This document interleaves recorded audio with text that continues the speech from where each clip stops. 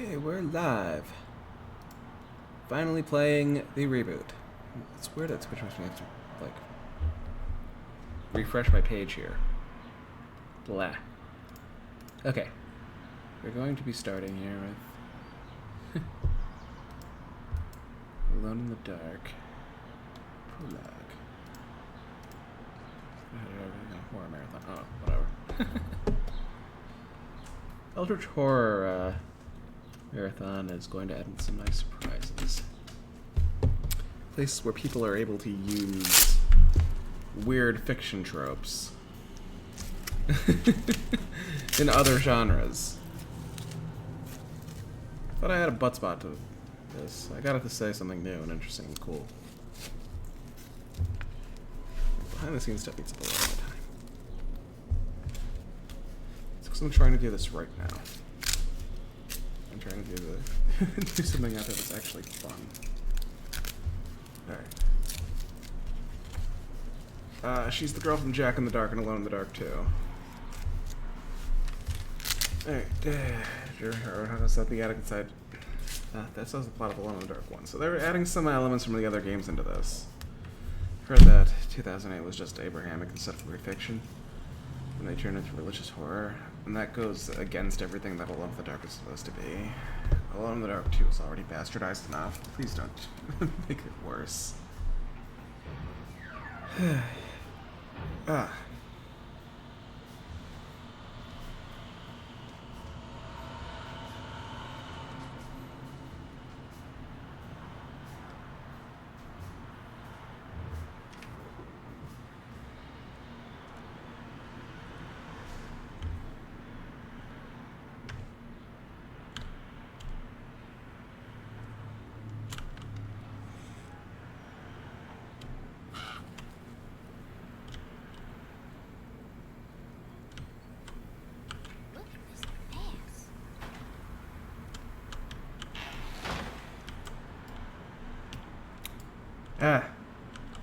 Here we go.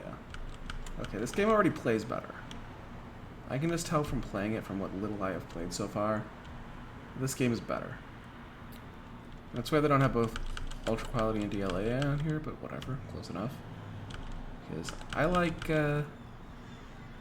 Ultra Quality because it's basically running an upscaled 900p image at 1080. And if I really have to lower graphics settings, long resolution 900p at least keeps the image quality. This keeps the image quality somewhat decent. Okay, good. Keep it in the American South. This game is basically like Alone in the Dark. What it originally was Southern Gothic plus Lovecraft. It's specifically set in the Cthulhu mythos. So yes, Southern Gothic. We're going to watch it up based on this, and then we're going to take a few nights off where it's just going to be playing Guilty Gear Strive. While,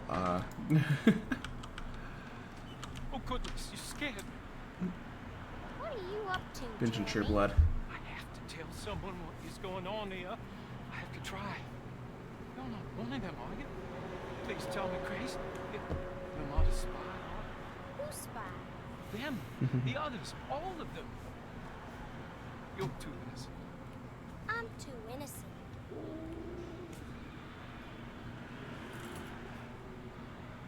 I need to get this letter to my niece. She would understand. Just give it to the clerk, Mr. Waits, and he'll post it. You could be in on it. What if you won't post my letter? Then don't make it look like it's one of yours. Here, let me do it. DLA is good. It has less of a performance with another forms of anti-aliasing. Ultra Quality is, again, it's 900p, so it's actually decent, so I can do DLSS without ruining the image quality. Street, New Orleans. You don't have the number? Not sure the postman's gonna find it without... Like, DLSS is interesting, but Where'd he go? for the most part, it's because graphics cards I'll just post it aren't myself, capable of handling things at 4K or even 1440 in a lot of cases. I'll just take this letter downstairs to the clerk's office myself. So you're still effectively playing at 1080 anyway. You're on a 4K monitor, yeah, and a lot of games don't even support 1440 as a resolution. I wish Batiste would drive me around all day. Maybe if I broke my leg. Sometimes we get lucky in a game with support 1200. But that's still not native resolution. That's still downscaled a bit. A lot of times developers today still have to be told, hey, make sure to get this thing put at 1440. So in that case, because a lot of times if you put on a 1440 monitor, you're still going to be setting resolution to 1080 anyway. So there's a lot of games out there which have DLSS, they have 1440 support, but you're still playing it at 1080 no matter what.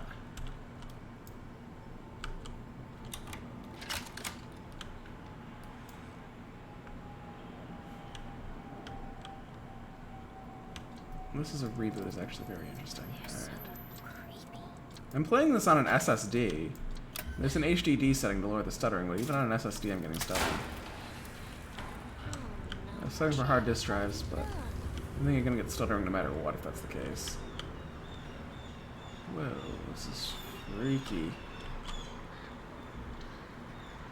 Freaky statues.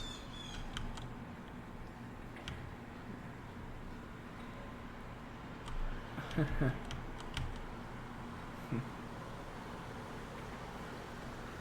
I'm gonna go down.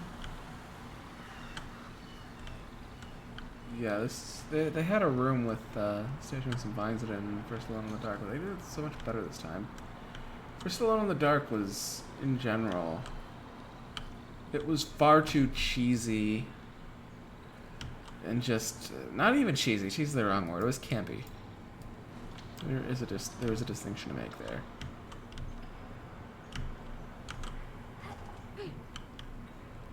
The original Alone in the Dark was way too campy to be added to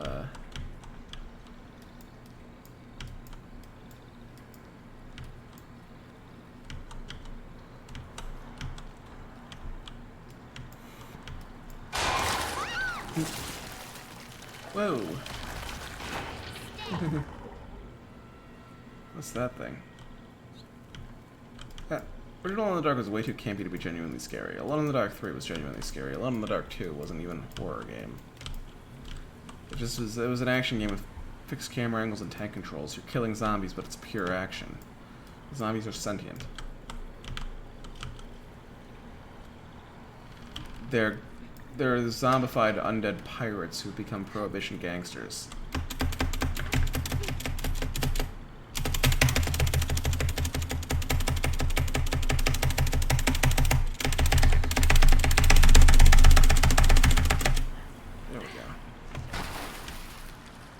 I put QTs in this. At least there's no loot boxes in it.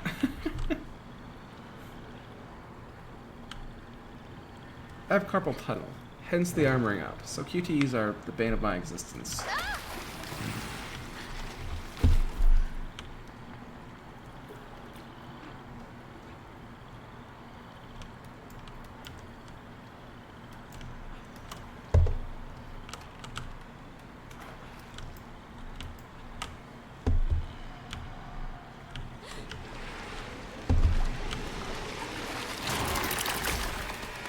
Oh. Alright. Huh.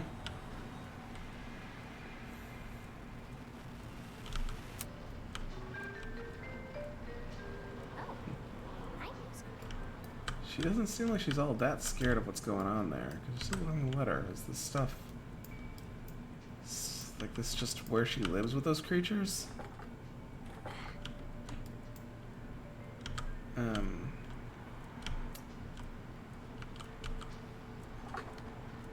Waits, hello?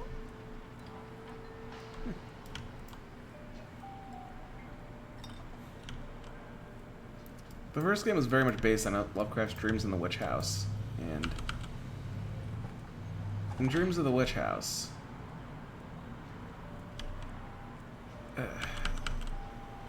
the house was literally owned by a late witch, and she's still haunting it.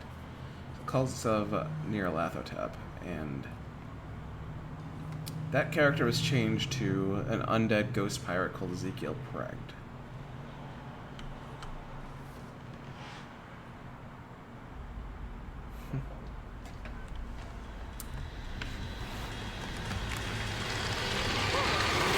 Oh! Oh, the little girl from Alone in the Dark 2 just got eaten. Yeah, I can see how this game got mixed reviews. It seems like it follows in the footsteps of Resident Evil. And... what's it called?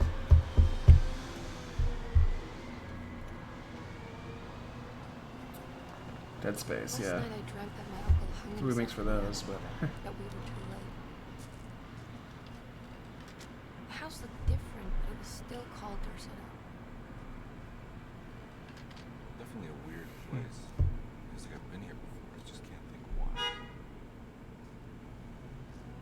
Let's not waste any time, Detective. Yeah, you're right. Let's go get your uncle, Miss Harper. I think it's really more of a thing out there where it's just the game stutters even on SSDs because of how much it's loading. It's just poorly optimized. Oh, hey Berserk. Yes, I did. I've been doing a marathon of this. Oh, I just want to see, like, how long ago did you leave that message? I just saw the message. 8:47. Okay, good. It was just like a few seconds ago. Alright. I'm going to make sure I'm reading my chat. So I'm going to say BRB. I'm going to uninstall this. I recently just played through it. The original, if you want to know what my thoughts are on the series, it's that the original Alone in the Dark managed to pioneer like the whole survival horror with tank controls and fixed camera angles that everybody copied. Uninstall. Good news that this thing is already on the right disk drive. Like, there's been like, I tend to ignore critics at my own discretion, but at the same time, I feel like this is not going to be a bad game. And I say this because there's been times out there where I've ignored critics, and I've been happy to do so, since I will say outright that I don't think that Sonic Forces is a bad game. Like, the original Alone in the Dark, here's the thing about it. It pioneered that. It also put things in a haunted house setting. The original Resident Evil was absolutely an adaptation of Alone in the Dark. Or effectively a remake by a different company with a different name, and they changed which H.P. Lovecraft story it was based on. They moved things from Dreams in the Witch House to Herbert West Reanimator. And they also brought in a lot of influence from George A. Romero's films. But in general, it was kind of, let's copy what Alone in the Dark did. Because Alone in the Dark, they copied us with what we did on Sweet Home. And Sweet Home was a movie-based game based on a horror movie. Yeah, the original Alone in the Dark was... I don't think you understand what I'm doing here. I don't think you understand what I'm doing here. I'm doing a weird horror marathon. I'm going to be taking a short bit of a break from this to binge more episodes of True Blood because I'm behind on movie nights in my Discord server. In my Discord server, we're doing a bunch of True Blood movie nights, so I'm like, so for gaming, I'm going to be playing Guilty Gear Strive for a little bit. But the game we're playing after this, let's pull up my schedule here. I'm doing a big Eldritch Horror marathon here. We're doing the original Quake after this. We're doing the original Quake. And then we're going to be doing Quake 2 just because it doesn't have anything thematically to do with the original Quake. But it's Quake 2, and I'm going to be rolling out community game nights for these things. So that people in my server can play with me over voice chat. Just don't say anything TOS or I will ban you, but otherwise it'll be fun. And then we're going to be doing, Sinking City, Dusk, Forgive Me Father 2, The Chant, Splatterhouse. Sadly, the Xbox 360 sign-in glitch regarding the marketplace happened to me, so I will have to be starting a new game instead of New Game Plus. And I won't be able to earn any online achievements with that, and the game's not backwards compatible on Xbox One or Series X. So it is what it is, but we'll be doing Splatterhouse, Song of Horror, Conarium, Stitching and Reign of the Old Ones. There's also a book club going on. Yes, okay, Bloodspot works. Yes! Bloodspot does work. Yay. Stygian and Reign of the Old Ones, though I might skip that one. Then the series that I'm going to have to move to Kick because it's TOS on Twitch, but it's not TOS on Kick. Call of Cthulhu. Return of Dr. Sanity's Requiem, and we are doing Lovecraft. I have a book club going on in there where I'm going to be posting Lovecraft stories which tie into this. And since I started with the Alone in the Dark series, before this game I told people to go read Dreams in the Witch House because it's a remake of the original Alone in the Dark, and the original Alone in the Dark was based on H.P. Lovecraft's Dreams in the Witch House. Also, fun fact about Alone in the Dark. Most people base Shub-Niggurath's appearance on how she appears in the Call of Cthulhu RPG, tabletop RPG. But the way that Lovecraft originally wanted Shub-Niggurath to appear was actually the way that they depicted her in the original Alone in the Dark. I'm fully aware of that. She's supposed to be a cloud being. They turned her into a big mass of tentacles in the tabletop RPG. So that's the version of her that we've seen in Quake. That's the version of her that we've seen on the cover of Sepultura's album Arise. But that's what these things. That's not how she Lovecraft envisioned her. The original Alone in the Dark had the most accurate depiction of her ever. And that's good, because she doesn't actually appear physically in his stories. She appears physically and has notes. I read through all of Lovecraft's fiction, and I'm still fully aware with some of his notes. Thankfully, people out there make Cthulhu look the way that Cthulhu is supposed to look. There's also the fact that they can't depict the most famous and iconic... Yeah, they can't... You know that when you're putting Nyarlathotep in a game, the reason why he's not in as many games as Call of Cthulhu, or as Cthulhu, why did I call him Call of Cthulhu? The reason why they can't put him in as many games as Cthulhu is because because the most famous and iconic version of Nyarlathotep is still copyrighted because the creator of that avatar. Thank you for the follow. The creator of that avatar is still alive today, and that's Stephen King's Randall Flagg. Because I know the Cthulhu mythos go from Lovecraft died young of cancer while he was still in his 40s. August Derleth continued on, who was one of his editors at Weird Tales, continued on with his work and scrubbed some of Lovecraft's less kind opinions out of his shared universe. And then after that you had well, actually he shared his universe with Robert E. Howard. That was interesting. But yeah, August Derleth got rid of a lot of the racism and misogyny in his works and transphobia. And then Stephen King decided that he was going to continue what August Derleth started and keep the Cthulhu mythos going. Okay, is there an achievement for hard mode? I will play on hard if there's an achievement for it. I'm a challenge runner achievement hunter. And I'm not here to, like, put up meme clips. I'm a YouTube Let's Player. Ah! Well, I hope you enjoy watching. If you gotta do other stuff, just enjoy and keep me on in a separate tab or a separate browser. That's fine. Let's see. Is there a thing for hard mode here?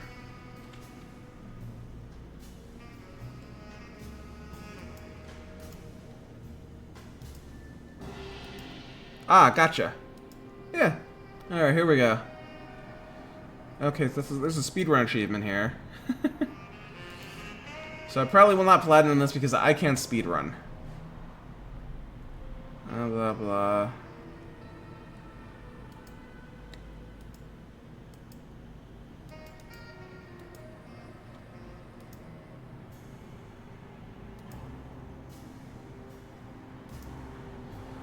Oh, Adonis Days Work play for more than 8 hours. I'll probably get that because, again, I'm a completionist achievement hunter type. Sometimes I might have to use the washroom. Sometimes I might have to make myself a meal. Sometimes I might set out to make myself a meal and then find that I have to go food shopping. Okay, so it doesn't look like there's a hard mode achievement. At least that I can see. Because we'll be playing through as Emily when we're done with this. Extra challenge, monster harder, and resources are scarce. The standard experience with its intended difficulty. When I say intended difficulty, that means they probably balanced it for standard. The fact that they don't have an achievement means that hard is, like, actually hard. I shall provide to make the experience smoother and easier. Includes hints and helpful highlights. So want to figure out everything out for themselves. Next systems to guide the player. Old school sounds like that. This is when they say old school, they mean that they want you to play through reading something on my second monitor, which is a walkthrough on Game FAQs. Wait a few months for there to be a genuinely good walkthrough on Game FAQs in the first place, and then read that. No thank you, modern. But yeah, I was telling you my thoughts on this. The original Alone in the Dark, it's mostly good for its historical significance. Alone in the Dark 2 was a piece of shit. Even one of the devs has gone on record as saying that it's a piece of shit. I'm gonna pet that frog. But that's because I like animals. Unless it's poisonous, in which case I'll just, like, dream it out. That's a mean alligator, but I mean, that's nature, and I still love alligators too. Gators bond with you, they'll get on your lap, and they'll get warmed up. They're cold-blooded, so sits on your lap, and then you can stroke them. Crocodiles, on the other hand, are different. Crocodiles, the saltwater crocodile eats humans. They are actually hostile to us. They will not bond with you. They will always be hostile because they see us as prey. But gators are nice. He's possessed. As in the devil? Something like that. He says a dark man is following him, watching him at all times. What do you make of it? Okay, so this reboot is still keeping Nier laughing But I'd top. be lying if I said it didn't bother me. You see, it runs in my So this is kind of a remake that's also a reboot. No, detective. Deteriorating melancholy. Practically every member of the Hartwood family is driven mad before they grow old. Ooh, that's not good for her. But Jeremy didn't kill himself. Is that why he's at your setup? Despite being convinced that he is truly possessed, he decided to put his last chips on Dr. Gray and his psychoanalysis, figuring he might stumble upon some cure.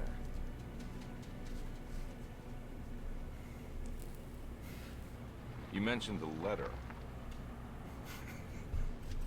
I received a disturbing letter from Jeremy accusing the staff and all the other patients of being involved in some cult.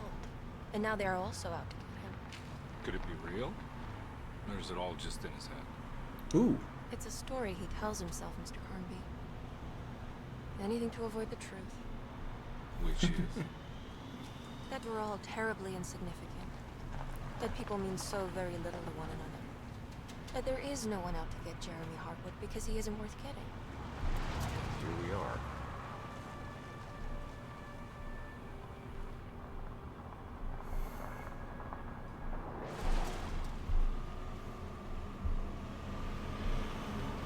My uncle's not well, Mr. Carnby. I want to make sure he's all right. Then what's my part in this? Couldn't get a cab? I just wouldn't feel safe going alone.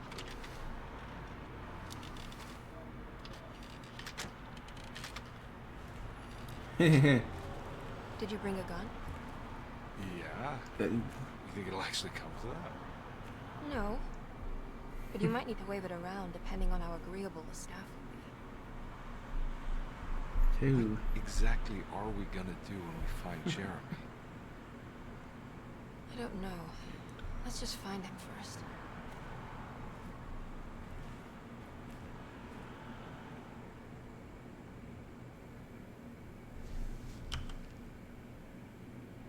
Yeah, David Harbour and Jodie Comer.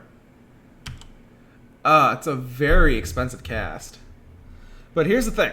What I was saying about Alone in the Dark 2 is, yeah, it's crap. And the developer out there who said it was crap said that they had pressure from their publisher at Infogrames to follow the success of Wolfenstein 3D by making it an action game. The problem is the fact that they put in enemies with guns in a game with fixed camera angles means getting shot off screen a lot. There's a reason why in Resident Evil Code Veronica the island is being attacked by Albert Wesker's Hive Capture Force, but you don't see any of those Tricell people attacking the island. You also don't get Albert, like, sniping you from a distance very often. Albert will snipe you in cutscenes, but you won't get sniped by Albert during the gameplay. There are technically human enemies at the time, but you don't see them because they'd just be maddening to fight in a game with fixed camera angles and tank controls. Alone in the Dark 2 it tried that, and it failed, and it proved that it can't work. And then when you actually get in close to fight enemies with melee weapons in Alone in the Dark 2, you find that they're total damage sponges.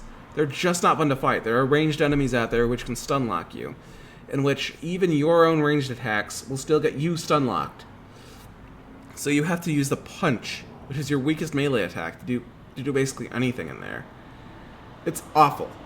It was a miserable experience, and a lot of times even you can stun lock the enemy first, you can't just back them up against a wall. You have to back them into a corner. It was bad. I didn't even finish it. I rage quit because apparently I got soft locked because I dropped the stuff I needed the enemy to slip on in the doorway, and then I forgot to unlock the other door from the other way in, so I got soft locked several hours later. And I did not feel like reloading an old save and playing for several more hours to get caught up to where I was. It's just, no. It was not a good enough game for that. It was a miserable experience. Alone in the Dark 3, on the other hand, is a masterpiece. Yes, you have to read a guide while playing it so you don't softlock yourself, but it is actually fun to play. And it's notably because hard mode is equivalent to like the difficulty of the first two games where every enemy is a damage sponge.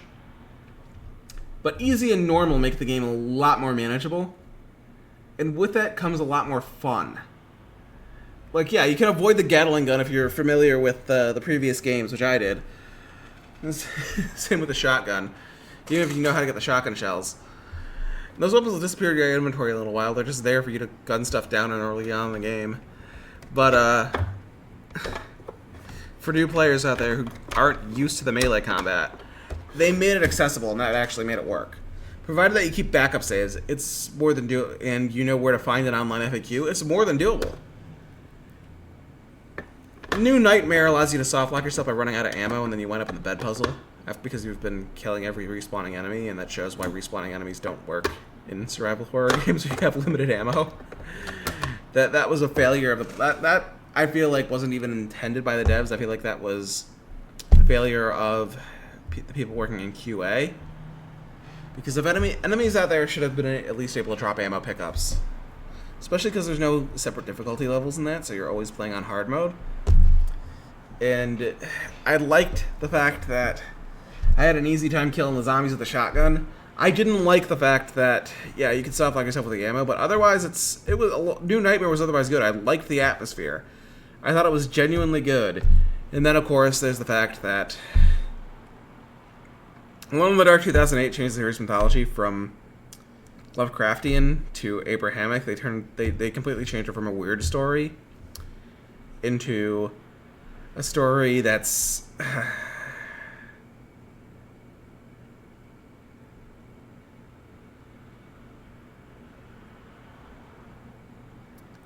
it's religious horror. It's not even the same genre. And I knew that going in. I didn't expect it to just be bad in every capacity when playing it. There's two different jump buttons. They use print screen for one of them. When nobody has the reflexes to use print screen, like, the game wasn't even optimized for its own graphics API, which is DirectX 9. They just didn't optimize it for that. And that was bad. Because DX9 is what everybody was using at the time. And it was published by Atari, who at the same time were also publishing Witcher 2. And that tells me that the problem wasn't the game's budget. The problem was the fact that they mismanaged the game's budget. That there was likely a lot of poor management. The game played like an alpha where it seemed like they were trying a bunch of new things and weren't bothering to streamline the gameplay in the way they would for a full release. And that's bad. And you want to know why that's bad. Is because, yeah, you can do more types of things in there. There are more actions available to the player, but they're also crap. There aren't any context-sensitive inputs. It feels like an early access game. It doesn't even feel like a buggy beta. It feels like an alpha where they didn't even... managed to streamline their own development process. At least it felt like an alpha instead of a pre-alpha because it still felt content complete. With the problem is the fact that the art assets were too powerful for the engine, so I'd get single-digit frame drops. That's in addition to the fact that they had problems with the DirectX 9 API. And I'm running on a 4060 Ti 16 gigabyte. I am running on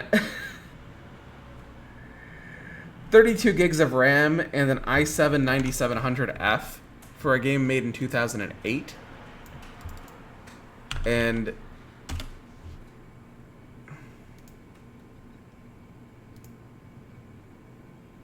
for those out there who don't know, since I rage quit the game a quarter of the way through, because I just didn't feel like playing it, I was just out of it that day. I was tired, and that was just...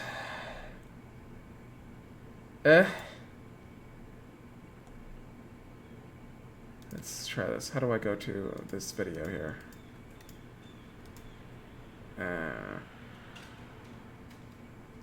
How do I find my content? Where is this? Here we go.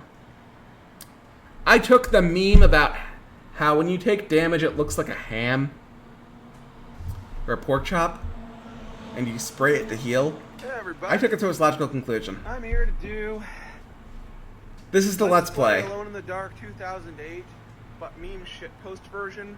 I had to give up on the game a quarter through because it was frustrating, unfun, utterly broken. I was getting single frame drops, and this is my actual setup. i7 9700F, RTX 4060 Ti 16 gigabytes, and 32 gigs of RAM. For a game made in 2008, that should be more than enough. So, and that was only a 1080. So here's what we're doing. We're going to prove that it's the most realistic horror game ever made. This video made me go out and get exercise for the last few days. I'm going to be working out when I'm done streaming here. Right here and now. So I'm just like, oh man, I have no neck anymore. Meme shitpost version. Alright. Actual demonstration of gameplay. A very delicious pig had to die for this. Utterly innocent, but very yummy. There we go, we are healed. Thank you. There you go. That's what I actually did. That's the best approximation of the gameplay. Infinitely more fun than watching me play a piece of shit. Yeah, they got a good big name voice cast for this. I hope this game actually sells well enough for the sequel. I hope that people buy it during the Steam Summer Sale so that sales can reach their actual targets. Everybody has the money to buy a game full price, and Hello? in a game where you have Final Fantasy VII, Stellar Blade, It can't be. Rise of the There has to be Ronin someone around. on PS5. Like the PlayStation exclusives are all the big games. And then Switch has Peace Showtime, and it's up against those. It's a bit more niche.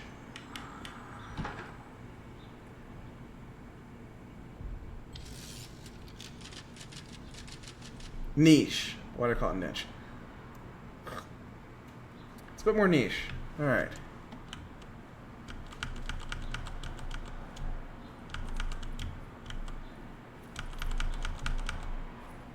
I knew about a glitch here. I knew about a glitch where you can get out of bounds.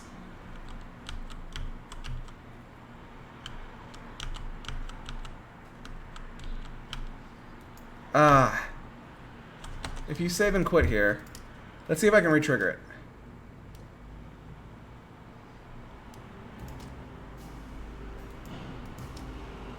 Let's see if I can re-trigger it.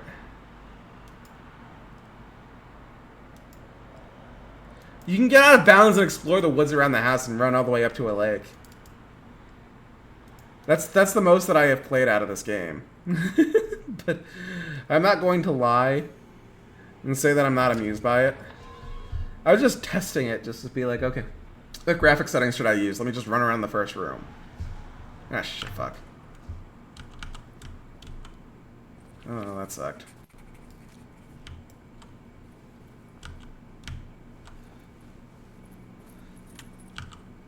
They might have patched that.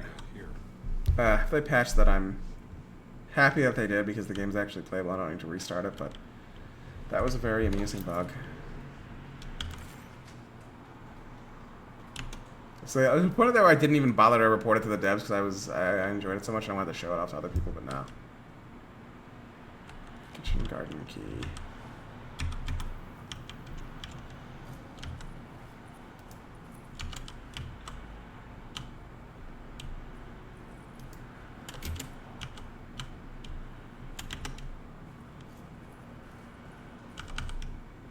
Am I sure I can't get out? No, yeah, I can't get out. That's the nopers. Fuck.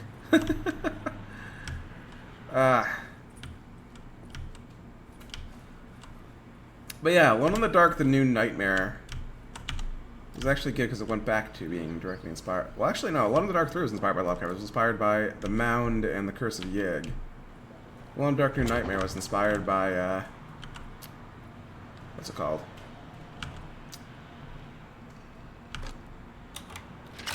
The Last Test, that's it. Last Test. Whoa, is that an enemy?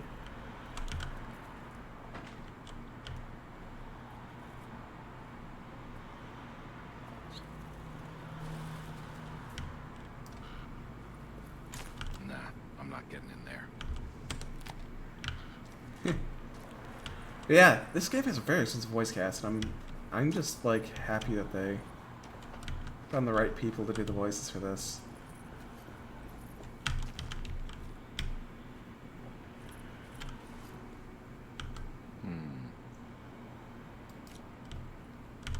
Rope. That's a power cord. I probably shouldn't stick that in there, or else it's gonna electrocute it.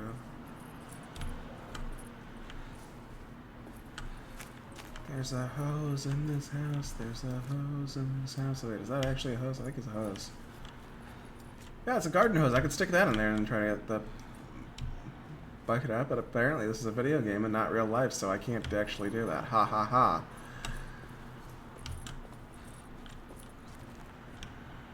Yeah, Alone in the Dark 2008, they didn't implement tank controls for first person, they didn't implement 3D controls for third person. It's just they had too much stuff they didn't implement because they didn't know if they were making a first or third person game. They didn't know what kind of game they wanted to make, and they didn't, but like they released the game way too early. That's one big truth inside an observatory. And I can tell it it's poor management because it needed at least another year in development. Keeper's key.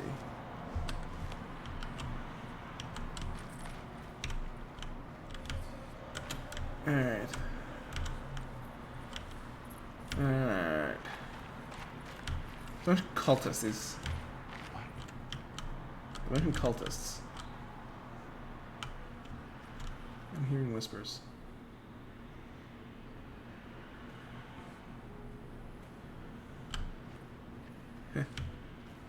Yeah, if you're hearing whispers, that's bad because this is apparently back in the Shadow Mansion.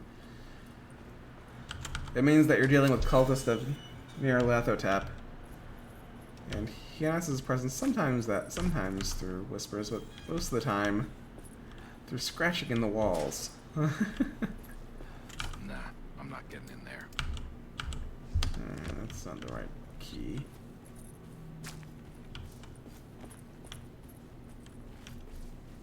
Alright. Yeah. People are worshipping an evil god.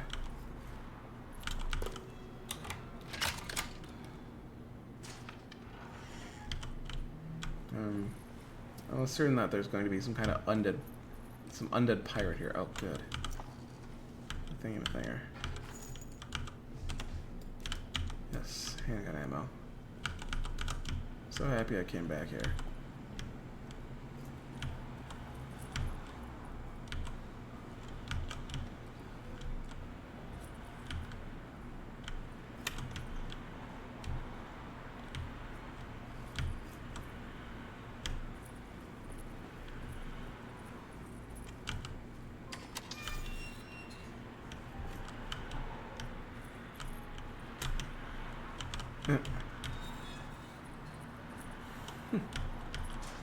Alright, so there's nothing else to explore around here. Oh, that was the second door on that side. Ooh, achievement unlocked. Yay. Uh-huh. So you don't start with the attic. Emily starts on the first floor, and Edward starts outside. This means that this game is absolutely a reboot rather than a remake. That's exciting. If they just go with full reimagining, that's going to be interesting, and I hope that they get a sequel because I'd like them to possibly borrow stuff from Alone in the Dark 3. Your silence weighs a little heavier. It's been a difficult year for everyone, and many have lost all hope. I read in the papers about people suffering. Pictures of dust-covered landscapes without a drop of water. I wish I knew if you were still tending the earth or if you had turned your back against us. I have started to look for help elsewhere. I pray you will tell me if I'm going down a path that you find disagreeable. With help from Baptiste and Charlotte, I found comfort in the practice of the voodoo. I have long been skeptical of that Caribbean cult, but it's been of good use to me. It seems all harmless in my book. I say some words dreamt up by the Creoles, and I carry around a small pocket of green. Nothing of this is mentioned in the Bible, of course, but the French quarter priestess tells me it's all connected. She says the Christian God is just one more perspective on the creator of things. That's what I like to think, but the other way around. That the spirits of her faith are just aspects of you, our Heavenly Father. I am so grateful for the words you gave Mr. Hartwood. We will sing your praises at St. John's Eve. The world will be blessed soon again. Only the sacrifices of the Old Testament compared to your demands. Let it be the truth. A mother of earth, wood, and dirt. A mother of 1,000 young. Sacred sand, $1. Black cat oil, $1.50. Devil shoestrings, $0.25. That makes $2.75, madame. What was that you were telling the doctor? A goat without horns. What does that mean? Ah, you must have misheard me, madame. I said no such thing. Please. I know I don't look like any of them, but I'm devout. I'm ready to do what it takes. Do not be so eager to sacrifice the few things you have left, madame. Now, please, leave my store. A goat without horns. It's a reference to Shub Nagurath. Which means she's likely back in the library. Hopefully not misgendered this time. There we go.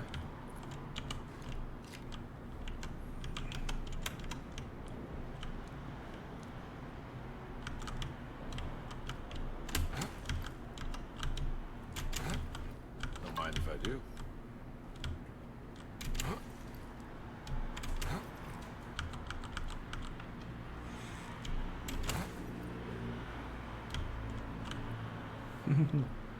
That's not voodoo. That's not the voodoo pantheon at all. This is a cult worshipping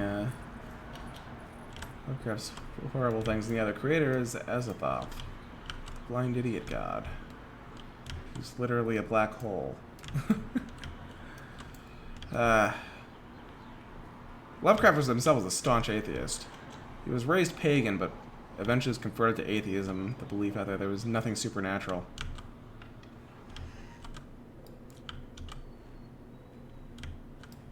And his cosmology was meant to be a darkened version of Abrahamism, since Azathoth was basically the father, but instead of being omnipotent, it is completely mindless. Son was meant to be Nyarlathotep, who was, instead of performing miracles, wound up performing horrors and driving people to madness. Holy Spirit to him was related to Yog-Sothoth, who would transform people into horrible, barn-eating, giant blob monsters when worshipped.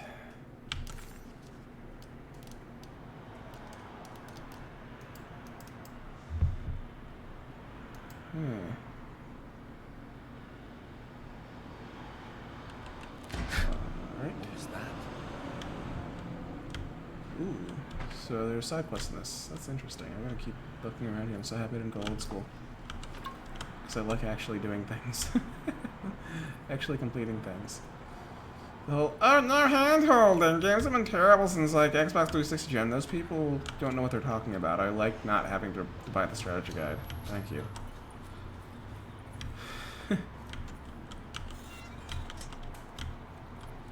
But yeah, no,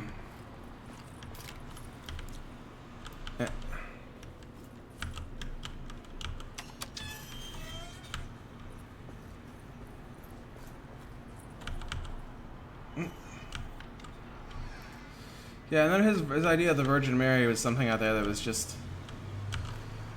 Please do not touch the boiler. It is working after all. While the sabotage has caused a leak, only the decorative plate has been completely ruined. Let's wait for Mr. Chance to turn up and he can take a look at the leak. Mr. Waits. his vision of the Virgin Mary was something that was just... his mother. It was not the sacred feminine to him. He was also a horrible misogynist. That's what you say. He felt that women were not more than half human. So Shub McGrath just exists to give birth to things.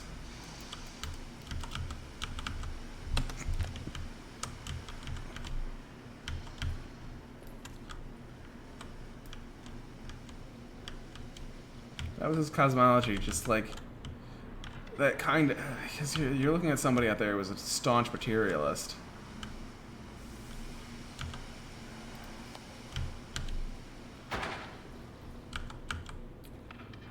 Trying to look at this as like, okay, how do I make this mundane or even harmful? Because he was writing at the time out there where there were breakthroughs in astronomy, and people discovered what wiped out the dinosaurs. And it was a meteor that apparently hit, I believe, Mexico.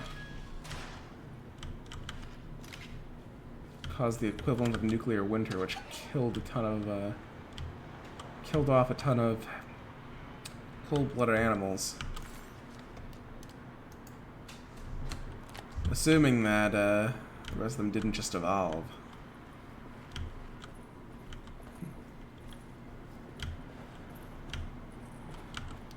I need the key.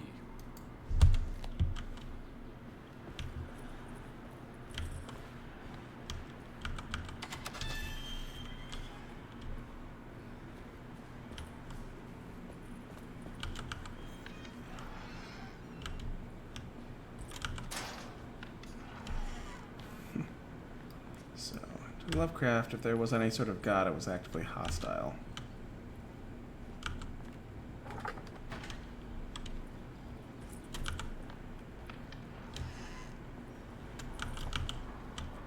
Derleth got rid of that because he was a devout Christian. Oh, I'm hearing rats in the walls now. Yes. Yes, this is faithful to the original. Nyarlathotep is in here. Good. Eh.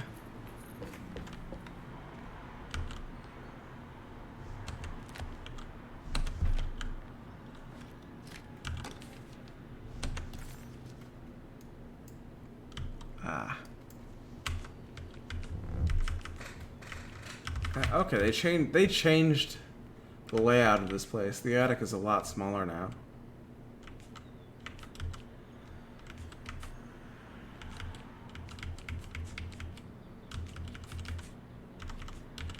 Okay, they're doing what Resident Evil did in terms of making it so that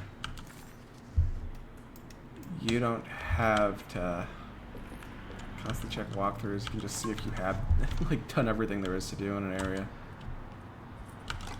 And that's good. Sunday, June 22nd. I spent all day looking for Jeremy. I should have cared for the others, but I'm scared that he will do something irreversible. Cassandra is upset that I didn't give her the latest shipment of pain medication that Waits brought from the post office yesterday. I would have given it to her, but the company didn't send a new key this time around, so the box is just sitting there on the desk. They must have figured we had plenty of their gimmicky keys by now. I only remember seeing one lately. Grace was playing with it inside the grand parlor. Unless it turns up by itself, it will have to wait. I have to figure out where Jeremy is. I think Jack knew something. That dog of his found a strange rot permeating the house. She's showing us, he said. Like those blots and streaks of fetid rot was talking to him. Oh.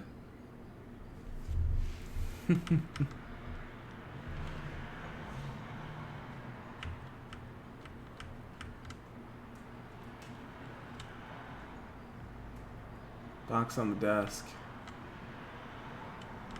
Okay.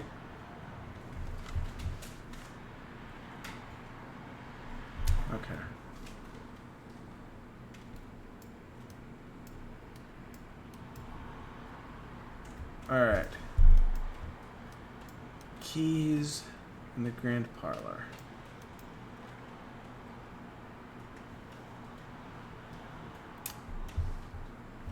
Key this tower. Okay.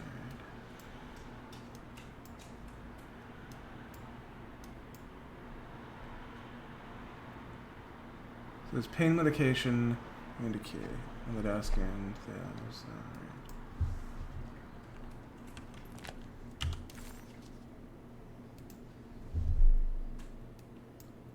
there's the office space. Wine cellar and garage. I like how they just tell you that not just where items are, but also where They're settled. oh, also where puzzles are. That's nice. So,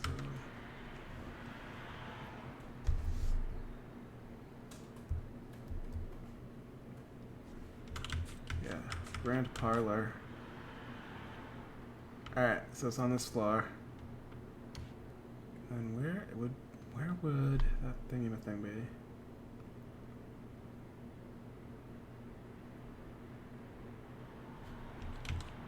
Office. It says rooms, it doesn't say office.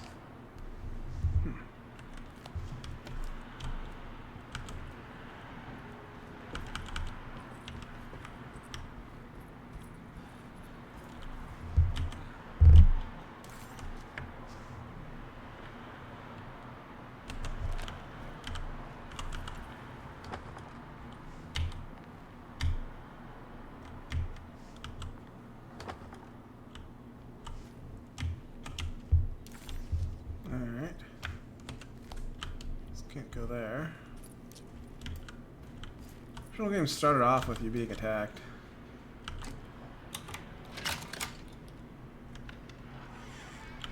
Once I've gotten this far into the game, there's no enemies here yet.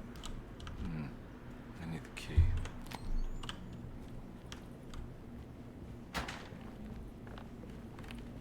It's wedged shut. Kind of surprised by that. Alright. Looks important.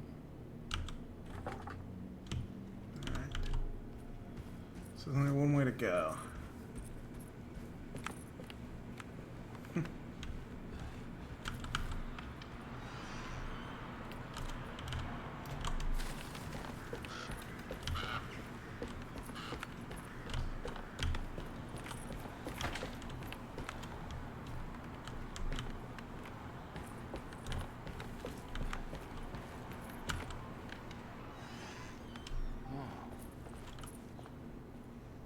Oh, this place is no longer flooded.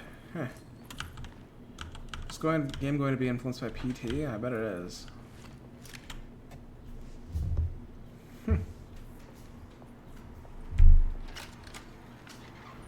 Thanks. What are you doing? Who are you? Is that Lottie? Me, excuse me. My name is Edward Carnby, private investigator. I hope you don't mind. We let ourselves inside. I do mind. This is private property. You can't just barge in here. I'm sorry about all this, but I'm looking for my uncle. It's urgent, and no one was answering the door. We can't hear you knocking anymore. None of us can.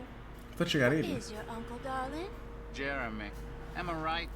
She has that heartwood glue, doesn't she? Are these ghosts? That's right. I'm Emily Hartwood.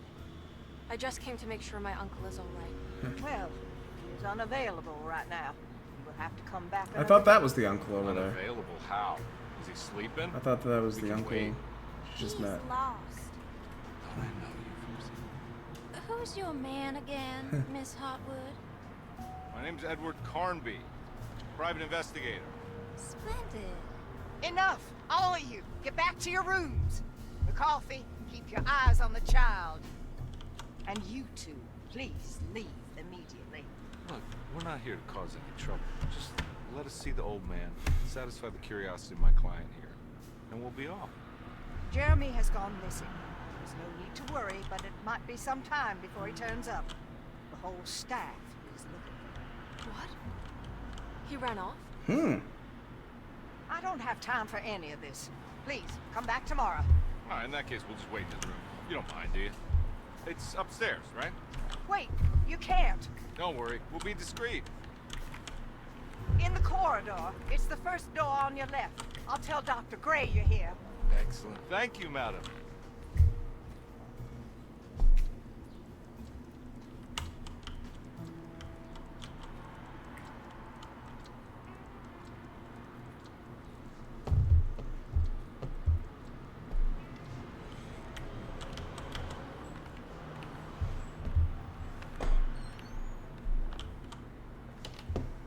All right, here we are. Let's look around. See if we can dig up any clues.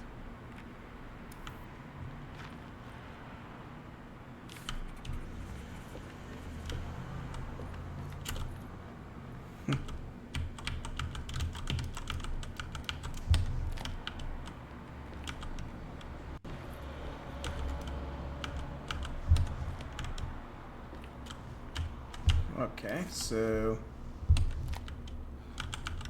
there's other humans here. Like, literally, it was Jeremy Hartwood lived alone in this place. Every night the dark man stands opaque at the threshold of my room, counting the days until my spirit spills out of my tired shape.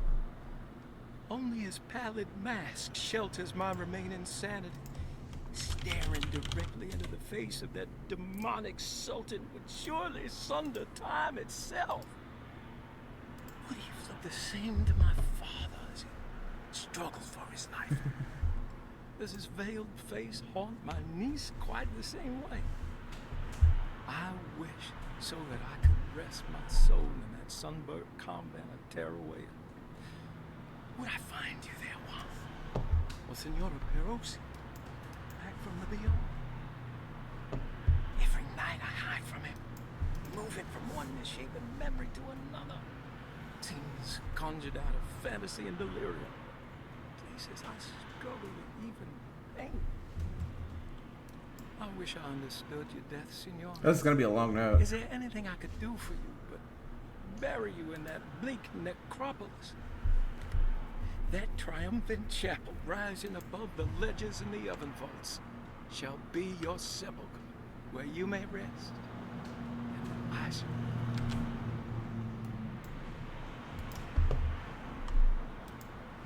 How did you first come to understand such things, Senora?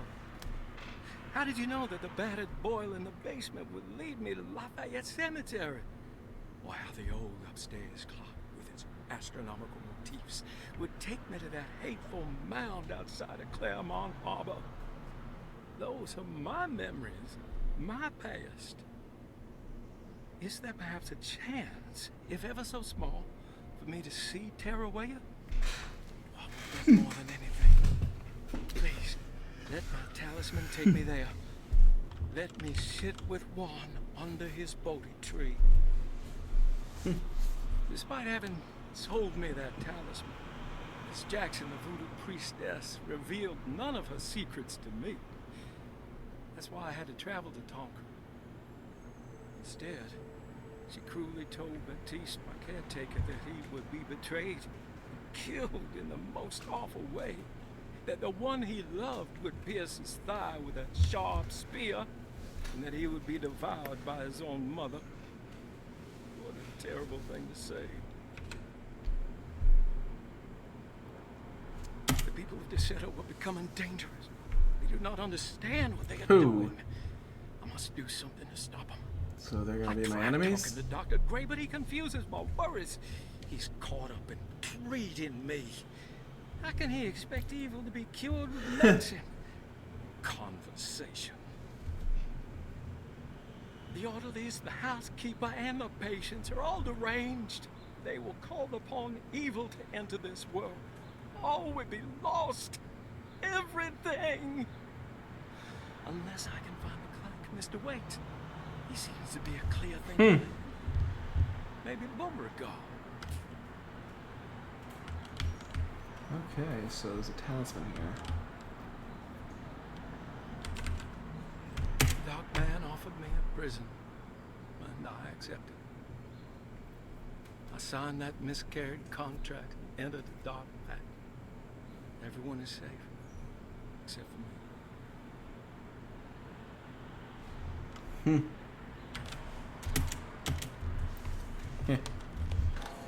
All right. Cool. Isn't there something? I know I saw that pattern. Yeah.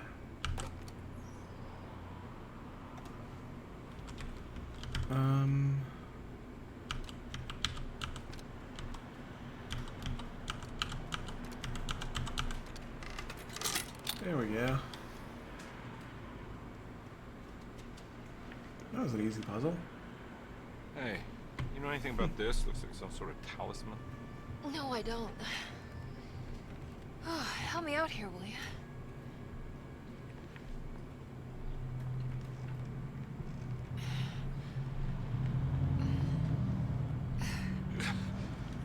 I would kill the guy, throw some of this stuff out. I'd be crazy too if I had this much junk lying around.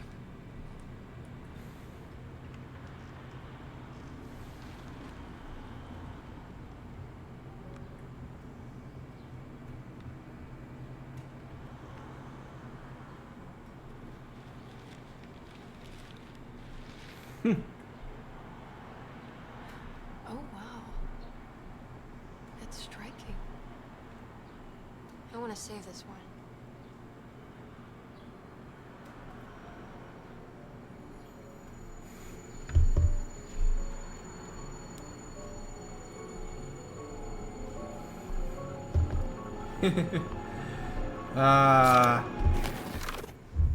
Just the look on his face is terrifying. I'm terrified. All right. Come on. I want to go see Dr. Gray.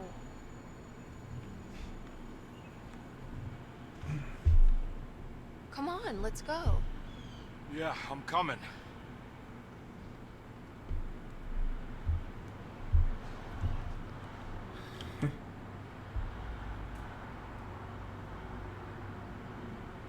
Miss Hartwood. Emily? Ooh, holy frame drops Batman. Yeah, this game could still use a few more patches. I can see why it got mixed reviews. Fix the performance issues and it'll actually be a good game. I played a lot of horror games and this game's better than most. Where am I? Okay.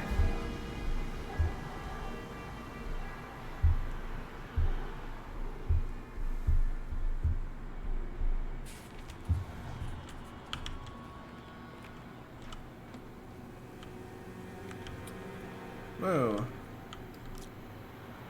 Why am I... Looks like I'm in the city now, and this place is in the countryside. What the fuck?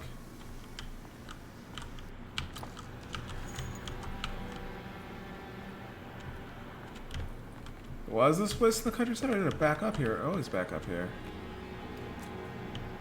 I was confused. Alright. Just gonna keep my fingers crossed that the next Alone in the Dark game is not a remake of Alone in the Dark 2.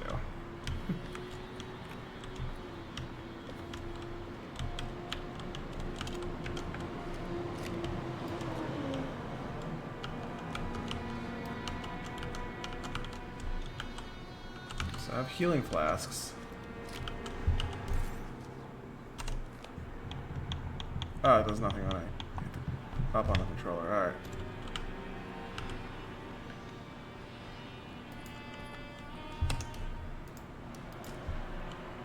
Yeah, mouse cursor sometimes displays us on the screen. For the record, with that last note, I want you to show you my sleep paralysis demon. Struggle with sleep paralysis every night, and she just shows up at the foot of my bed every night.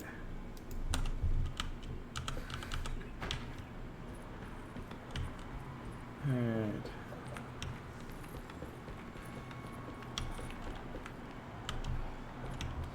So yeah, they kept all the telltale signs of an actual, instead of just like actual, or they kept all the telltale actual signs of a Nyarlathotep haunting from the Lovecraft's actual stories, which is good, instead of just like generic spooky laughter. Craig's shipping, he owns a shipping company in this. And he's a ghost pirate. Whoa. Map is of no use here, alright. This is so different. Alright.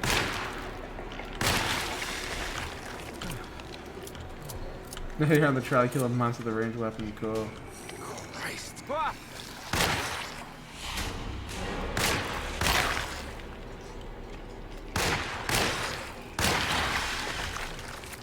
Oh yeah, made the head explode. Yeah, there's some performance hiccups. Even when you can otherwise run the game just fine, but it's nothing out there that I think that future hardware won't manage to fix. It's a modern AAA game, so it's like going to be able to be fixed that way. Alone in the Dark 2008 could not be fixed because they didn't bother to optimize it for hardware which wasn't out yet.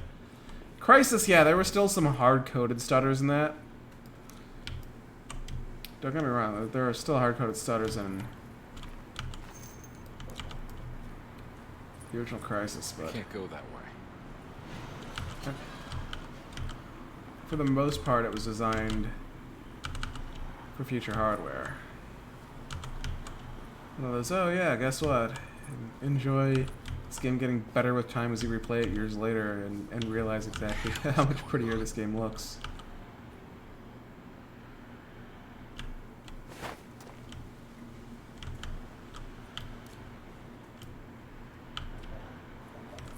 I think it broke. God damn it.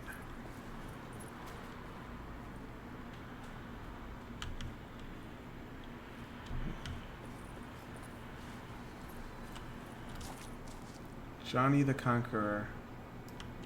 Roots and medicine. Okay, so roots means, yeah, there's Louisiana voodoo going on around here.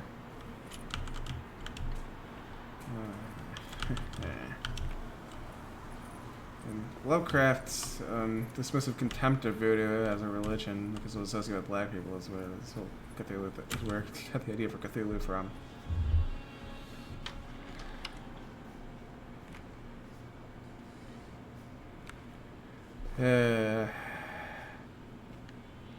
He was terrified of other cultures. Don't let them get inside, compare. They're not the good kind. Are you? Is this your store? There are no owners here. We both strangers in Jeremy's store. Jeremy did this. How? Packed with the dog man. Jeremy warned us, but we didn't think much of it. Okay, so you're friendly? I'm Detective Edward Carnby. I was hired by Jeremy's niece to find him. Okay, so sympathetic black person. That's better than Lovecraft stories were. Although when sympathetic black people did appear, they were just like menial help. You were thinking, man, compare. Not if I can help it. You go. a step in the right direction to me, I think making this Jeremy's character, hiding major supporting character, is actually helpful. Yes, this juju necklace guides him. The talisman? That's right. It's some magic charm he got from Miss Jackson down the street. The voodoo priestess. You know surprising things, compadre. Yeah, the Mama Loa. Here, take the key. I locked the gate to save her place from all the ghouls and goblins getting inside. Maybe if you go there, you can find some clues to show you the way. Thanks. So, I'll have a look. there is a problem with undead around here.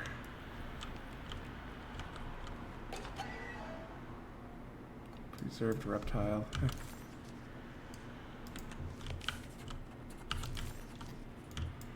Keys, 3 keys on the chain. Okay, so I'm in New Orleans.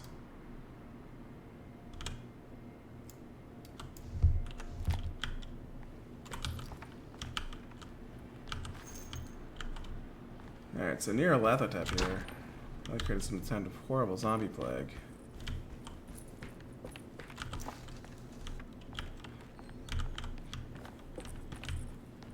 Alright, so this man...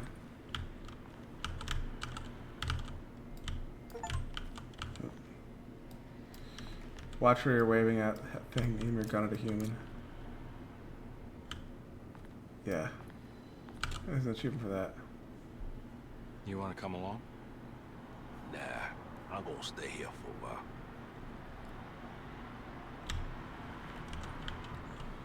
This is still better than most horror games, believe me, I've played plenty. It's just a performance hiccups. I get it on sale and then maybe like wait for like 5,000, 6,000 NVIDIA series cards to be out. That's if you don't want to turn down some of the graphics settings, but it's not bad at all. I can't go that way.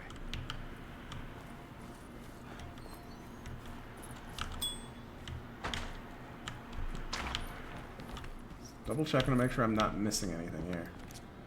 Good as that. Oh.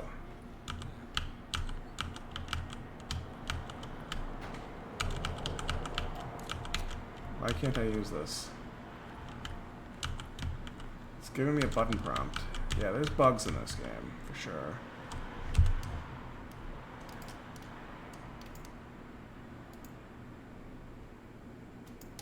Wish to override an empty slot, absolutely. This might be a bug, I might... Oh, there we go. That's all it does. Alright. Can't lower it and see if I'm behind it. Alright, okay. I was going to quit and then realize... Be like, okay, can I get this? Okay, yeah, I can. I can do it. I can check this stuff. I can... alright.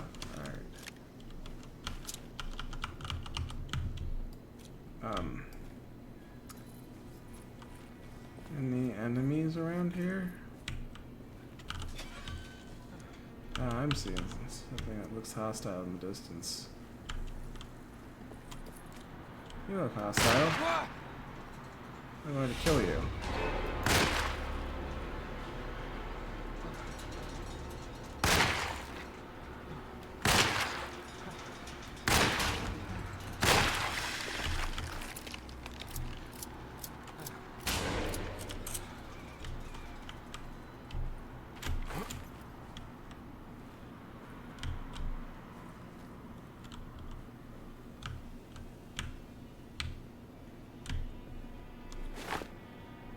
Yeah, I could have hit the thing with the brick to do some damage to save some ammo. Didn't know the brick was there. Oh well. Insight so it was 2020. So yeah, maybe this game was balanced around hard mode. Hard's not just like an additional challenge that they set to toss at you.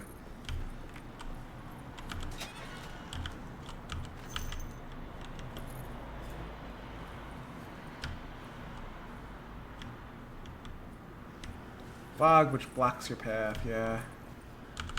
This is spooky and haunted.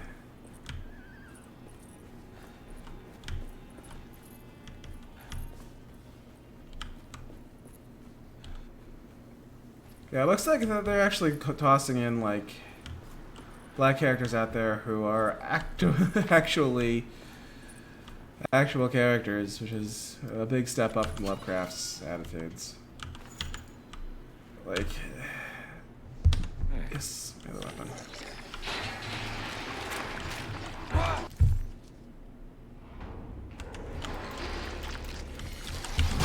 Ow.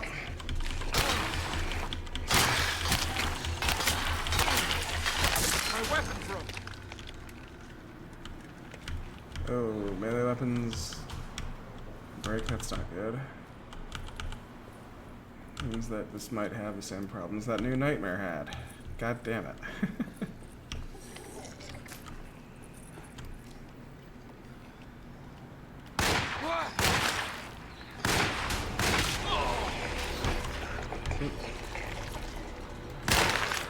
Always give the player some kind of backup melee weapon.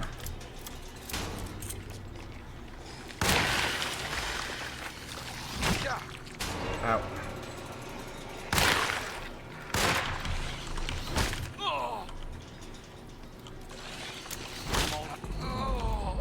There we go, just let myself get killed there.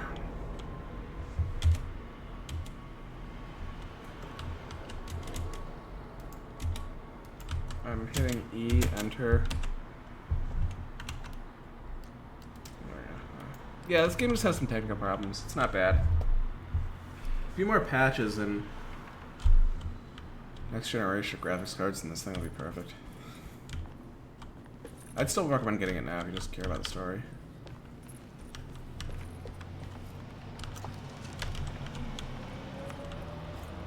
So don't head back the way I came, move ever forward.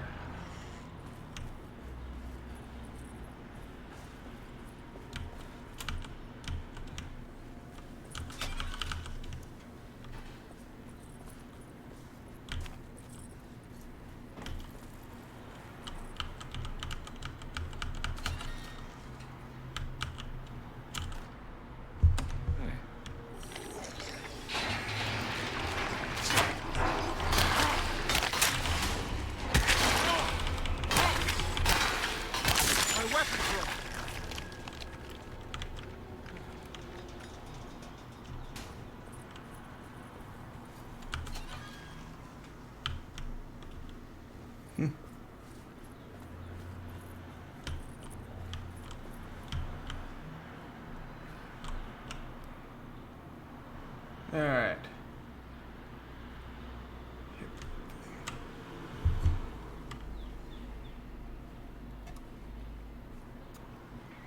Alright.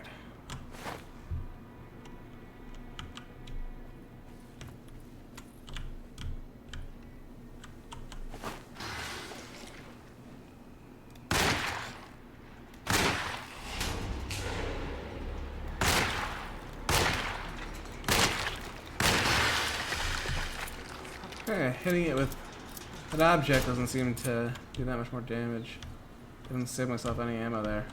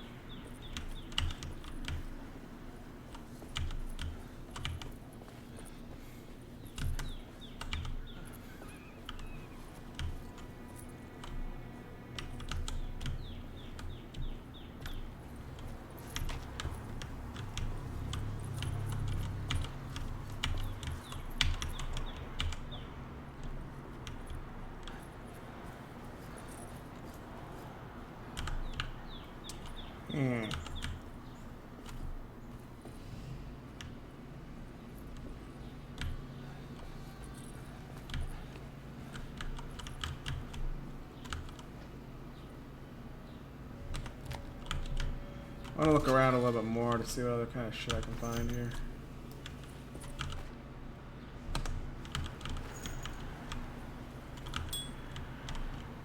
I can't go that way. Can't or won't? Alright.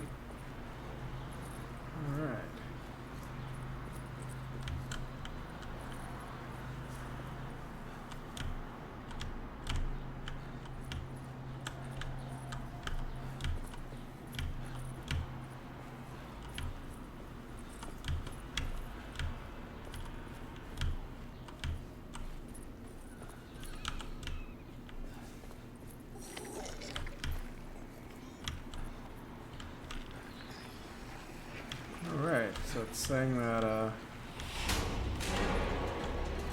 could head that way, but I'm not really going to. It's not yet. Okay, so it says that there's a door, or I mean, it says that there's a door there. I don't even know what I was talking about. It says that there's a door there, but I can't get there. It's the door the other way.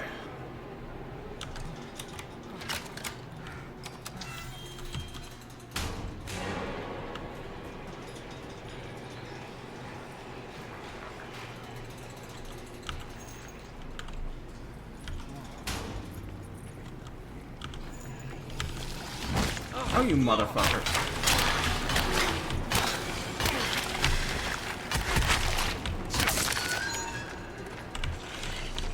Oh shit, I love it.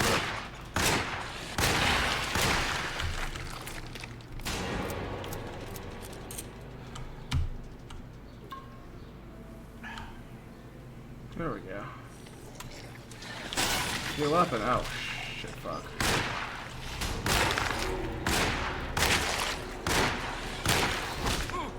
Ow.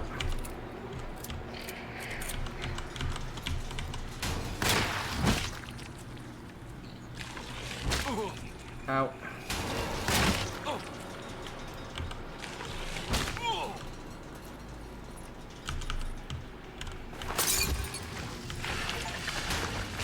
All right.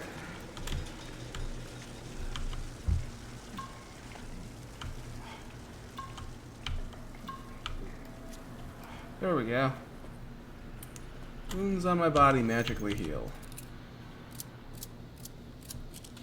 Let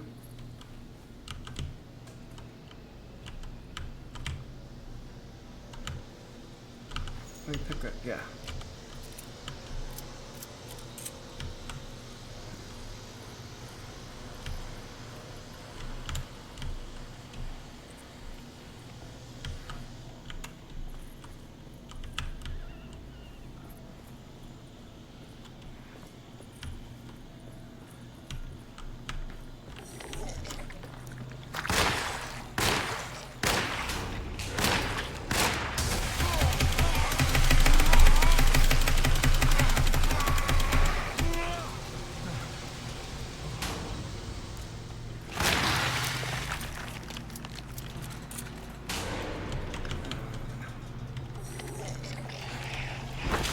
Ow. Motherfucker. Ow. I don't have enough ammo to kill you. Blocking my path here.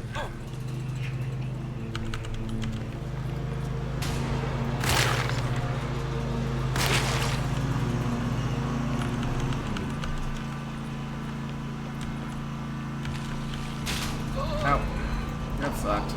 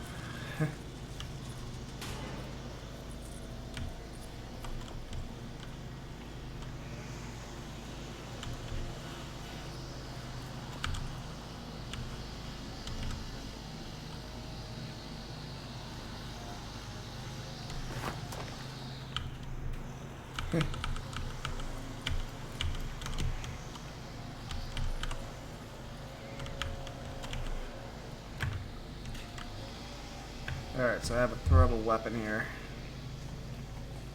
Yeah, this game borrows a lot from indie horror games. Because of its mechanics. I think that's what a lot of critics don't like. They wanted something that felt more like a polished AAA game. They didn't like the devs taking inspiration from elsewhere.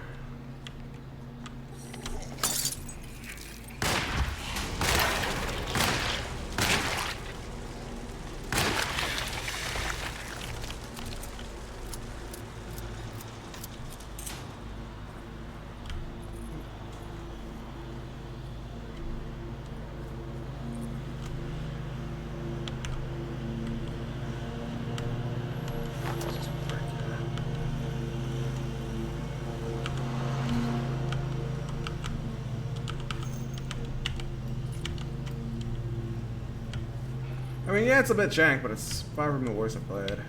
I actually recommend this one. Oh.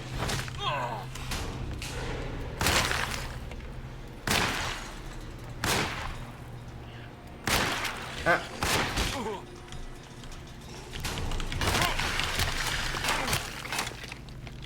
Take that, son of a bitch.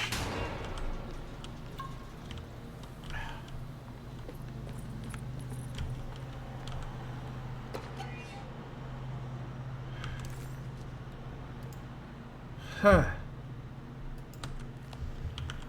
Ugh.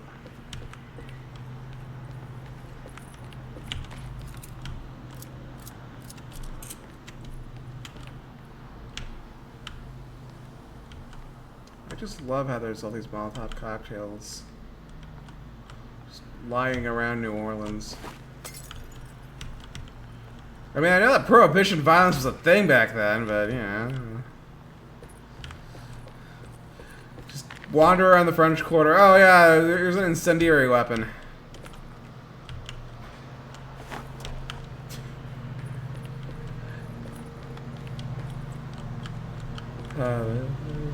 Those wily 1920s gangsters and the things they get up to. There we go. It's Miss Jackson's seance partner. Let's see if she's got any information on Travis. Okay, this is actually West African mask. Good. They're actually showing. They're mentioning terms like Juju, so and Loa, so they're actually getting voodoo right.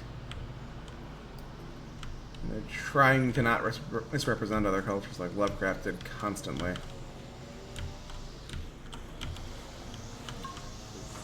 Usually the things out there which piss audiences off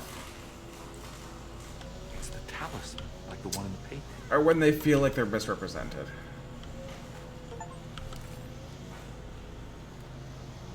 Between their doors, find your own talisman. I got that achievement. Okay, and all talismans shaped over centuries, engraving of the numbers. Less than 100 years old. The base could be from antiquity. Hot black sunstone in the middle has a plasma cube that gives the impression of hiding a picture within itself. I think it's meant for the talisman.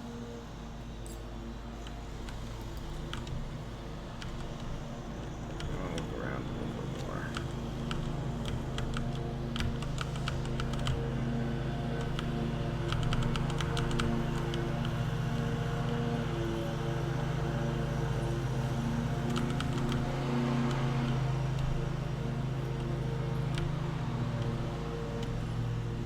Alright.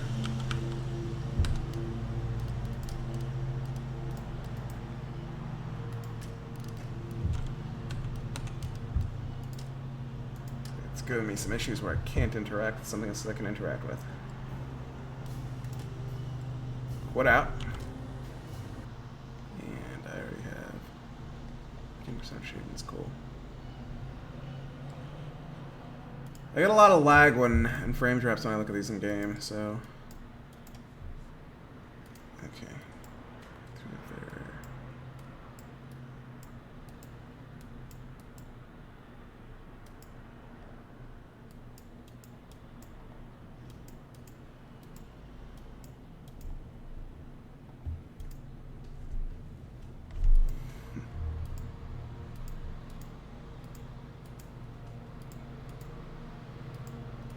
So this is more than just Rossetto Mansion, so they expanded upon this. This is actually... I like this because it's not just... Yeah, alright.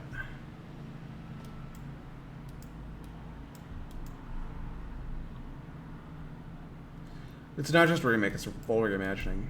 I was like, is this a remake or a reboot? Or I was like, okay, this is actually interesting. It's like half remake, half reboot. I like this. But Alone in the Dark 2 was such a huge tonal shift that I really, really, really hope they don't remake that. They go in their own direction.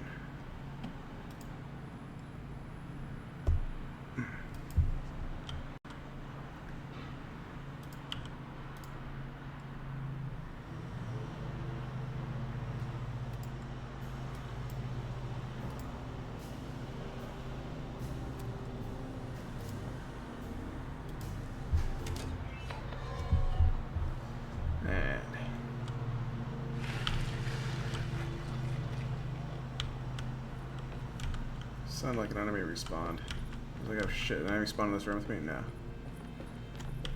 Yeah, this is the sound when you load a game. That'd be something. Alright.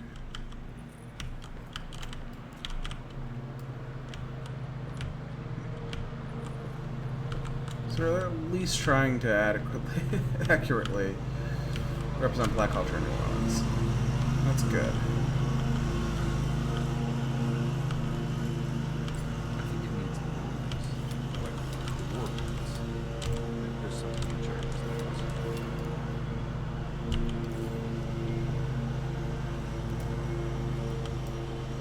Louisiana State Board of Private Investigator Examiners grants the following license to Edward Carby, Decatur Street, New Orleans. License number 196692-9. Good until May 15, 1930.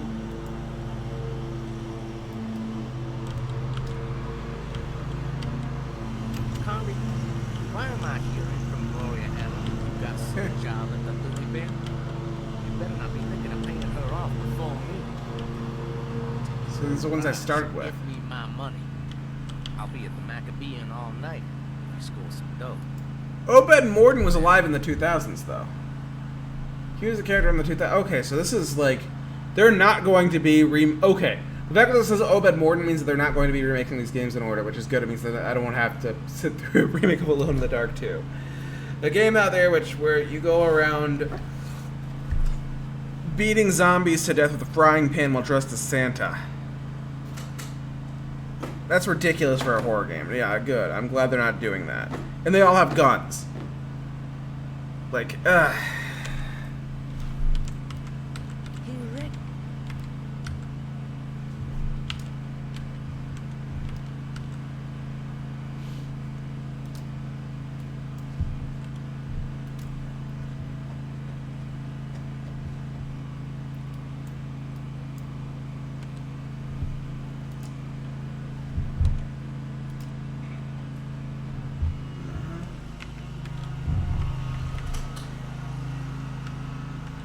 Hellspin.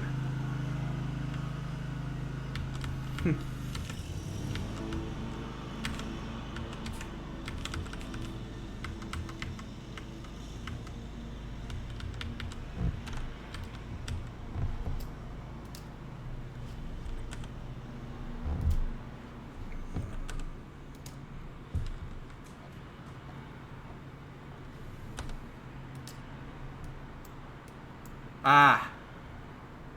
There we go. It's like it mentions that there. I'm like, okay. 358. For the record, I'm not able to really put up a schedule, so I just like, I'll just do a day stream in the morning.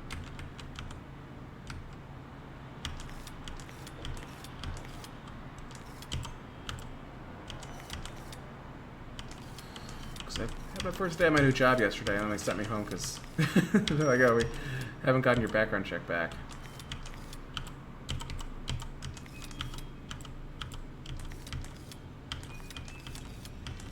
Put this 358 thing.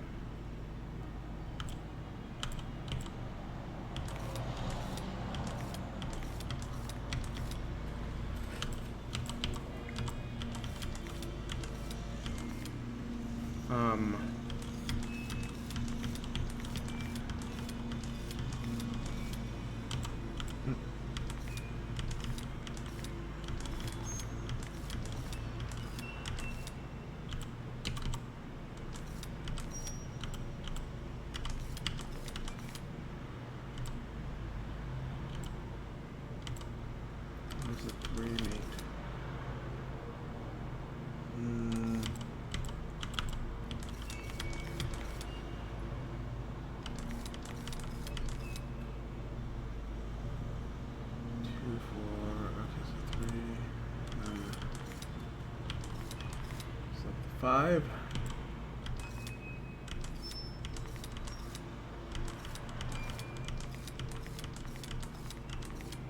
Nine and eight. Right, 5 and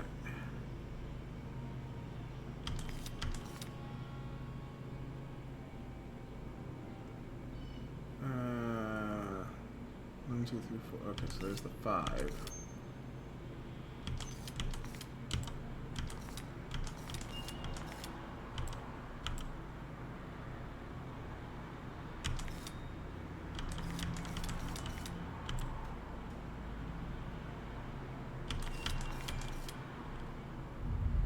There we go.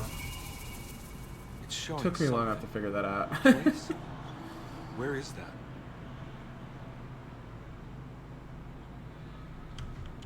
Huh. Alright. Okay, so now I can go through there. Detective, I was wondering if you were going to show up. Mrs. Thompson told me you were here. I understand you are working for Jeremy Hartwood's niece. If you're not Jeremy, then who is? Yeah, I guess so. I mean, you're not wrong.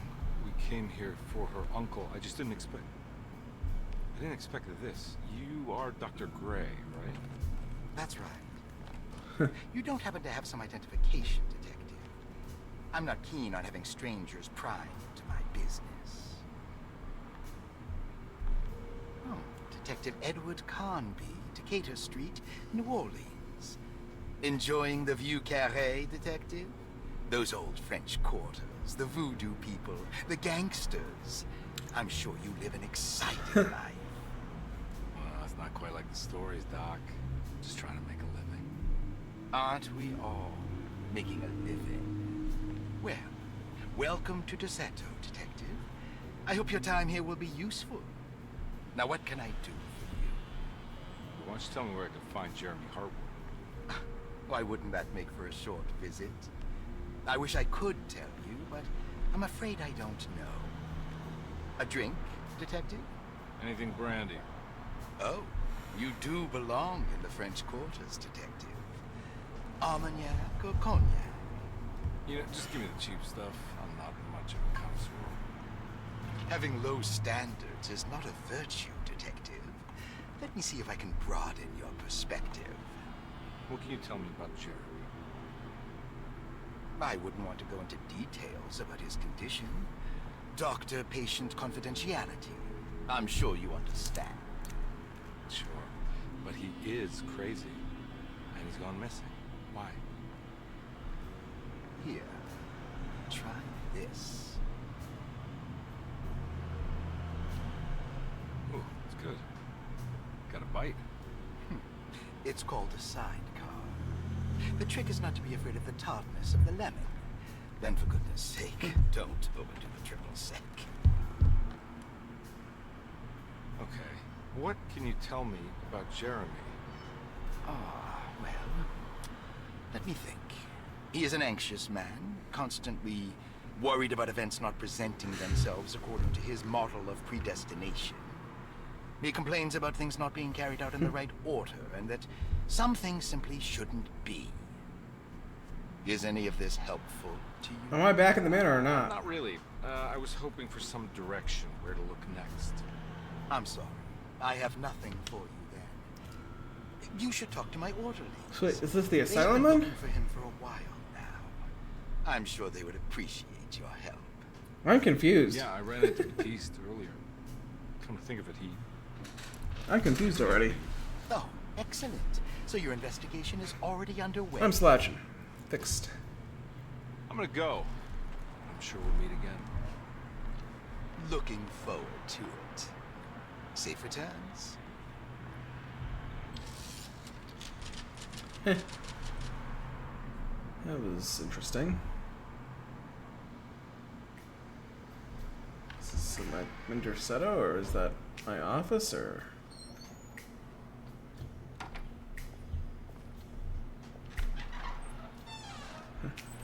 Detective Carnby, how did you... Where did you go? I was just talking to Dr. Gray. You disappeared.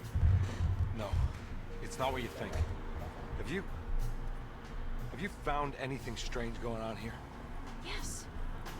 Everyone is being incredibly evasive, and I can't figure out why. Why are these people in the manor? You can't explain paranormal even.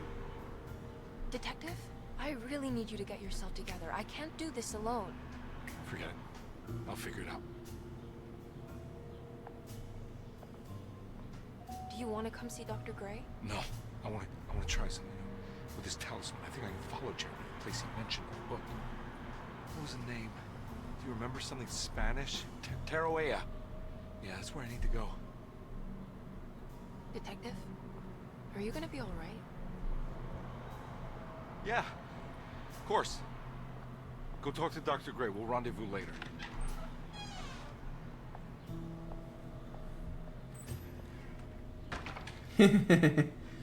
Yeah, Edward Carvey didn't really have any actual... He never really had any actual, This talisman brought me back from the French Quarter in the blink of an eye. If Jeremy can travel so easily, then he could be hiding anywhere. Even Taroea. If he can do it, so can I. I just need to figure out how the talisman works. Okay, I was saying that he didn't have any personality in the original game, so... That's interesting. Am I actually... It's so weird that the manor that this manor is also used as an office building? Huh?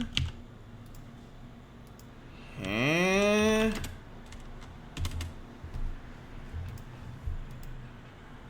But yeah, they those of them in there, yeah. Yeah, but then what was I saying? Oh.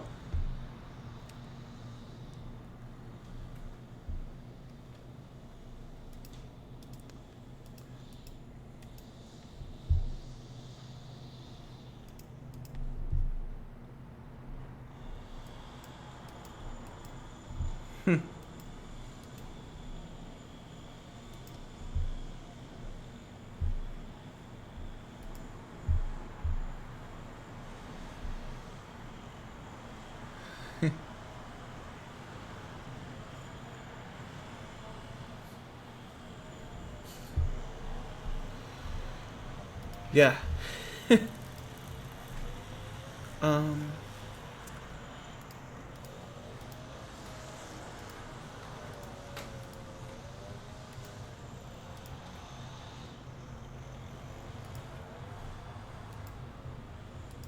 Yeah, he didn't have any personality in the original, so I forgot what I was talking about after that.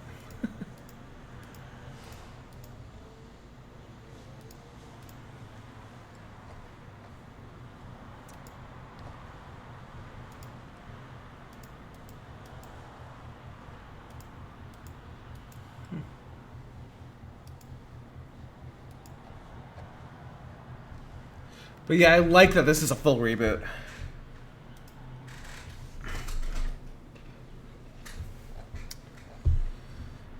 I like that this is a full reboot.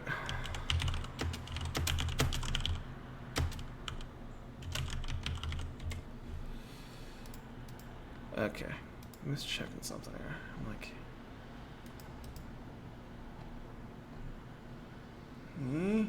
who are these characters in here?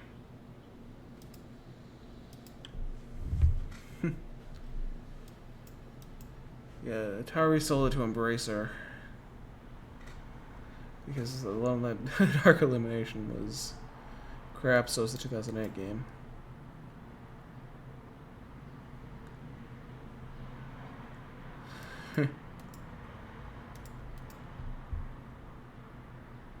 Oh, the writer of this worked on Soma and Amnesia. That's interesting. So somebody out there worked at Frictional. It's very nice. I like the story in Soma. Alright.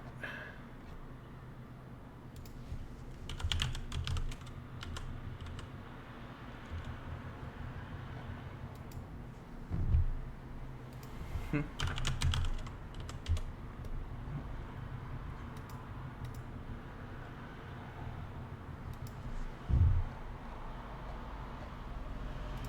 yeah, that's Grace from Alone in the Dark too. That's the same character. Okay. So yeah, they're probably not going to adapt it. I was right about them about that being the same character. They're not adapting Alone in the Dark too, which is good. All right.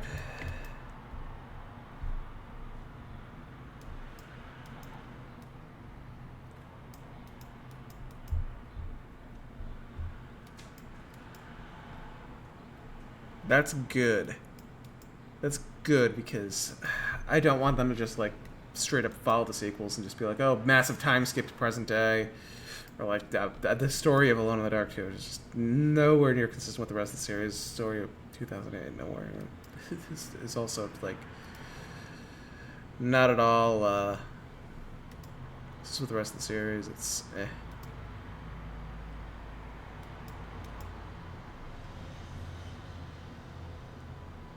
Okay, so the wiki does not have a page for Dr. Gray. Okay, Dr. Gray does look like Jeremy. Okay. I was like, okay, I was getting the two of them confused, but okay. I can see it. They do look similar. They do look similar.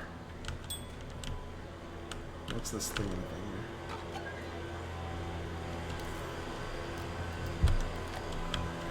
Alright.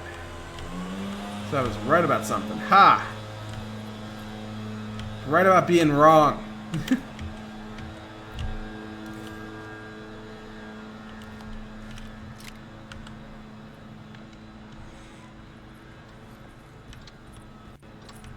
So this probably used to be a plantation in New Orleans. Right outside New Orleans, I mean, and then they changed it up so that it's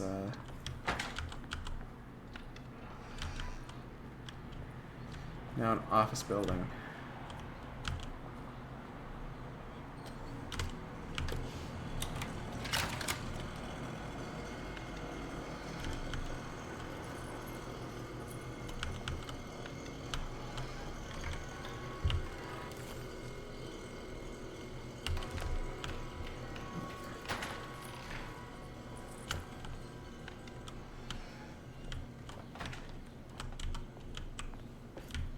Something here. Saw your notice in the boiler room. You should know Mr. Chance won't be coming back.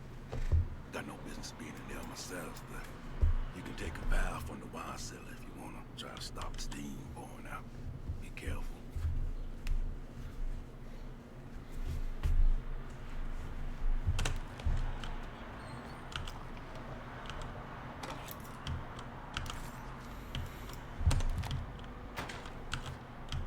Dr. Elmore Lee Gray is DeSeto's chief doctor.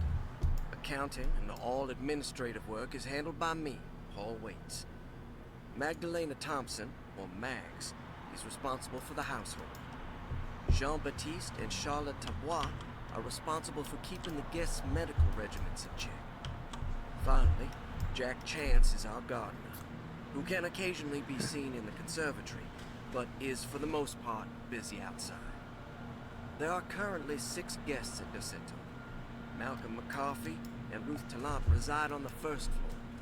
Jeremy Hardwood, Elisabetta Perosi, Grace Saunders, and of course, Cassandra Beauregard live on the second floor.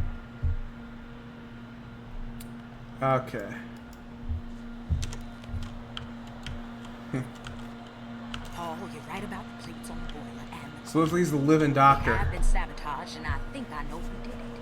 They have something to do with Jeremy's episodes and how he seems to disappear at night. Right now, it's important that you keep an eye out for any of the pieces. I want to find out if I can repair the plates. Let me know if you find any. Tell Lottie to take a look at the well in the kitchen garden.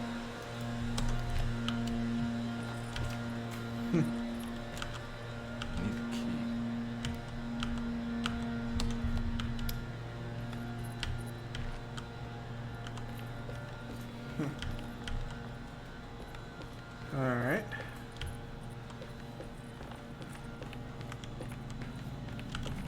Not a bad There's no game. way I can get into this thing. Better leave it. Not a bad game, just unoptimized. There's no way I can No, get no, into I this was thing. looking up the thing. Better leave it. There we go. No, where it says. Let's try this first. Okay. There we go. Cassandra Beauregard, the beloved author. Very exciting, isn't it? What do you want to put down for reason for admission? What her agent told us. Cassandra suffers from writer's block and needs to finish her moving picture script before the end of June. Mr. Chardot suggests Cassandra's heavy use of barbiturates is holding her back and risks ruining her career. And how should we summarize her personal history? Let's keep it short. Cassandra Beauregard is a beloved crime author who managed to pull herself out of poverty and into stardom. 5 years ago, she tried killing herself by jumping off a balcony. The incident left her a cripple, and now relies heavily on her wheelchair. And for diagnostic impressions? Cassandra suffers chronic back pain following her suicide attempt. She self-administers morphine to keep herself ambulant, but has become addicted, and the desired effect is now lost. The drug abuse clouds her mind, and she is unable to focus on real life. To save herself from this insight, she instead makes up stories to fill out the gaps in her own thought process, resembling the Korsakoff syndrome. Bravo, Doctor. How will you treat her? First of all, she needs to be weaned from her drug addiction, and hopefully it will resolve her compulsive lying. Then look into permanently numbing her pain in her back through surgery. Finally, deal with her suicidal thoughts. Fantastic. With such a short time before June, I really hope she gets better soon. We will do what we can. Okay. So, alright. I think I'm understanding this a bit better. Okay, so this place is... Alright, so it's a plantation that was turned into an asylum. Grace Saunders, 11 years old. Reason for admission? The mother insists on strict supervision by a proper gentleman to avoid further perversion of Grace's adolescence. Personal history? Grace's family possesses modest wealth and status. Her childhood seems ordinary, spending most of her time with private teachers and family friends. Grace's father recently passed away, leaving her mother the sole caregiver. And diagnostic impression? Nope, didn't mean to do that. Grace Saunders, 11 years old. Reason for admission? The mother insists on strict supervision by a proper gentleman to avoid further perversion of Grace's adolescence. Personal history? Grace's family possesses modest wealth and status. Her childhood seems ordinary, spending most of her time with private teachers and family friends. Grace's father recently passed away, leaving her mother the sole caregiver. And diagnostic impressions? Grace has trouble dealing with her father's death. She is willingly suppressing her feelings on the matter and isn't properly acknowledging the trauma she suffered. Any planned treatment? Grace needs nothing out of the ordinary. She simply needs parental guidance. Eventually, we can work on her feelings toward her father. Thank you, Doctor. I'll finish the paperwork and get her installed.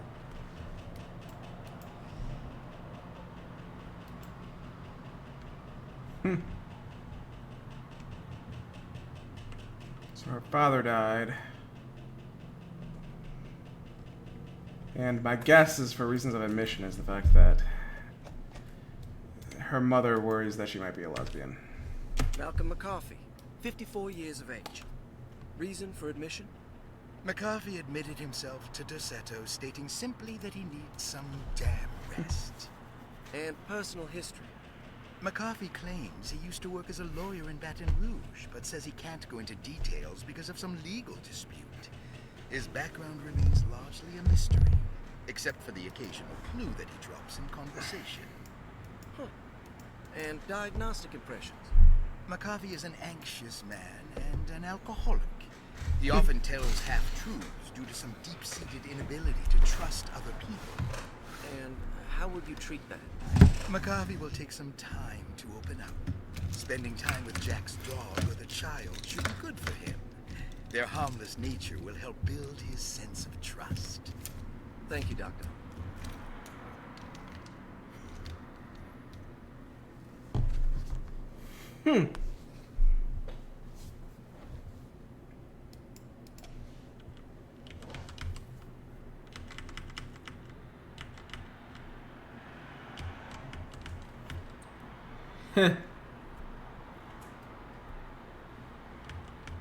Okay. Elisabetta Perosi, 33 years old. What should I put down as reason for admission? Well, Perosi broke into Derceto. So we have an alcoholic. In the Grand Parlor. Opioid addict. Suffered partial amnesia. Kid with PTSD. She insisted she belonged here and offered to pay for her stay. Right. What do you make of her story? Perosi claims to have been a member of the Astarte artist colony some 20 years ago. A claim that seems contrafactual due to her young age. She looks to be, and even thinks she is, 33 years of age. That would make her a child at the time. It seems fair to say that Perosi's story is untrue. Deliberately so or not. Diagnostic impressions? Do you have anything? Perosi's story is peculiar, because she retracted her story about the artist colony. She no longer claims to be the same person as Elisabetta Perosi. However, my staff's research has confirmed there was a Perosi at that time who was in her early 30s. I suppose this case will take some time to investigate. How will you go about it? I wanted to contact the real Perosi, but it seems the whole colony disappeared one night. September 29th, 1915, during a hurricane. I will have to take it slow and figure out what this spell of impersonation could have been. Oh, I'm sure it will all clear up eventually. Thank you, Doctor.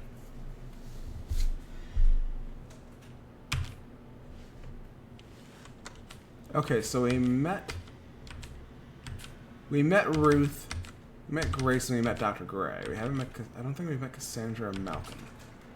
And we've met somebody out there who's said to be an orderly, but apparently also works at a shop. And he knows far more than he lets on. Ruth Talon, 29 years of age. Reason for admission? Ruth's father wishes that his daughter be removed from New Orleans nightlife for the foreseeable future. He fears that her overly free spirit is tarnishing the family's reputation. Sounds simple enough. Personal history? Oh, didn't mean to do that. Ruth Talon, 29 years of age.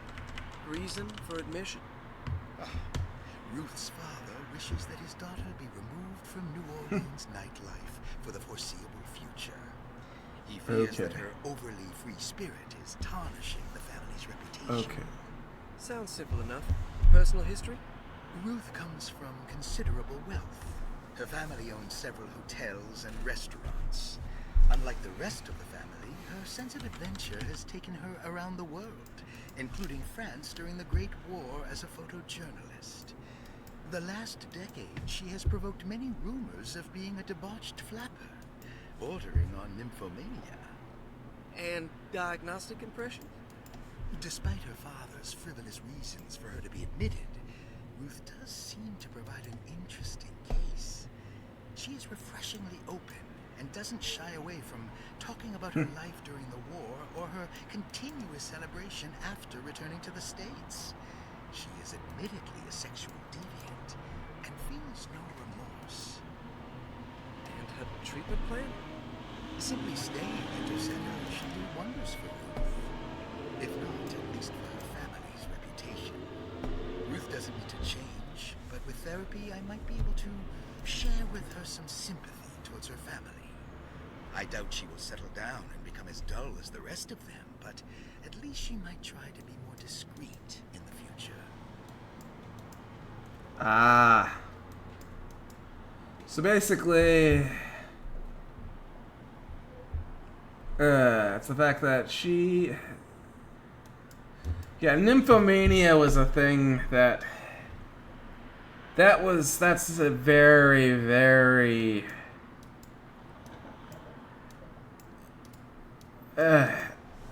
dated diagnostic. That revises hypersexuality, but it's much harder to diagnose somebody with that today because a lot of it was the fact they didn't want women to go ahead and suck some guy's dick, especially if she was still unwed. It was a lot of times it was a means of sending women to asylums for being quote-unquote spinsters. Which means that she didn't marry, she wanted her own life, she wanted her own career, and that's exactly what they're going in here with. Yeah, they're absolutely... This game, I think, is actually getting getting it right when it comes to Lovecraft's attitudes and the time he was writing in. Yes, backward as all fuck. Like, ugh. The man was truly, genuinely backward. But at the same time, he's also a product of his time. He was absolutely a man of his times in the worst possible way.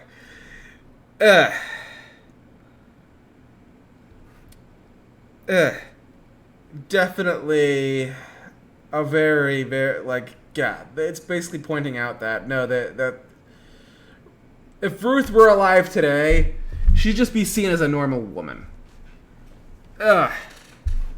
She would not be institutionalized for it. She would not be sent to an asylum. Looks like all the patients are accounted for, except for Jeremy. Yeah, she would just be, like, again, you wouldn't send it, like, I need the key. yeah, sending your adult daughter, well, actually, that's a psychiatric halfway house. They still have those. But they're usually meant to be places out there to get people back on their own. No, because I had my own PTSD issues. Walk out of this now. I need to help Emily save her uncle. And I spent some time in one. And the point was to get you to the point out there where you get support, where you get a job, and where you wind up being able to live independently. So that's what this place is, which is still far. That's the part that's unrealistic, is the fact that they're still putting some contemporary social norms into this. When before John F. Kennedy was president in the 1960s, mental health was a lock 'em up and throw away the key thing. There wasn't an investment in psychotropic medication. That didn't exist.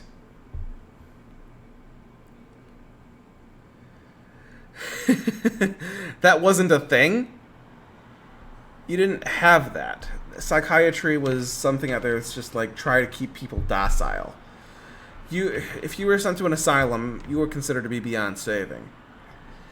The reason why madness in asylums show up so often in Lovecraft's work is because that's where his mother was sent when she was a kid. Or when he was a kid, not when his mom was a kid. When he was a kid, his mom got sent over to an insane asylum, and of course, insane now no longer means mentally ill. It means that you were not. It means that you're suffering from symptoms of mental illness when you committed a crime, and therefore can't be legally liable for it.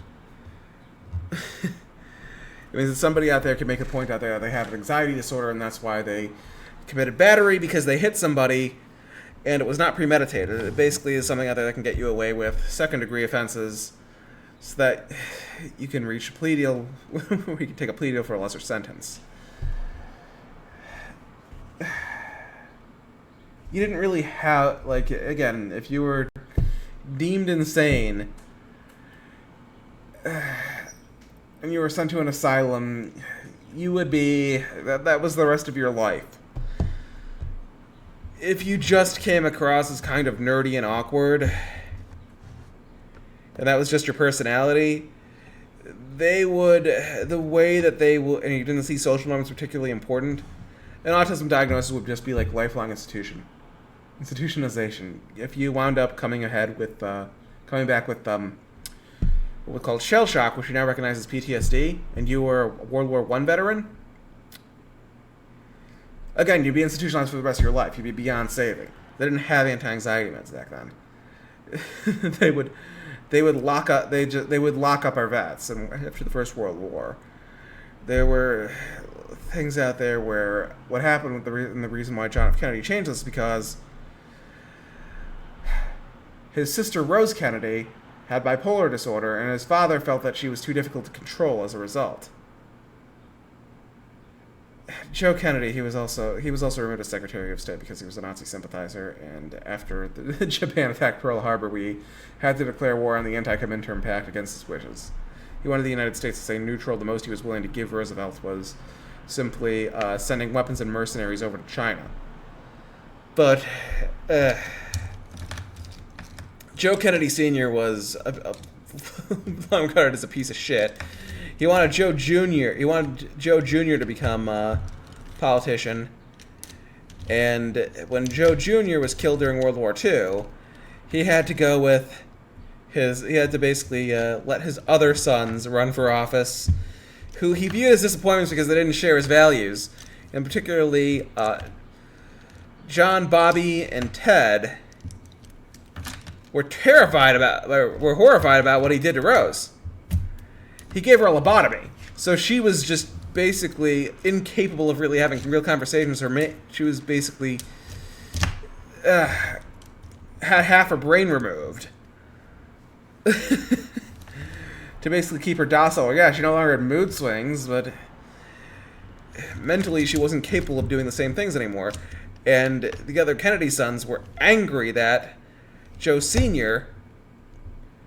took their sister from them. So when John F. Kennedy became president, what he did was he worked to basically invest heavily in psychiatric medications, which would keep people out of asylums so that they could live normal lives, and really shut down the asylum system, let people be free to just be free to live their lives again, so that you couldn't be involuntarily institutionalized for the rest of your life unless it was for a criminal offense. Unless you were deemed not guilty by reason of insanity, then yes, you would be serving a sentence in a mental institution as opposed to a prison, but you'd still be incarcerated.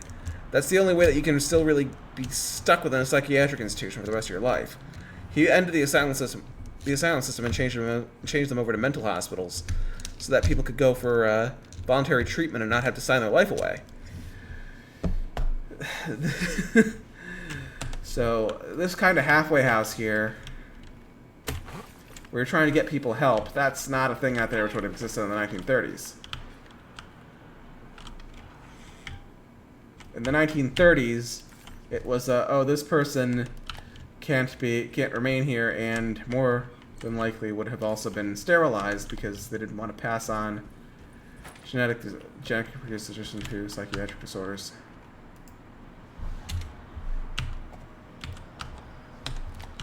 And if you had that family history where you had a family member out there who was institutionalized, you know what would happen? You'd probably get sterilized yourself. There was a huge stigma around that.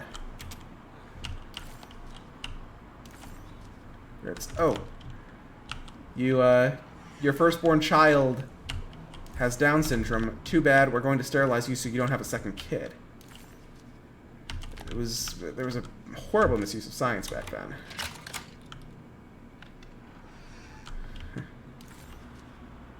We thankfully now understand that it was a misuse of science.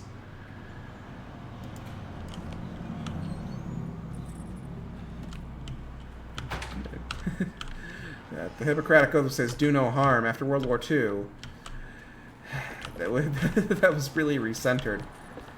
It's a point out there where, regarding euthanasia, that's always controversial because it has that connection to eugenics. In particular, that connection to Nazi Germany. There's reasons why disability rights communities, disability rights activists, the reason why disability rights activists feel the way they do. Why they can get really set off if you try to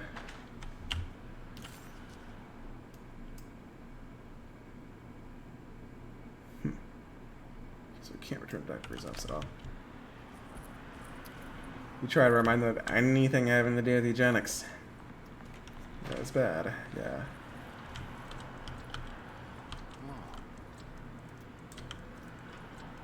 Forced sterilization programs are thankfully gone. This must be the clock that Jeremy wrote about in the commonplace book. There's the fact that, Looks like the plate that held the talisman in the seance room. But it's broken. And missing some pieces. There's a racial dimension to eugenics where I need the key. black people were sterilized at far higher rates than white people. Yeah, sorry, Detective. Didn't mean to obstruct justice or anything. That's fine. You know, I'm kind of busy with my own case of a missing person. I was wondering if you've seen Grace, girl about yay high. Can't say that I have. Why are you asking? I'm looking for her. Is she in trouble? No. She's just hiding somewhere.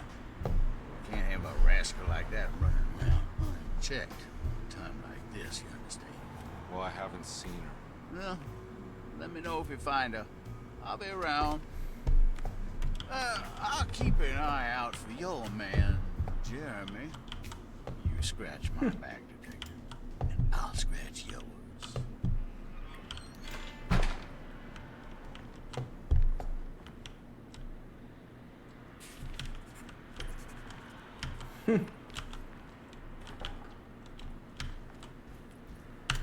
So yeah, this is a place out there where I guess they send the ritzy people.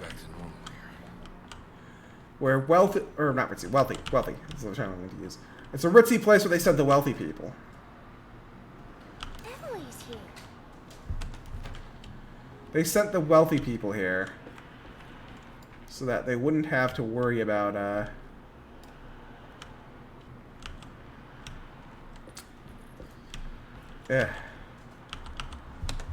having the stigma of them being sent to an asylum, because you had money.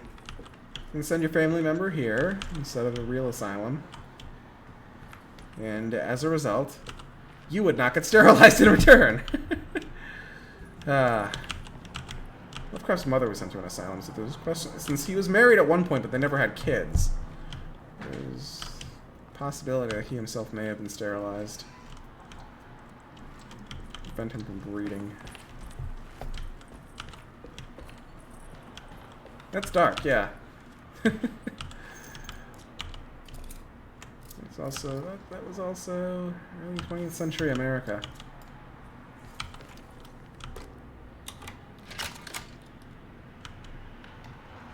It's a bygone time where we don't want to ever revisit the pre-World War II years, especially because the reason why America changed so much. Looks like alchemy or star constellations. Yeah, these are star constellations. These are zodiac signs.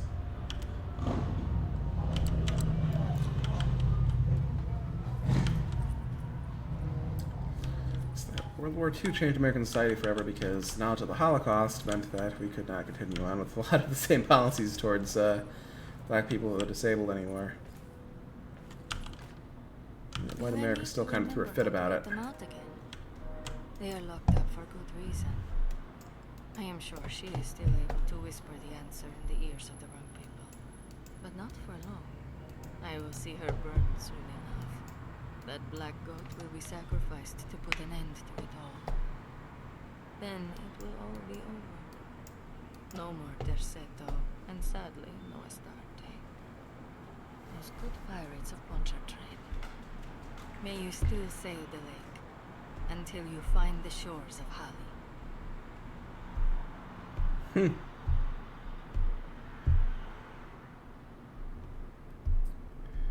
Okay. That was whose journal? Okay, the Italian. Alright. Yeah, Naples. Astarte was actually a deity from... Was that Sumerian? I know that because it was the name of a black metal band. And if people can't tell by the fact that I'm wearing a Voivod shirt and that my profile picture has me wearing an Emperor shirt, I listen to a lot of heavy metal. I was a heavy metal journalist for the better part of a decade. So, okay. Phoenician. Okay. Canaanite Phoenician. Okay. Phoenician deity. Okay. Phoenician deity. Okay. Astarte was a Phoenician deity. That means that there is a connection to Dagon here. That's another Lovecraft reference. There's another reason for that. Okay. Okay. Alright. Okay, so... Also became an Egyptian deity. Alright, that's interesting because when it comes to Phoenician deities and deities of the other tribes like Moab, within the Canaanites, who are among the Canaanites, yeah. Okay. Canaanites out there who are not Jews, who are not part of the 12 tribes of Israel. before they got converted to Islam, the deities they worship were literally demonized. They are literally the demons of the Bible. That is absolutely a thing. So, and then of course the fact that Dagon was also incorporated into Lovecraft's Cthulhu mythos. So that's interesting. Okay, so she's likely involved in some sort of occult activities.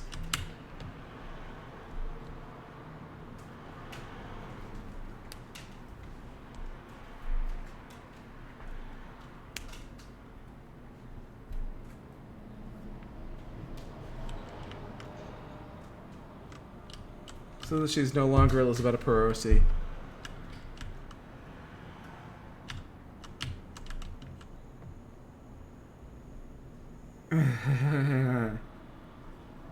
Claims to no longer be her. I'm guessing she's Niall Arthurtap. She's gotta be. Starting Artist Colony. I remember hearing about their disappearance. Must have been 15 years or more now. Yeah, to Lovecraft, the pagan gods were things which are monstrous. Again, because anything out there that could be genuinely be divine to the man was inherently hostile, because the universe had so many different ways of which it could be wiped out. It's, again, breakthroughs in astronomy and understanding what killed the dinosaurs off.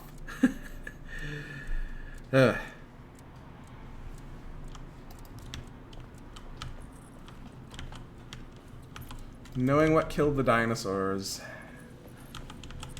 scared Lovecraft.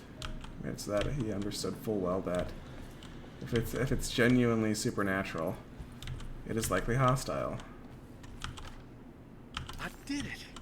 I crossed the thresholds to my intended destination without a focusing device. My talisman now knows these roads, and I have no need for the plates. I can find my way to Lafayette as easy as I find my own room. I visited the grave of my father and seen the oven waiting for me. Thank you for opening these doors. And now I must summon my courage and go back to that hateful mound outside the oil rig. I hope you'll be feeling better when I return. Jeremy. So I doubt that she's human. These paintings got some grim-looking rock on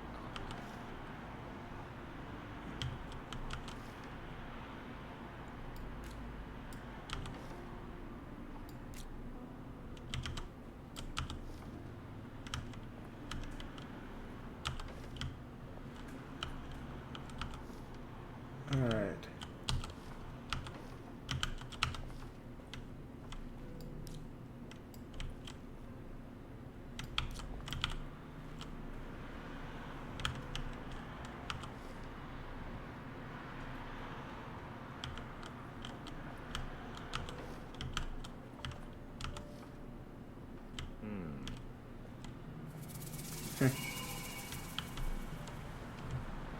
Yeah, the original game only had monsters like the first half of the game, which you can kill under Seto Mansion. So the enemy placement out there was just kind of eh.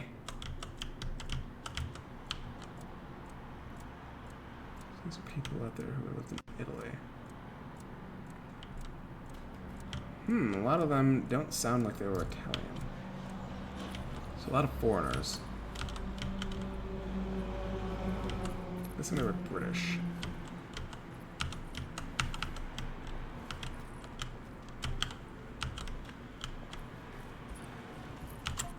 Huh. Oh, my phone just went off.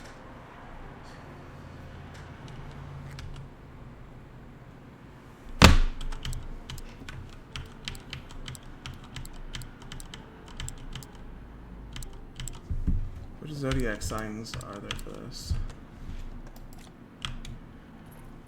Not entirely sure.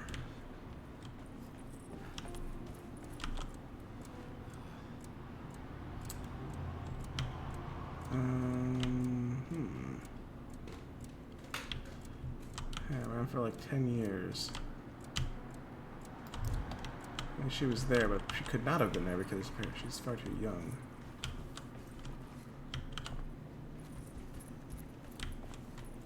cross-reference to get the numbers. The simple astrology. This is simple astrology. The simple astrology cipher was a favorite among the artists who lived in the house 20 years ago. They easily turned into numbers when needed, but also acted as signatures for the members, as there were only 12 of them. And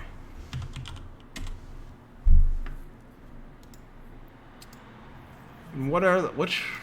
Okay, I need to look up which astrological sign corresponds to which number.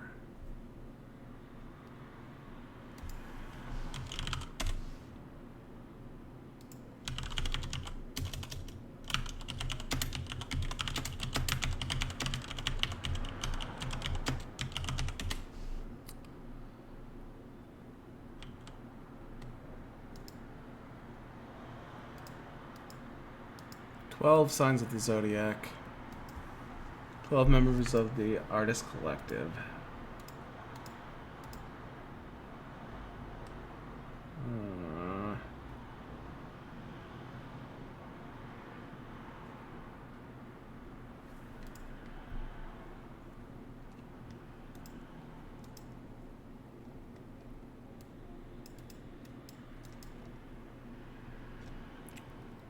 Alright.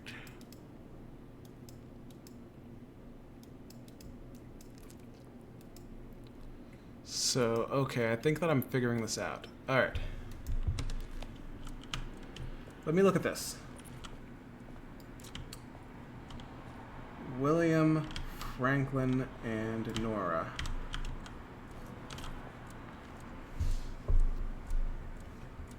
Alright, so 4, 2,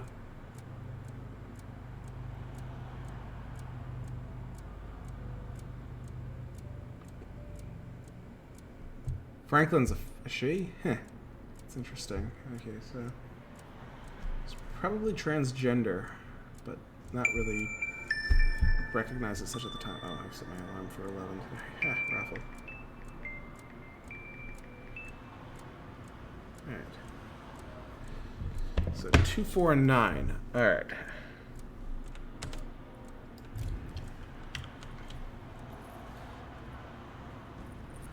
Two is Cancer. Alright.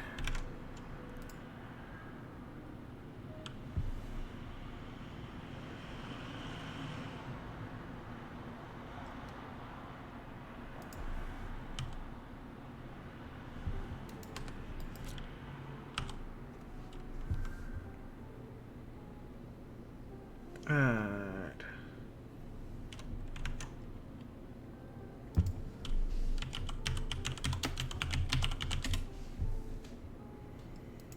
I'm looking at that, but it says that. Okay, so.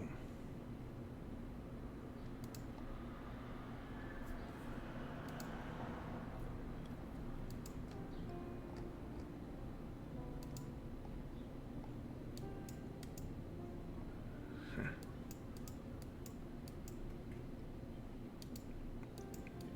2, 4, and 9.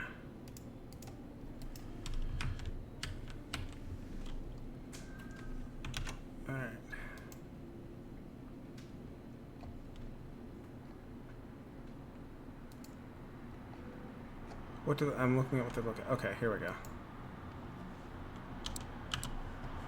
Okay, so which one is 2? Taurus. Alright.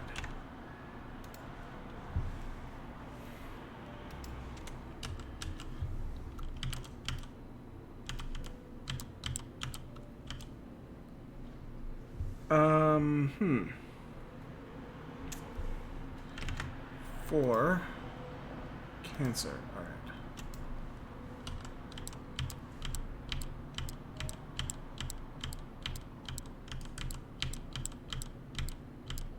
I'm not seeing that.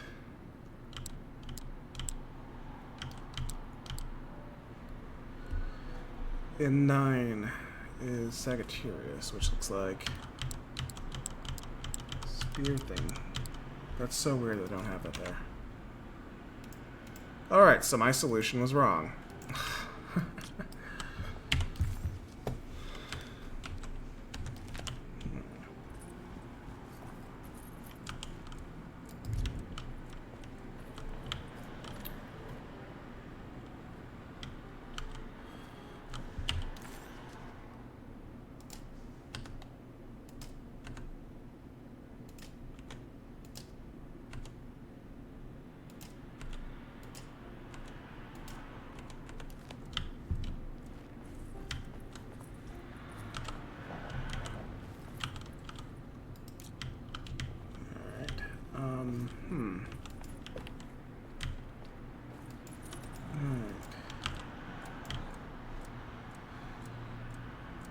It's 2, 4, and 9. Doesn't seem like they have these. Hmm.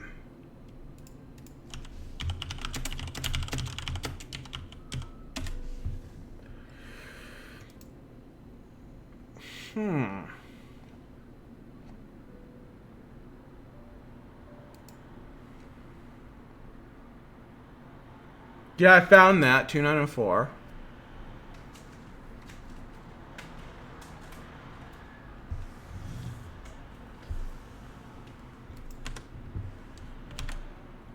Okay. Oh, it says check my journal. Alright.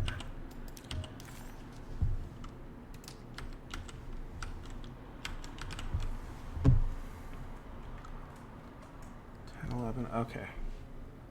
So Pisces is 2. Okay, so they changed this.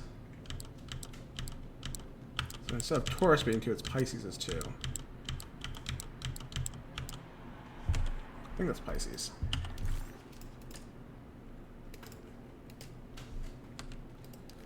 Yeah. Alright. 4. Alright. Taurus, yeah, I was right. One of these is Taurus.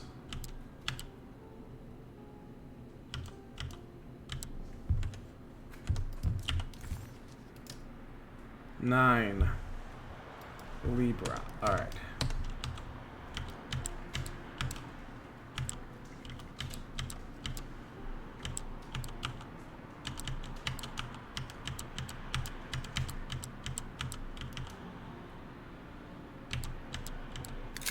There we go. Got it.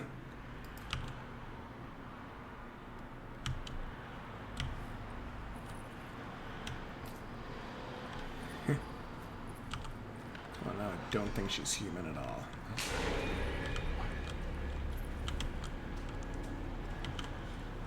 Well, this is when you start getting attacked by things.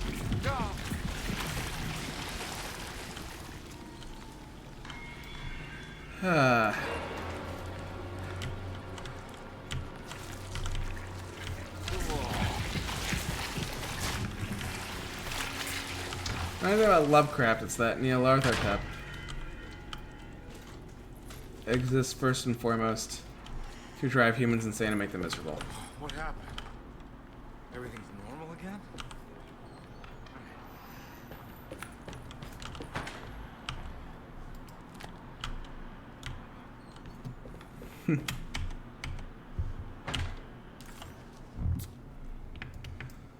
Okay. Get into the mezzanine. There's a lock there, so I can't get into those rooms. Oh, I'm in Hartwood's room. So, right, so he's an artist, a sculptor. Alright. Carnival masks, so that's a thing.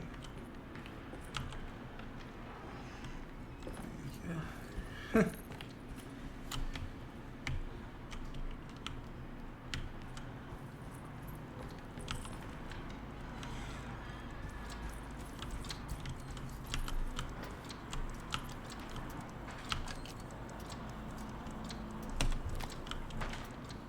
Yeah, back in the day, you would not have sent your kid to a place like this. The kid would never get out.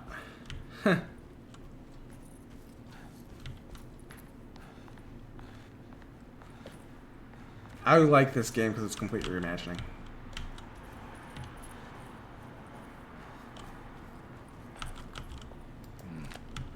I'm not bothering to just go step by step with achievement lists here.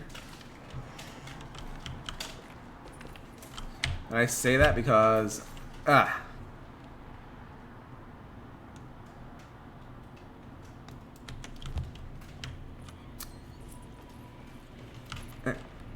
and I'm doing a second playthrough as Emily Hartwood anyway. So I got the chance to redo all this stuff no matter what. Alright, can I go through here now?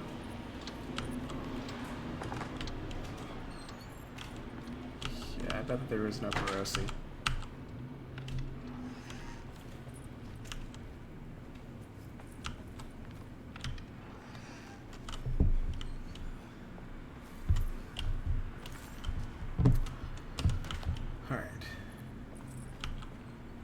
I believe that she's the maid. I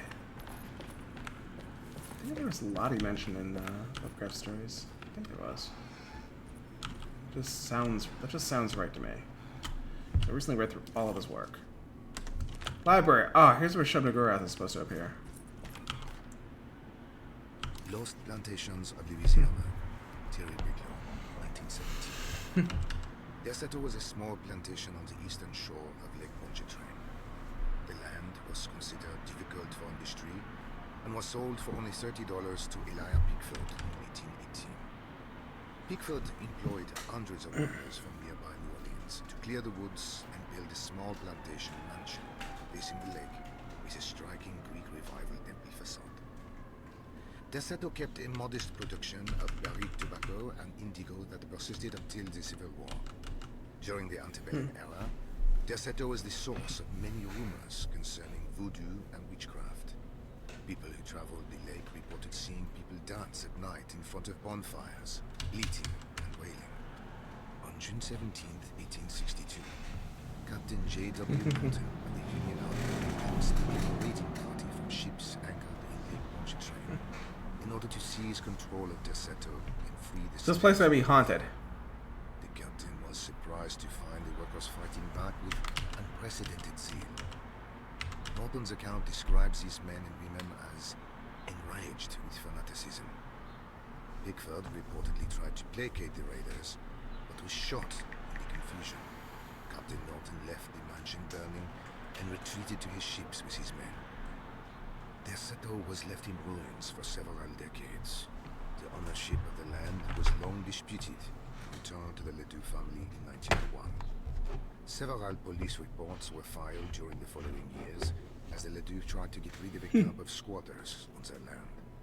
The police made several visits to remove the trespassers, but the people kept returning. On November 1st, 1907, Inspector Legras of the police charged a deadly attack in order to save several children kidnapped by the squatters. Many were killed, and even more were jailed. The following year, Ledoux rebuilt Deseto, incorporating the surviving stone foundation and adding a magnificent wrought iron conservatory. The farmland had been reclaimed by the surrounding woods, so it was no longer profitable to use as a plantation. Instead, the house was turned into an artist's colony. Oh, hey there. The artist colony was a successful group of artists, including figures such as painter Heinrich Cassel and poet Nora Keith. The group was also known for their beloved Mardi Gras crew called the Pirates of Pontchartrain. Alright, the Beer Jesus. On September 29th, 1915, a tropical hurricane tore through Louisiana, causing Lake Pontchartrain to flood New Orleans. Due to the remote location of Deseto, how's it going? It took almost 2 weeks for outsiders to learn that the artist's colony was abandoned. The 12 residing artists had already vanished without a trace. The empty mansion of Deseto still stands on the shore of Lake Pontchartrain, with much of its temple facade intact. The Ledoux family currently has no intention of repairing the house. Okay, so this here, right here, when they talk about this, yeah, as a abandoned plantation, slaves were liberated here. Alright. It was set on fire. Let's talk about voodoo. This is all Southern Gothic. Alright, for those out there who don't know what Gothic fiction, where Gothic fiction comes from, it comes from England having to deal with its own history of what the Angles and Saxons did to the Celts. How they were effectively pushed out into Wales. Arthur was originally a Welsh king. Before he became a symbol of like British national unity, he was a Welsh king. And he fought a losing war against the Celts. Had help with the, which was documented by Procopius, but had some assistance from the Byzantine Empire. Didn't really work. The Vikings took over. He also had the Goths arrive after most of them went to Spain. Some of them went to Italy. The ones in Italy were the Ostrogoths. Ones in Spain and Portugal were the Visigoths. But so there were also some Goths who went up into England, and they didn't, unlike in Italy, Spain, and Portugal, they didn't really seek to build anything there. They just kind of sacked the place. But they had some level of democracy, and as Britain was becoming parliamentarian, as Britain was becoming parliamentarian, it was referred to as the Gothic politic. Because the Goths had some type of democracy.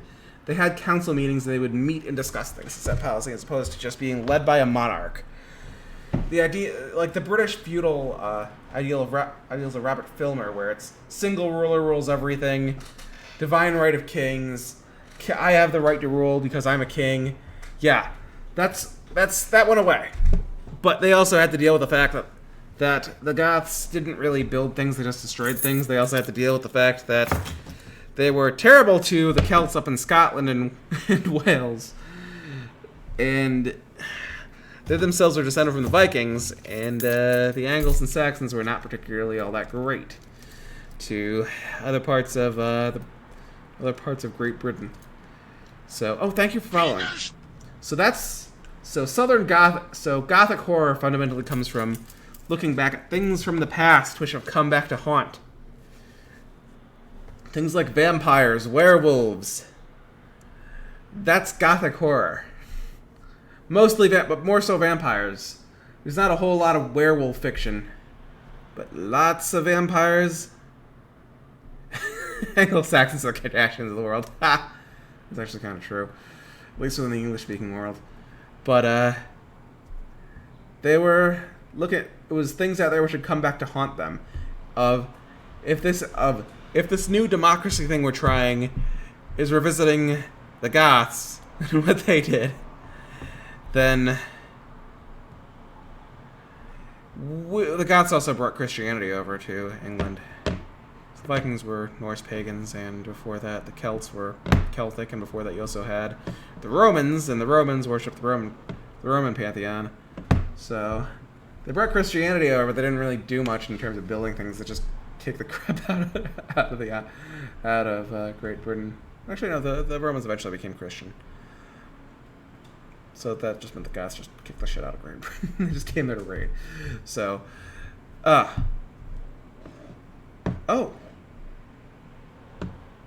Zeitgeist love. We say set list. That means live performing, and we say Zeitgeist to love film, huh? I don't get what you're saying there. But what they're doing there with the Goths, or with Gothic fiction, is the fact that it's basically revisiting that. It's looking through the old manors which were built across here. Oh. To some extent, that's kind of true with Abrahamism. But that Zeitgeist simplifies things way too much to the point where the Norse gods and the Chinese gods and the Japanese gods really did develop organically. That film has a lot of errors in there. It's also the fact that they say that there was no historical Jesus, and that's not true. Josephus's accounts are forged, but not Tacitus's.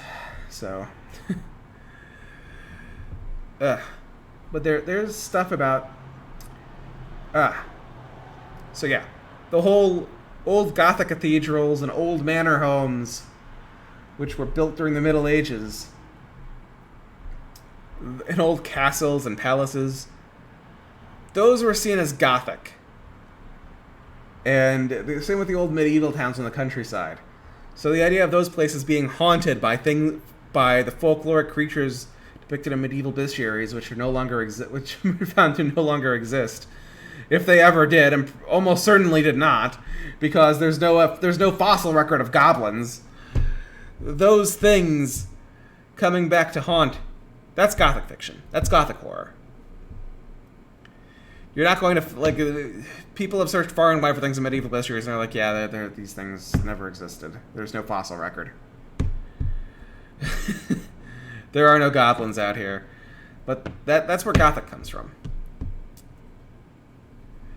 Southern Gothic is basically that, but in ways that deal with the American South's history of slavery. So you're a radio DJ. What kind of radio? What kind of music? Just curious. Because I was actually a music journalist back in the 2000s and early 2010s. Mostly early 2010s was like from 2009 through 2017. I was covering the metal scene. Yes! Yes! That's the stuff I'm into. I can absolutely link you my metal playlist that I have going on, and I'm going to say outright that this month I'm seeing Primordial live. Yay! Next month I'm seeing OK Goodnight live. Double yay! And I sadly only have 2 arms, but I'm seeing Metallica with Pantera, and I'm fully aware. And I am fully aware that Pantera wrote a song called Use My Third Arm. Which is absolutely ironic. So, like, yeah, the third arm, you know, imagine me putting up 3 hands of devil horns, you know, it's like a weapon. I believe did I put that in music? Did I put that on a music channel on my Discord? Yeah, no, I put in Lovecraft Metal. Let's see. Party Mix. Yes, at the top of the music channel on my Discord, I did post Brutal Metal playlist. Petition for what? I've met Phil before.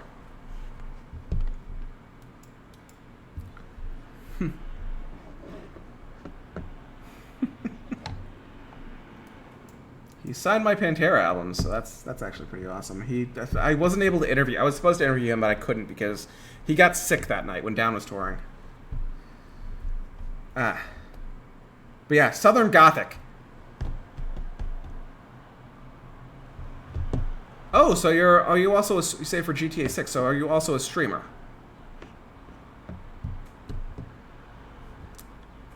If you were somehow the Charles I was working at, who was working over at Nuclear Blast, then I will be amazingly surprised at exactly how small this world is. But you say, confirm metal host for GTA 6. So when you say that, you do radio DJ, yes, you're a streamer on here. So I know that Mark Hunter also does that from Chimera. And I'm in his Discord server, so yeah, you say that.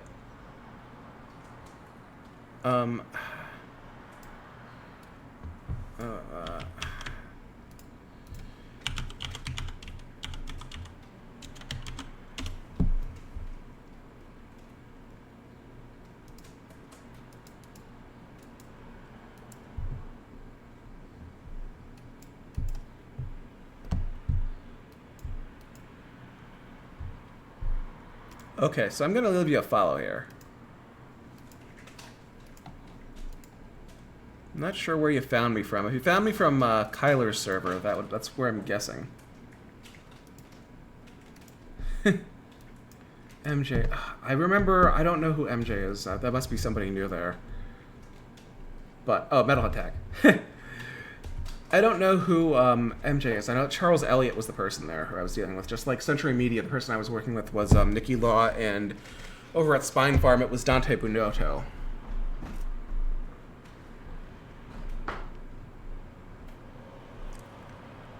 Oh, that's nice.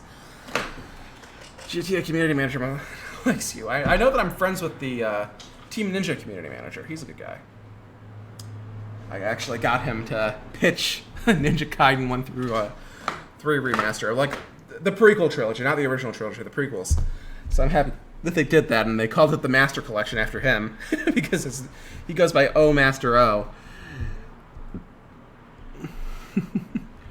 When you say Louisiana sludge, you mean crowbar. right? Kirk's a good guy.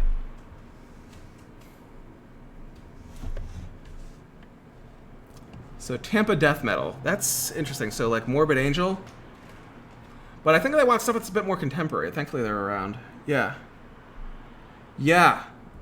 Louisiana Sludge. Down. Yeah, I was going to figure that down, but Crowbar. Down is side project of it was Pantera and Crowbar, so. Yeah. Deicide Nocturnus. You're not trusting any Boston metalcore? You're not going to throw in Converge or Converge or what's it called? Unearth. Yeah, that's it. No Converge or Unearth. Well, actually, Converge is Salem. That's a little bit further north, and a lot of that scene is over in Springfield, which is west. But Unearth are at least from Boston. It's like you're not going to do like Massachusetts metalcore at all.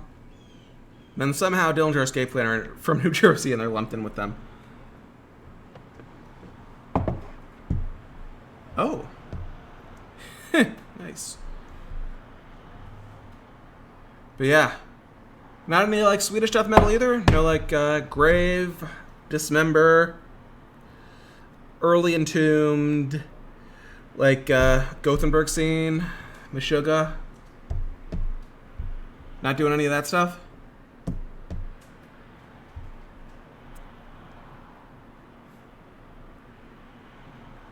Because you say like death metal is like Tampa, I'm like that's more like the original scene with the.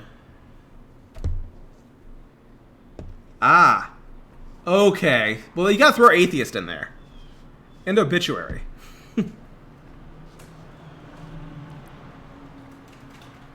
I know that a lot of people still really liked the whole, what's it called? The Kingdom's Disdained, I believe was what it was called. Yeah. Kingdom's Disdained. Yeah, that is the because I know Morbid Angel mostly from older to Morbid Angel. Again, I said I left in 2017, so that's around the time this was there. I reviewed Illa Divinum Insanus, and that album was not good. But yeah, Kingdom's Disdained actually that's really well loved. But I'd throw at least like one Swedish death metal band in there. I would throw at least one in there. Oh crap, I didn't mean to open Vortex Mod Manager. No, bad. I am... Bad, did not mean to click that. Yeah. At the gates. If anybody out there convinced me that I had a problem when I started experiencing anxiety attacks, it was Thomas Lindberg, actually. Thomas Lindberg convinced me that. That interview didn't go up because it was one of the worst of my career. Because I was just like battling that. Because I got mugged. Somebody jumped me over at a train station. It was a kidnapping attempt, so I was shaken up by that for years. And he was the person out there who first convinced me that I actually needed help. Him and Mike Hovland, who actually designed the 3D combat systems for the 3D Mortal Kombats. Believe it or not. So when it's people out there whose work you already expect out there are telling you that, like, oh, like, are you okay? Asking, are you okay? That's usually something you should probably listen. But yeah, At the Gates, that's a good band. It's also the reason why I lost some of my hearing in my right ear, because when I watch movies with subtitles now, because they turned his mic all the way up in 2008. I believe it was 2008, it might have been 2007, but it was at the House of Blues in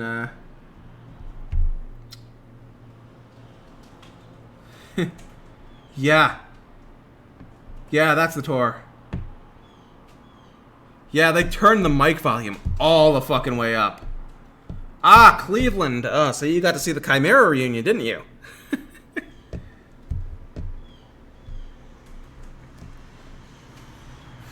They're doing another show out there for that. I'm jealous.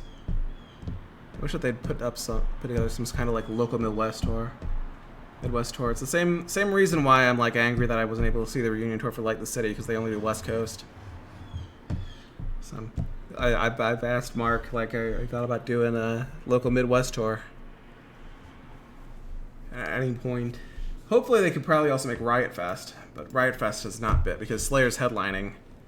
Riot Fest has not announced any other bands but Slayer. So, I know they're not doing Milwaukee Metal Fest, but maybe they'll do Riot Fest. Fingers crossed. But yeah, Southern Gothic, it has everything to do with history of slavery.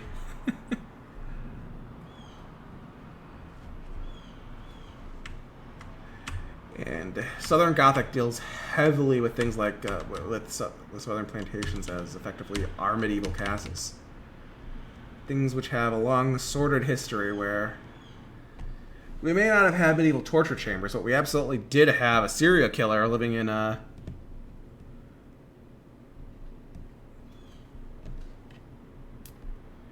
was a serial killer out in New Orleans who was torturing her own servants to death and then fled the country to escape prosecution.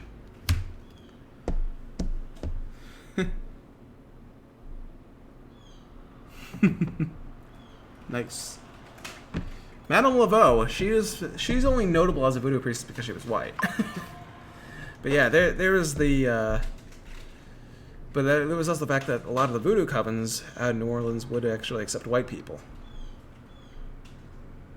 and permit them to worship with them. It wasn't necessarily them being insular.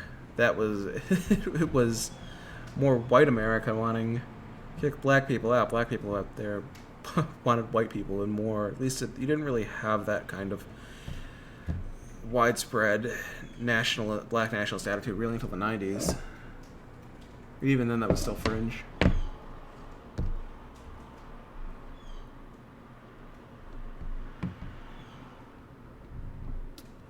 Yeah, you say Voodoo Curse Radio. That works. That works. But yeah, I would say right off the bat that Florida death metal is that's absolutely a scene. I'm in Chicago. A lot of what we've got here, it's like local scene for the longest time has been, and I guess still is, Black and Sludge. And it depends on whether or not you like the output of Profound Lore and Southern Lord. But in general, it's not like I wound up not really liking my local music scene that much. I usually preferred it when European artists would come down here. It's one of those, it's like Dutch power metal scene, Swedish death metal guys, hell yeah. I was like going out to see them. Norwegian black metal. Man.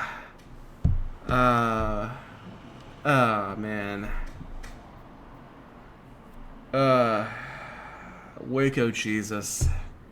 The only band out there which could give Anal Cunt a run for its money in terms of song titles. So I've met Scott Hull from Anal Cunt. He's actually a pretty cool guy. Seth, I've heard. I never got around to meeting him, but I heard that he was a world-class asshole. And that try to hit on every female journalist, drug addict, lots of stuff I dislike about Seth Putnam as a person, but he absolutely had a sense of humor.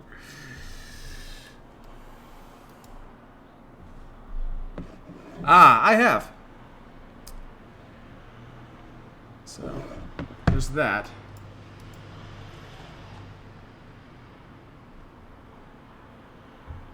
That's because I worked as a journalist, so there's that. But yeah, what I was saying about Southern Gothic. Southern Gothic, it has to deal with slavery. It's like our plantations are their castes in terms of the sort of history they have.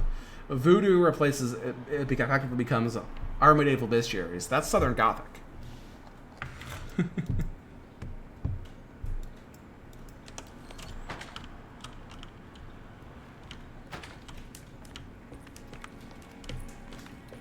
Our slavery was effectively our British Empire, and after World War II, in the same way that the British had to confront their history of colonialism, America had to confront its history of racism. We had to do something about Jim Crow. We couldn't really manage in any capacity to,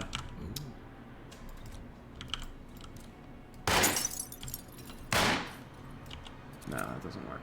Fuck. We couldn't justify that system anymore. Because Adolf Hitler based the Nuremberg laws off Jim Crow.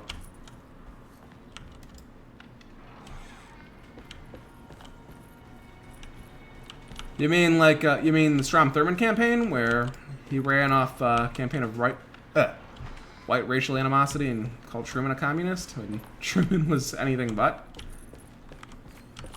Yeah. Yeah, you're not going to find me saying anything good about Strom Thurmond. He was also a known sexual harasser. And the worst part about it is that his colleagues are cool with it. He groped a woman in an elevator once. A female member of Congress.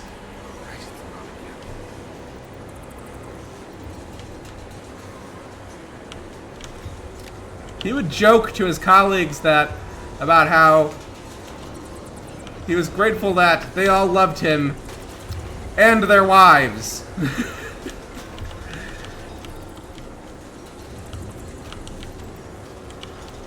Managed to get elected several decades after his views were no longer acceptable, and largely moved on from racism to misogyny.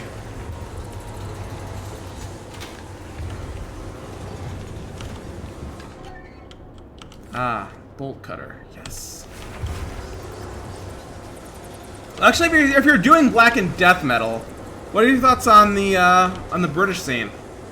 And when you say that you want to DJ that for GTA 6 and get him there as the voice actor,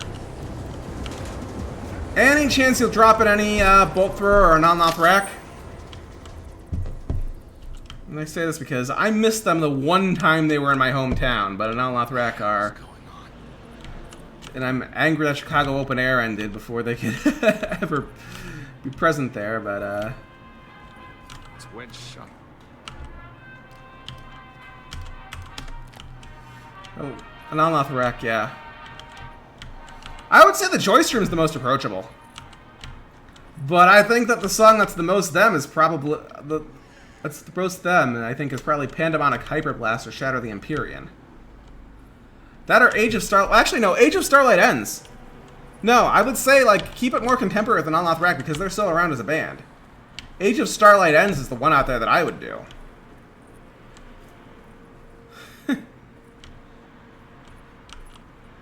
Nah, Age of Starlight Ends. Age of Starlight Ends, and for Bolt Thrower, I would actually probably do Kill Chain. I'd probably do Kill Chain. That or No Guts, No Glory.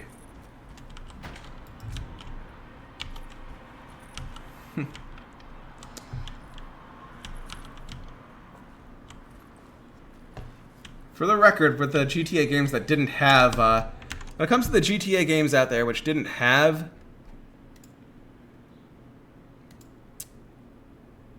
soundtracks for metal, and largely just completely lacked them, I put those in there.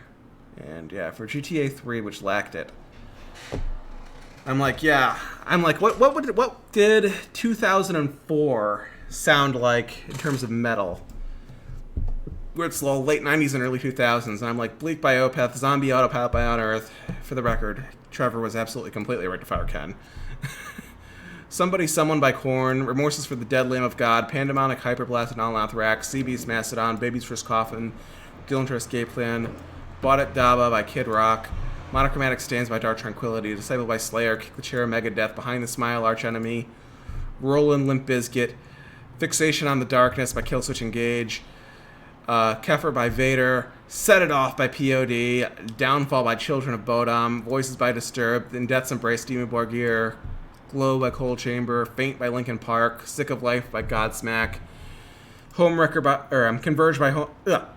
by Converge, Courage by Alien Ant Farm, Under a Serpent's Sun by At the Gates, Freedom or Fire by Fear Factory, My Own Summer by Deftones, Violent Revolution by Creator, Curse You All Men by Emperor, Down Again by Chimera, Davidian by Machine Head, Drag the Waters by Pantera, Aerials by System of a Down, As Above So Below by Behemoth, Dracula by Rob Zombie, New Millennium Cyanide Christ by Meshuggah, although realistically I could also do Straws Pulled at Random for that, but I kind of like Chaos better as an album. Zero by Smashing Pumpkins, Disposable Teens by Marilyn Manson, Solar Fall by Immortal, I Don't Want to Be Me, Typo Negative, Chant for Eshkatan, 2000 by Behemoth. Sadly on Spotify they don't have the Satanic version. That album just isn't on there, I don't think it ever has been. Pull Harder on the Strings of Your Martyr by Trivium, Dig by Mudvayne, Schism by Tool, Embody the Invisible by In Flames, Meinherz Brent by Rammstein, Sun Doesn't Rise by Mushroom Head, and As I Am by Dream Theater. That's what I have for that, and because GTA 4, they don't have any metal there until it's Lost in the Damned. Yeah. Lost in the Damned only has it, but Lost in the Damned only has like one recent song and everything else was 80s. I'm like, oh, no, not 80s. No. So I'm like, what exactly would, like, 2011 have sounded like from 2004? And I'm like, okay, so Empire Falls by Primordial, Now I Lay Thee Down by Machine Head, The Seed of I by Behemoth, Live My Dreams by Suspiria, The Flame by Chimera, Eyes of the Insane by Slayer, Ground by Celtic Frost, Revolution Begins by Arch Enemy, Absolute Power by Lazarus AD, The Devil Is Risen by Unearth, Inflicted by Cavalier Conspiracy, The Sign of Prime Creation by Rotting Christ, Backbone by Gojira, Chains of Humanity by God Forbid, Your True Enemy by Nacmistium, Alive by Hypocrisy, 25th Hour by Landmine Marathon, When All Is Said and Done by Napalm Death, More Than Meets the Eye by Testament, Hatred Copter by Death Clock, Terror on the High Seas by Ailstorm, Society's Disposable Sun by Beneath the Massacre, Plagues by Converge, Cycle of Sisquatch by Mastodon, Bind Torture Kill by Suffocation, All Nightmare Long by Metallica, Scarab by Ison, Born by Nevermore, Entrenched by Bolt Thrower, Skeksis by Strapping Young Lad, Weiner Blut by Rammstein, BYOB by System of a Down, Fury Whip for High on Fire, Let's Go by Ministry, Virus Bomb by Anal Nathrak, What a Horrible Night to Have a Curse by the Black Dahlia Murder, Bat Country by Avenged Sevenfold, Loathsome by Pig Destroyer, 45 Minutes by Megadeth, The Aftermath by Origin. For the record, Mastodon are also really nice guys, so if you're doing like southern metal bands, you gotta put at least something in there from Metal Dan, or from Mastodon. But yeah, Down also means something because they're like the biggest sludge band out there. Like Down and Mastodon are the biggest one, are the big names. So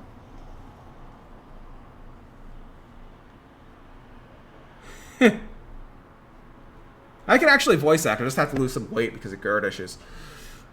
But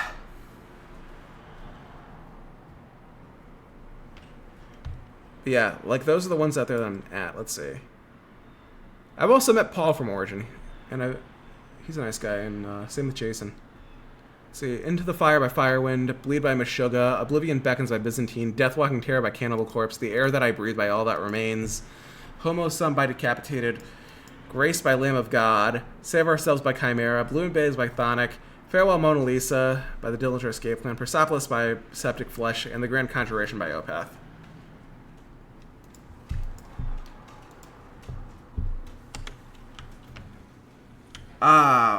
Why writes the Fire Ants? March of the Fire Ants. I was thinking that you do Blood and Thunder.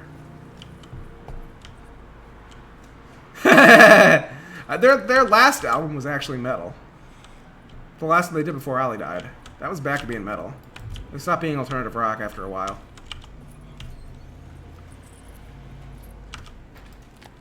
So I put that in there. But no, I was gonna say Blood and Thunder is like the big song from them. That and I think like the other big songs they've got is like The Wolf Is Loose and Sea Beast. And just because of if you're talking about GTA 6, then yeah, that means file sizes are a thing. Otherwise, I'd recommend something from Crack the Sky.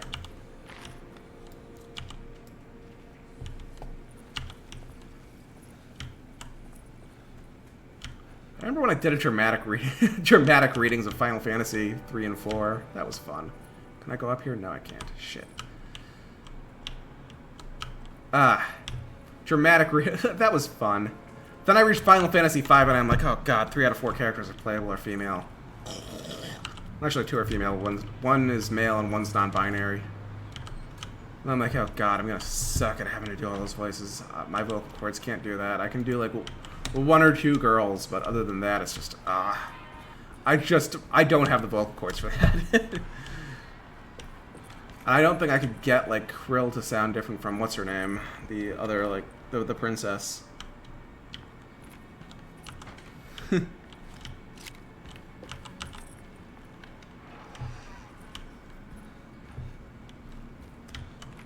I don't either. I think that it's terrible, and there's like there was one band I discovered yesterday, and then I'm like, oh, this band's great, and then I'm like, oh, I look at their song titles, and they're like, and I'm like, yeah,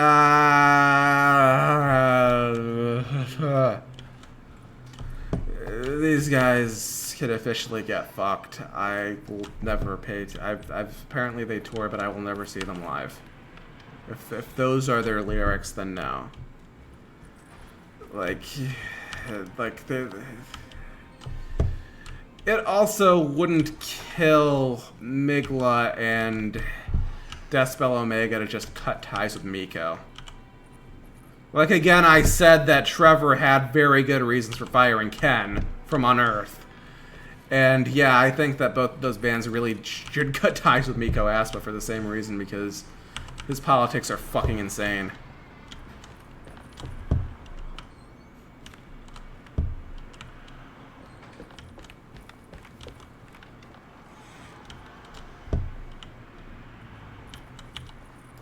Like,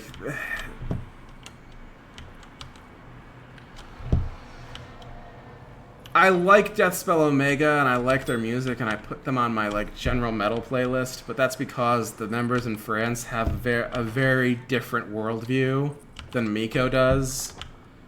He's holding the whole fucking band back. He doesn't even write the lyrics. They need to get rid of him. And I think he's a blight on the scene because he's also, you know that he's also a pedo, right? Like, he owns, I've heard that he owns a record store full of, like, he owns a record store full of, like, pedo shit. And runs like, an indie webzine that's also full of pedo shit. Like, holy fuck, that guy's just fucked up in every regard. It's the same thing goes with, like, why it took me...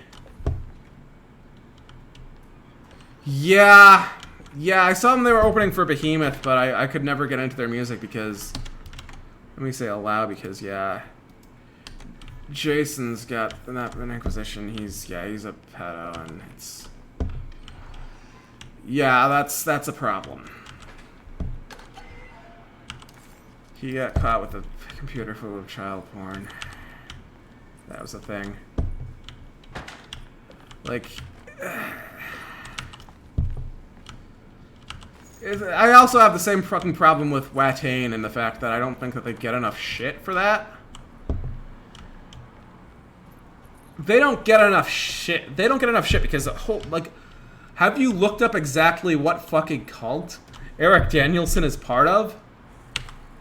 Have you ever and have you looked at what what the name of their first demo was? They're not ambiguous about that. Like, yeah, they fired Set Titan. Yep. And that's a spin-off, that's an offshoot of a different Hitler-worshipping cult that apparently wound up... There's an infographics show about them, or an infographic show episode about them, which points out that they're literally a Hitler cult. Because one of the people... Yeah... Well, he said that nominally. He said that nominally, but I don't believe that. I don't believe that he said that for any reasons other than PR purposes, because they wanted to tour, likely because they wanted to still tour in Germany. John, you don't. Yeah, the leader of that cult was Iranian. That John and Set were part of, and Eric from Watain are part of was Iranian, but. They're an offshoot of the Order of Nine Angles. And you know who was in Dissection at one point, right? Towards the band's end? Is literally one of the biggest neo-Nazi organizers in Northern Europe. who's abandoned music just to run gyms to train skinheads on how to beat up immigrants. He was in Dissection towards the end there.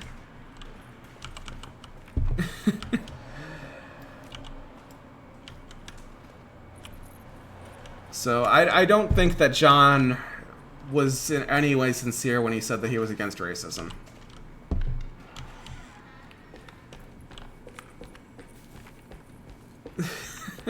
Like, yeah, he had a tattoo. I think that it was also part of it's the fact that, yeah.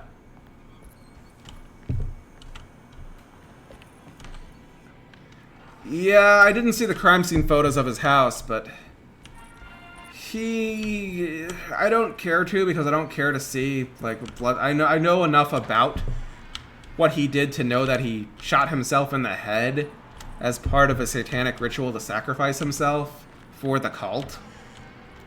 At one point, he was actually considering sacrificing his girlfriend before he decided to kill an Algerian immigrant. Like, there's a lot that's fucked up about that guy. It's a thing. It's a reason why I didn't bother to listen to the first 2 Dissection albums. Yeah, and usually if somebody out there says that they're a Satanist, but they don't like Anton LaVey, I treat that as a massive red flag. And I say this because that type of Satanism wound up in the news because A, there's a pedo ring around it, and B, one of the January 6th defendants who incited the crowd as a provocateur to steal Nancy Pelosi's laptop was actually a member of that cult. She is, and Trump said he wanted to pardon her. So I'm trying to, like, when I started this channel up, I rebranded because I wanted to be less political and to get away from politics, but the answer is no, I'm not voting for Donald Trump, I'm voting for Joe Biden. I can't support somebody out there who literally only cares about himself and what's good for him. And I guess if I've read... You say Teddy Roosevelt fan, I'm more of a... I am kind of centristy, but I'm in a normal era, I'd be considered conservative, but I'm center-left at this point just because of how far the Overton window is shifted to the right in this country.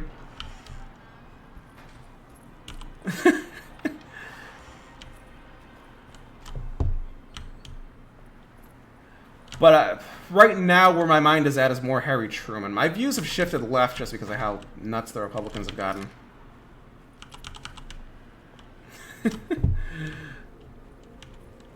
But yeah, no, Trump actually wants to pardon somebody out there who is part of an 09A offshoot cult. And because apparently he considers her to be a great patriot because she tried to, I guess, kill Nancy Pelosi and Mike Pence. Yeah, no. I think that a lot of the January 6th defendants out there were just caught up in the crowd. I don't think that she was, and I don't think that Stuart Rhodes was either. And I think that this is me trying to this is me when I'm trying to not be political. But if the topic comes up, I'm going to say outright that no, I think that it's terrible that those types of people are in my country, and that's impacted my ability to still enjoy Dissection's music. It's also the reason why why when I'm playing Call of Duty, I can't wear the ghost mask anymore. It's, again, January 6th was a watershed moment. I can't show any support for that at all. And I just won't. And it's the same reason why I've never listened to a full Burzum album. It's that Varg's inspired way too many shitty people.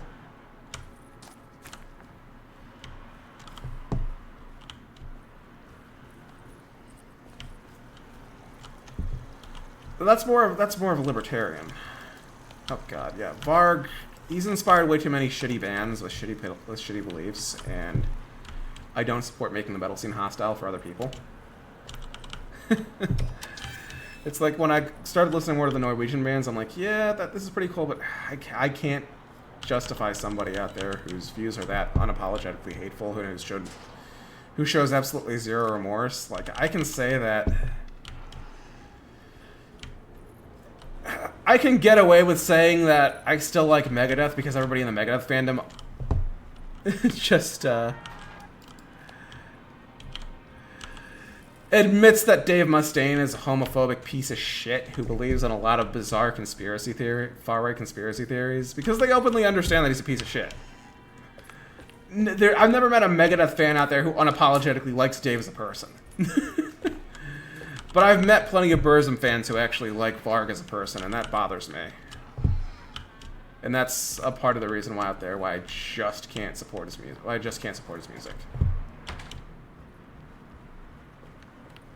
It's wedged shut. Yeah, ex-punk rockers... Punk's not dead. Punk will never die. Punk will never die. Like, right now, the current zeitgeist is...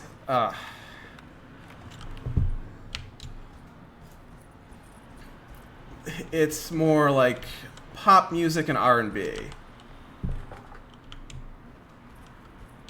That's currently what's popular among, like, teenagers today.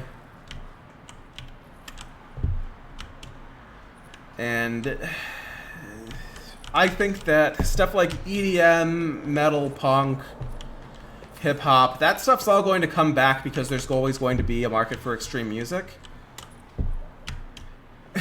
There's always going to be people out there who like...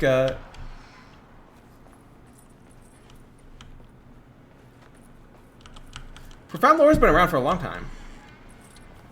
Profound Lore make their money by selling their artists to labels like Nuclear Blast and Century Media, who in turn make their money by selling their artists to major record labels. That's how the system works. The major labels make their money. They make their money largely off touring, because CD sales dried up in the early 2000s. For over 20 years, it's supposed to have been touring. That's how the labels make their money. The bands only make their money off merch. And yeah, you pointed out that Phil signed your petition. He actually demonstrated a desire to change after people called him out for for a number of really racist statements over the years. He actually demonstrated actual personal growth. So I don't have a problem with Phil. I have a problem with Varg because he's like, I've said nothing wrong.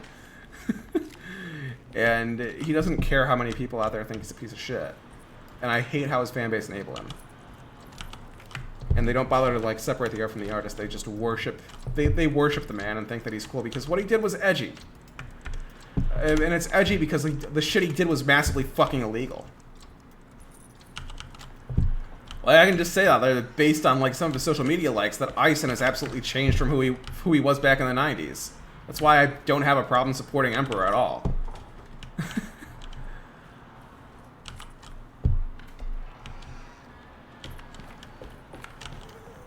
I am not entirely sure. Euronymous is the type of person out there who would probably have had gay sex just because it was edgy. But I'm not sure if that implied that he had any actual genuine homosexual feelings.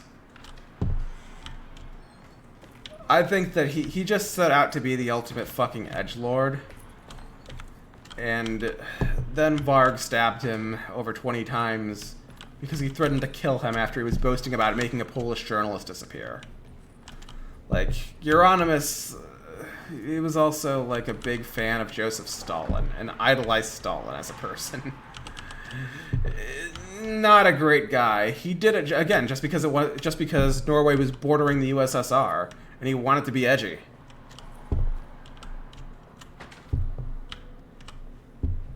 Mayhem hated everybody, and Helvete, like, you hear like some of the older Norwegian bands talking about this, and they're like, oh, at Helvete we hated everybody. We like deliberately kept the Demu, we deliberately gate-kept the Demu guys. We didn't want to be friends with our customers. They're open about that. That was Euronymous and the effect that he had on the scene, and that people were actually relieved when he died. Like, Varg's a piece of shit, but Euronymous was not much better. He was an incredibly talented guitarist. He was also just a good songwriter, but he was also just a piece of shit. This person, just unlikable. He was an unlikable tanky. Like,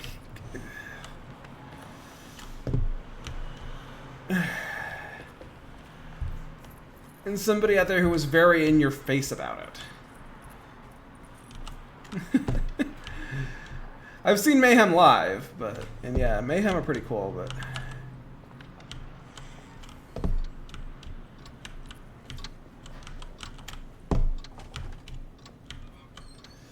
yeah, Euronymous was, he was large, like,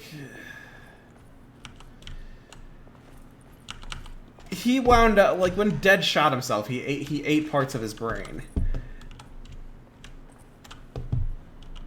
Frost, you mean Satyricon? I'm not a huge fan of like Black and Roll or Death and Roll.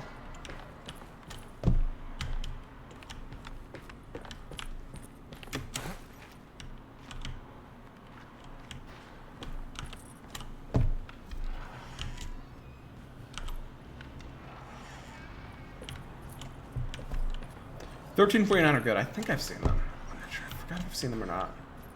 I think I did. Apparently, I found out I was covering a ticket for Anthrax, and I found that I'm like, oh. And it's just I didn't even realize that I saw Anthrax. It's because I I like Scotty Young's guitar playing more than SOD. And Anthrax, I could never get over the vocals from either Joey or Stan.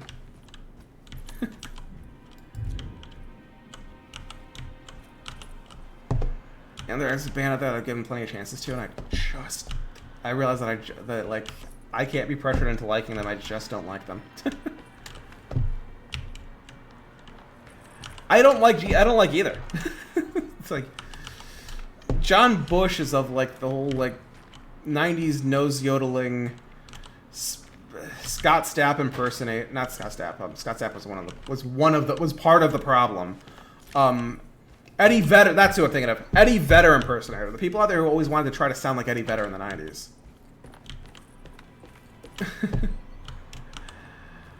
Like, I could never get into, like, John Bush's vocals in Anthrax for the same reason I can never get into Scott Stapp's vocals in Creed. It's just there's a lot of problems that I had with that. Where it was... You see, I actually like Mikhail Ackerfeld. I just wish that he would go back to doing, like, harsh vocals in Opeth again. They still do those songs live. So it's not like they're embarrassed by that material. I just want to know why they're not doing any of the heavy stuff anymore, and why he's trying to like do more like 70s prog rock with Opeth. Like, I don't like the direction that Opeth and All That Remains took.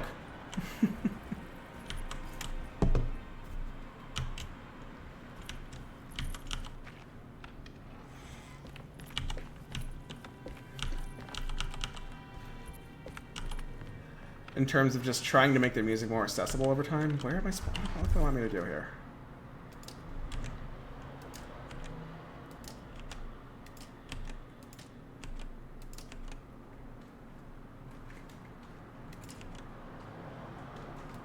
Oh, there we go.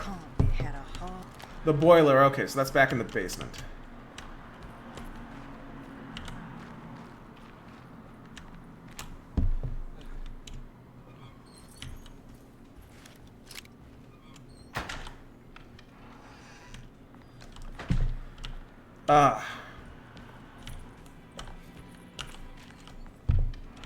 I don't understand the comparison you're making there. Chuck Schuldiner was a legendary guitarist who... He sadly died way too young of cancer, and... That was celebrity death which gutted me as a kid. I think, like, the celebrity death which gutted me as an adult was Carrie Fisher. Oh, really? You see... I have a problem with that because I like the older stuff. Okay, so all right, so I can do that.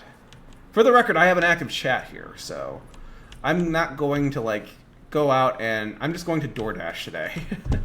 I said before, I'm trying to lose weight and trying to stick to a diet, but in this case, I'm not going to go out and make myself lunch. I'm just going to like say fuck it and.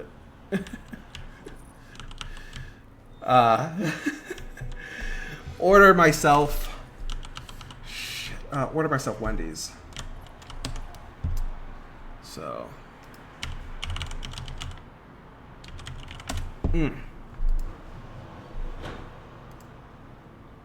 Alright, it's on the old, it's on the other email. Alright, so try Google profile.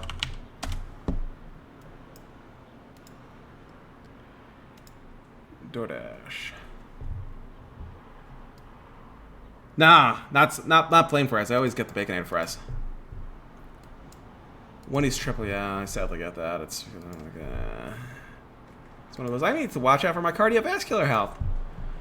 Oh, when here's fast food. Oh God, I have a love-hate relationship with it, where I try to avoid it like the plague, but sometimes I just cave, and today's one of those days.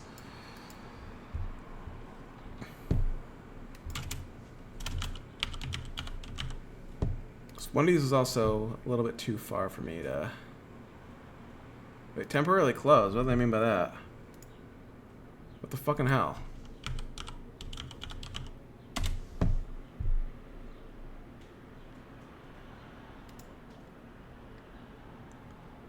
It says it's open. It says it's open on Google. They opened at 6:30. What the fuck, DoorDash?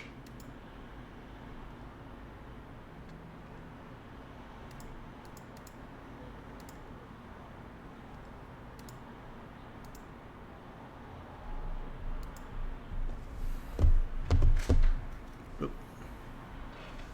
10:25, and then it says to 10:30 to 11:30 p.m. 10:30 a.m. to 11:30 p.m. today.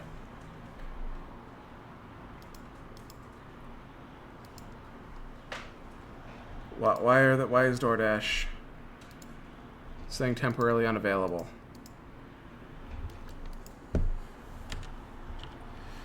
Yep, Burger King have a new buffalo wrap. It's probably shouldn't be boasting about, because I'm like, fast food is terrible for your health. Don't eat that stuff. Fuck. Eat that stuff. I mean, I just have been having like small chicken sandwiches for most days for the last week, so I've been trying to do good things just because I miss my having a knack.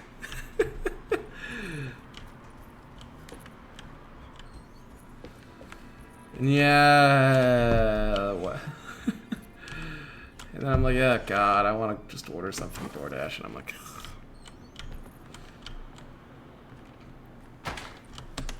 yeah, I'm like, let me try this again. See if DoorDash is open for other places. They can't do this. Is DoorDash just opening Subway?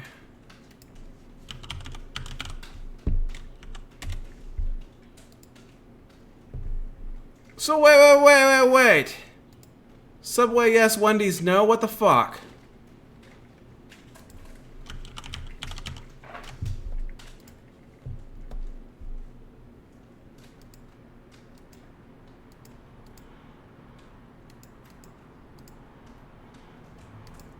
This is bullshit. They're making me have to drive out, put up a BRB screen and drive out there. Not accepting orders, temporarily unavailable. Fuck you, DoorDash. This is on your end. Alright, I'm gonna try to get a little bit further into here. Actually, no, it says I have to get into the basement, so I'm stuck. BRB. And I hope you enjoy the Guilty Gear soundtrack for like the next half hour while I go out, buy some Wendy's, and then come back with it. Uber Eats! Oh, right. Yes, thank you. You're a lifesaver.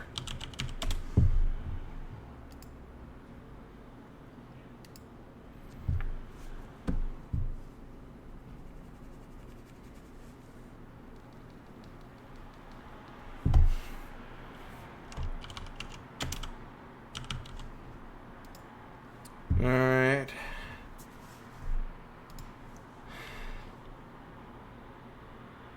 Where is it? Wendy's.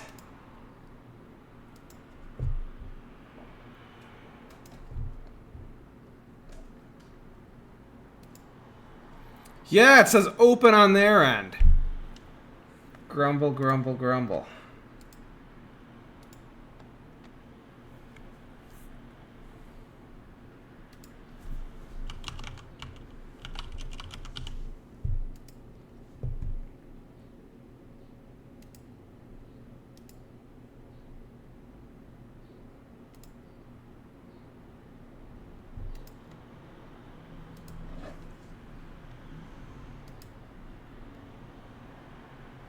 Linked with other guild tab. Fuck, I gotta switch over to...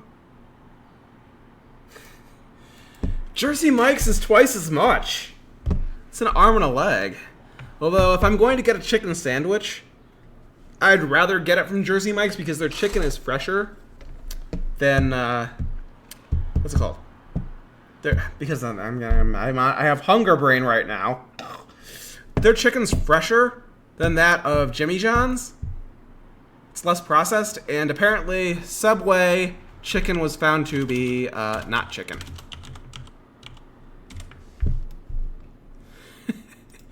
It was found to be not chicken, and I'm like, and mostly tofu, and I'm like, that's disgusting. And apparently they couldn't even figure out which species of fish their tuna was.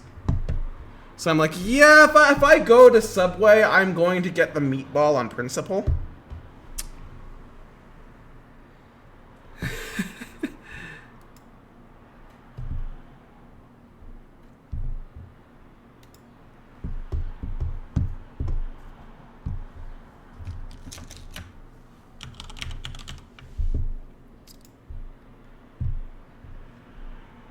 I would get that on principle.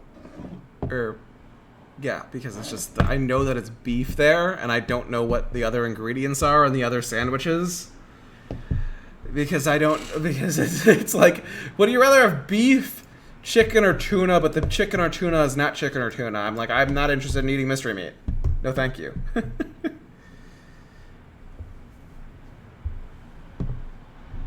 Yeah, you see, I get the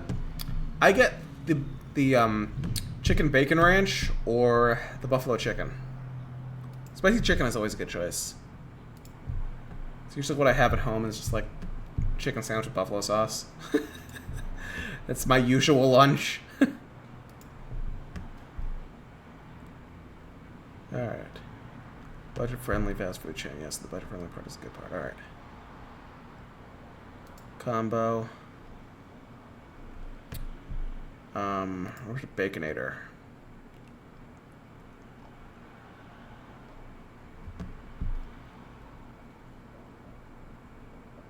Pretzel Baconator, yes. Because they have pretzel buns, and that's good because getting a... Usually you have to go to one of the like more upscale burger places to get one on a pretzel roll bun. But Wendy's at least offers you that. And that's good for a chain. That's why I prefer them to McDonald's or Burger King. And McDonald's is so blasé that McDonald's is what you eat when you're taking a road trip. And if you're driving for 5 hours, you'll eat McDonald's because you'll eat anything and they're present at every fucking truck stop. Yes, with Asiago cheese.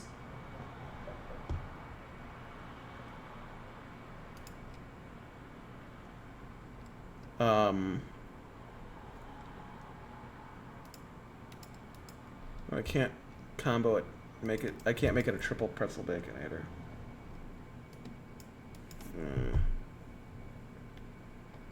On Uber Eats, you can. Why did DoorDash do that to me? But the Subway's in the next town away.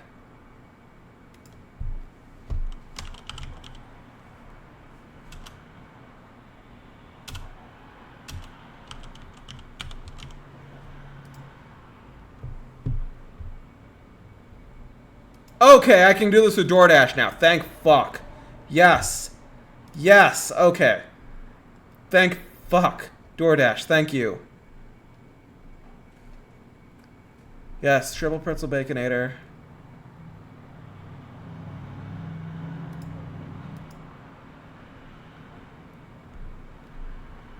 Yeah, with no onions.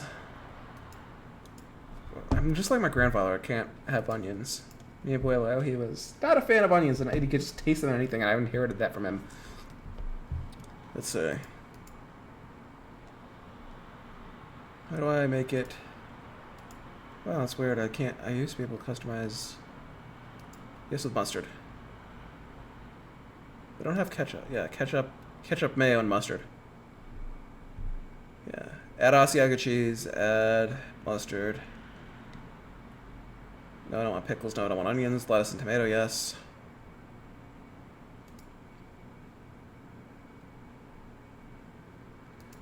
Coca-Cola, yes. Baconated fries, yes.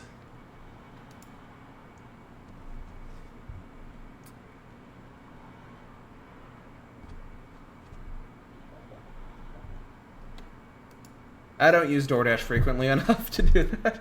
I'm just not working today because my new job said they couldn't process my background check in time yesterday, so they sent me home.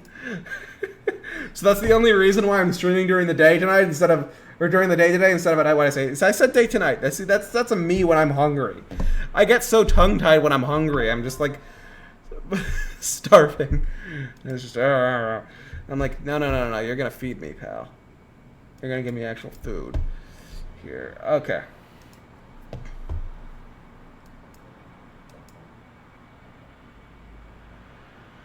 All right. Here we go. Back to the game where I try to figure out how to get back to the basement without doors closed now.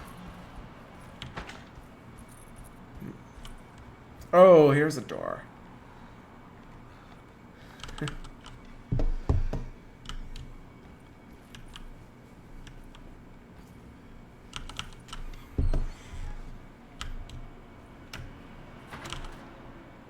You know, Mr. Waits, I saw a piece of the plate that Liza broke. I think she's been hiding them. She's not very good at it. She just chucked it into the little room with all the tools behind the boiler. I left it there. I didn't want to embarrass her by picking it up while she was looking. We went upstairs instead and played backgammon. I let her win, because she's so unhappy. The piece looked like the one on display in Cassandra's room. You know about that one already, right? Or is your eyesight really that fuzzy? I hope you don't feel bad about your glasses. You only look stupid when you squint. Maybe if you had more eyes, you would see these things. I wish you had all the eyes you needed. Your best and favorite guest, Grace. Oh, so she's making friends with the patients here. Okay, that's good. Alright. It's another plate for the talisman. Like the other one that's broken. Okay, so to do this, I need to do something else too.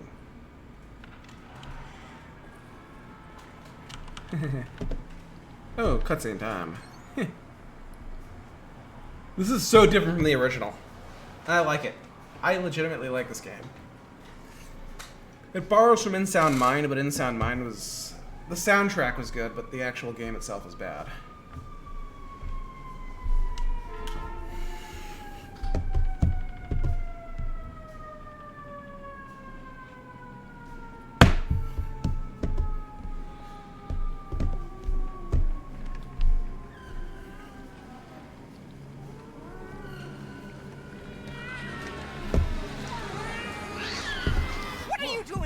Kitchen. I assure you. Oh, no, I'm sorry. I promise you. I Mr. Hotwood is I was just nowhere looking near my for- kitchen, and neither should you be. Don't make me I kick didn't you mean out to. of this house. Sorry. Now get out.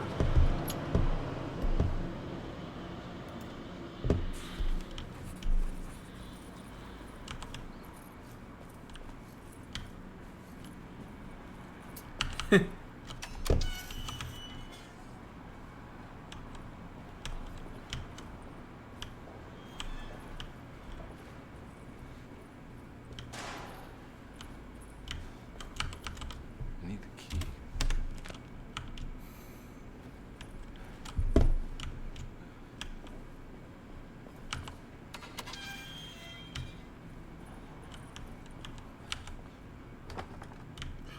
Okay, something spooky's gonna happen here. I'm sort of counting on that happening. Alright, only one room I can enter into, which means there's going to be a jump scare here. I've taken a number of classes in game design. I know exactly what I'm talking about here. Oh, that's the boiler room. I just want to think straight again. It's 10 minutes. Let's see.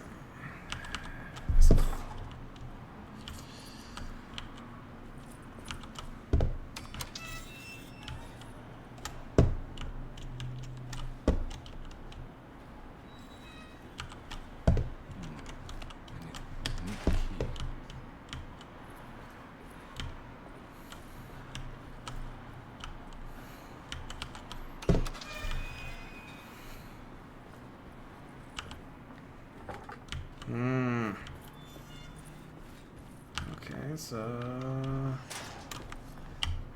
Okay, so objectives are... This is not part of the but also investigation thing. Okay. The housekeeper was furious to find him Let's find searching through the kitchen well, and bring had it run across. him out of the room. There was some...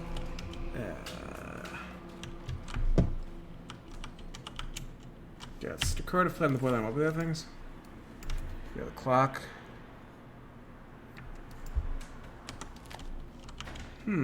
I guess it's the plate in the well.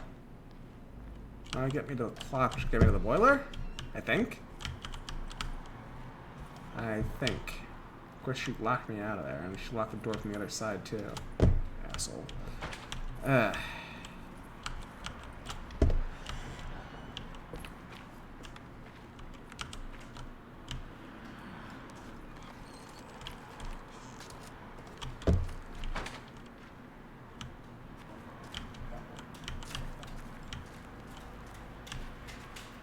Okay. Oh. Son of a bitch. Why am I...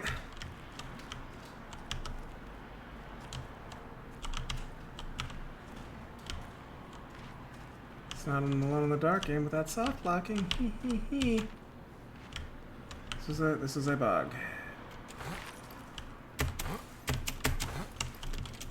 Let me move! Alright.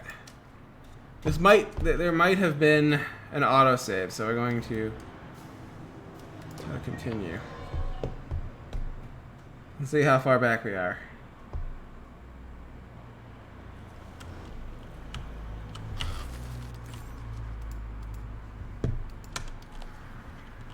Do I have a hose?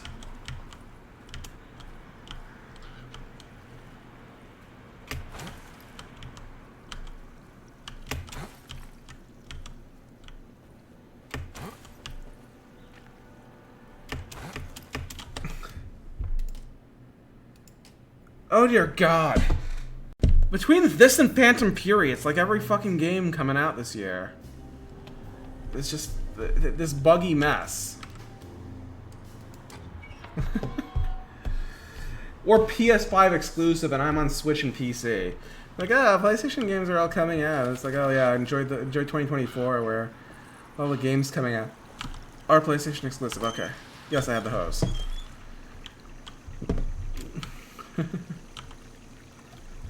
Alright.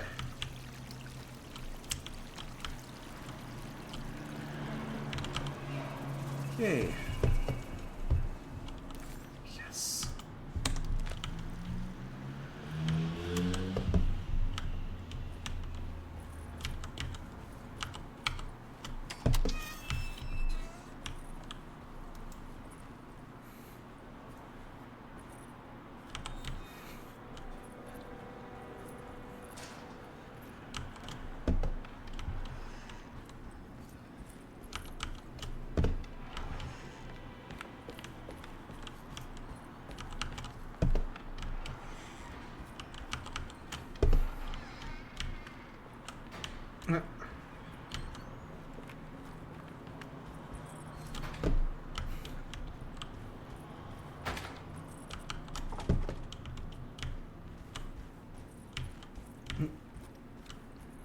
It's Gwen's shot.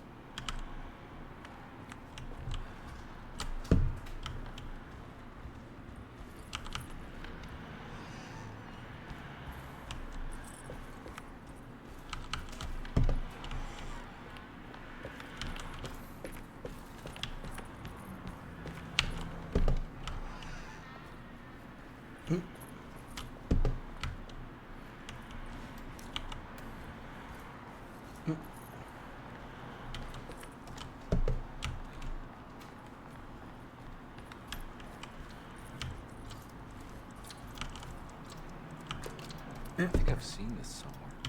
Okay.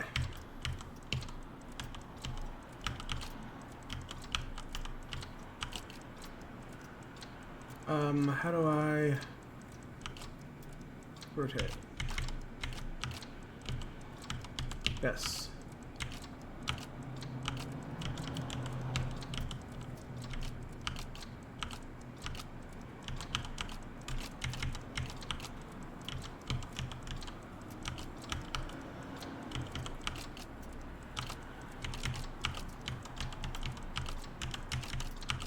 There we go. How do I tell the difference between these three pieces? These all look the same to me.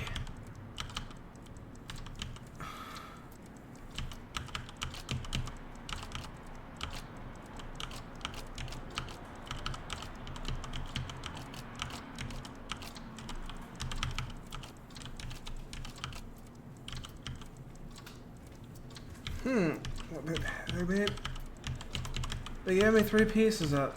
Oh, I see what I'm supposed to do here.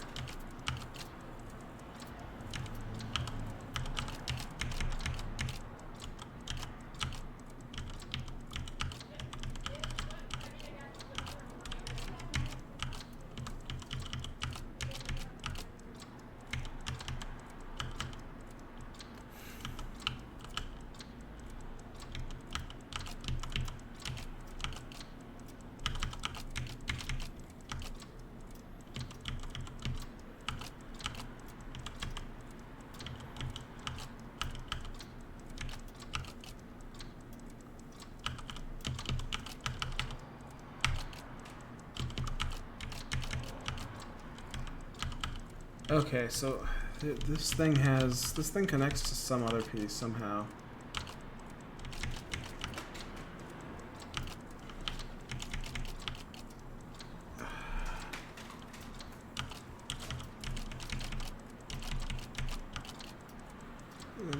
But then no, this doesn't link up as well as this does.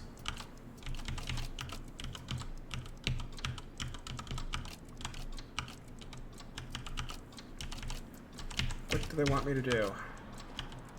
Something, something.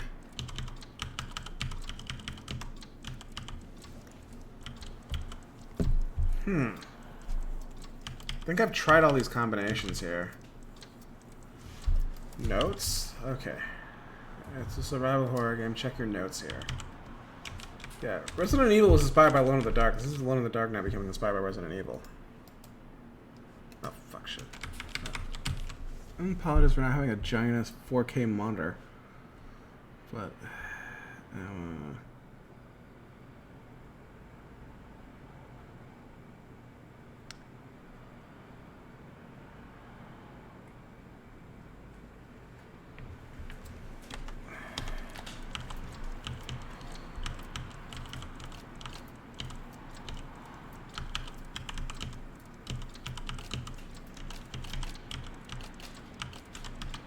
no, that's still wrong.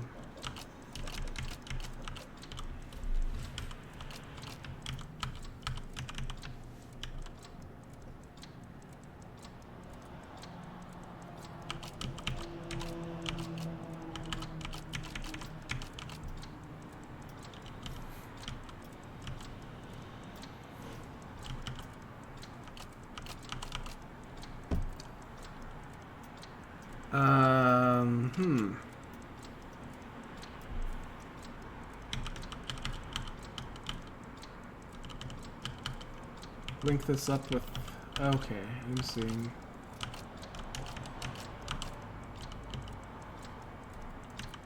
Bloodstain's kind of linked there, but then where does this go?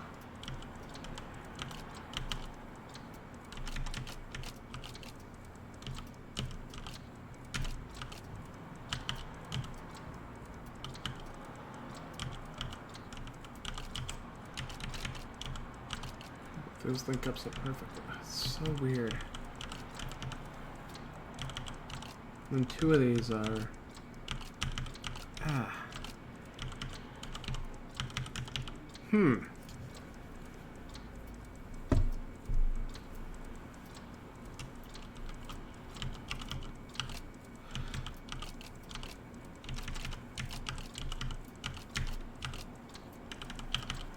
Okay, I think I've tried all this.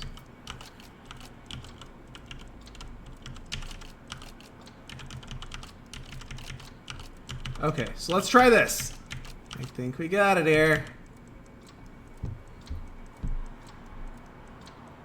Is this that?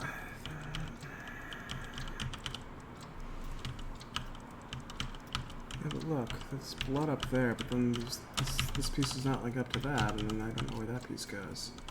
I think it is, think I saw like some streaks there.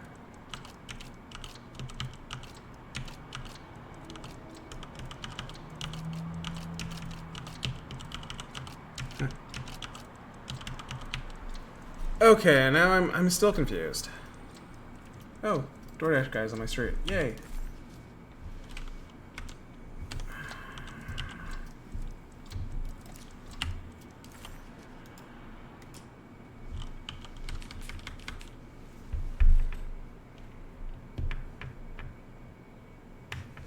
Rotate the puzzle, I think.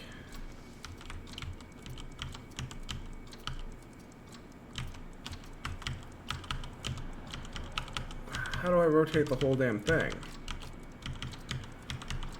Ugh.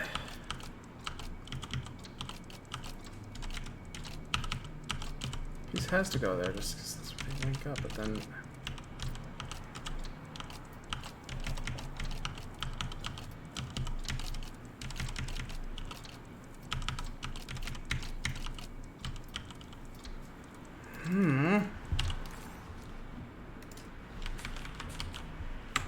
Commonplace book. Let's think if this is the note with that.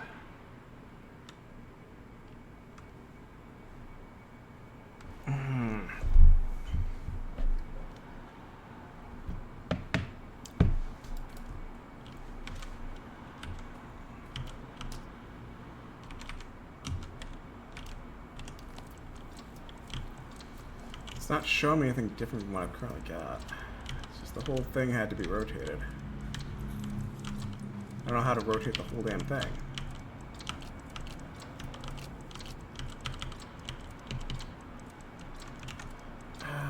Alone in the Dark Club. Oh! DoorDash is here! Woo!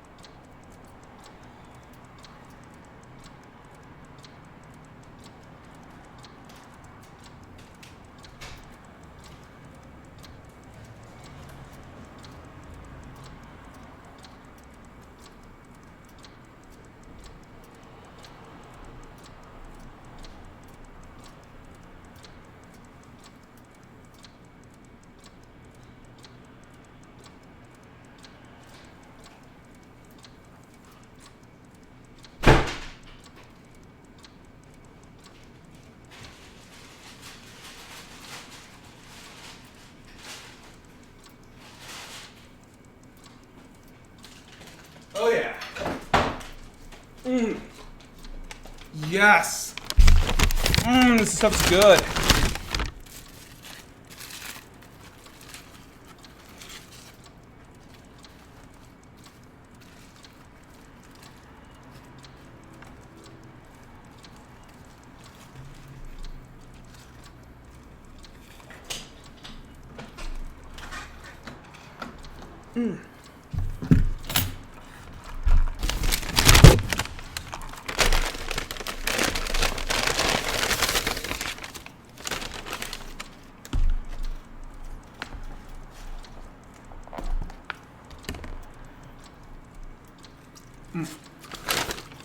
Mom.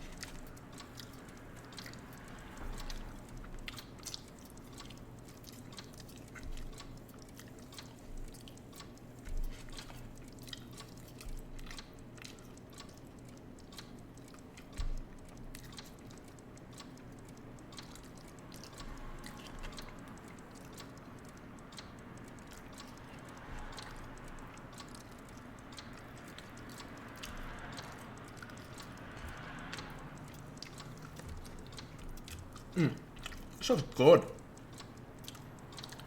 Mmm. Nom burger.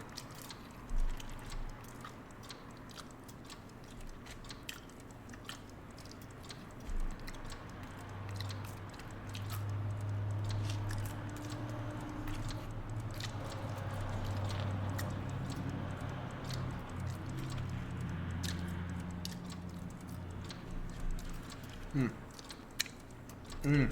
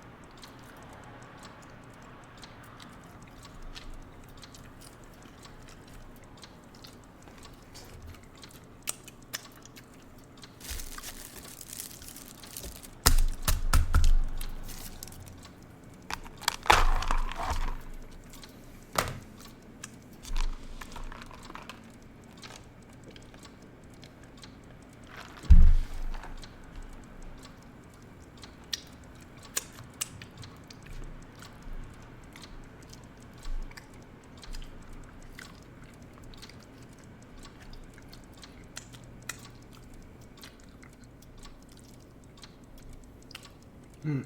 This is good. Mmm. I love bacon egg fries.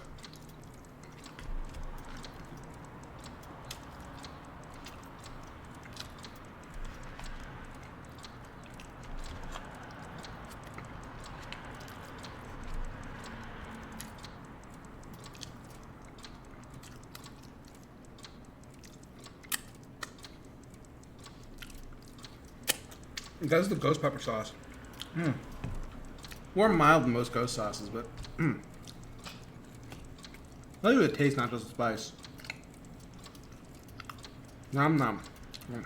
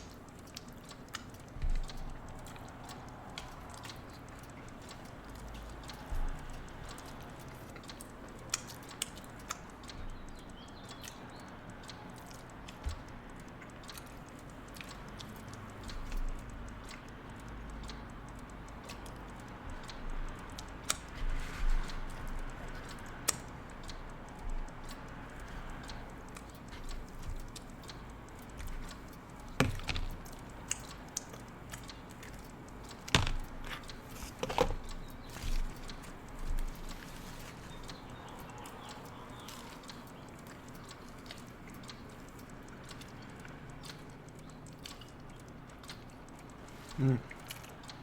Best burger ever. Mm. Mm. Mm. I can have cheeseburger. Mm. Love this thing. Ah.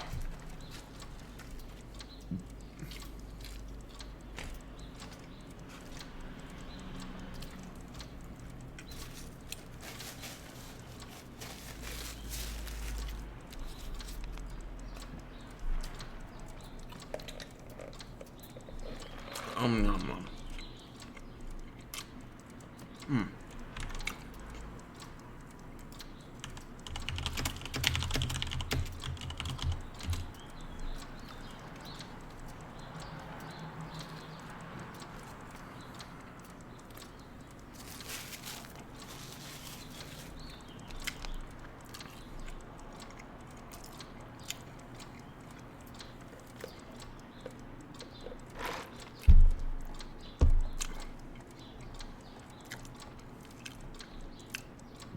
Mm-hmm.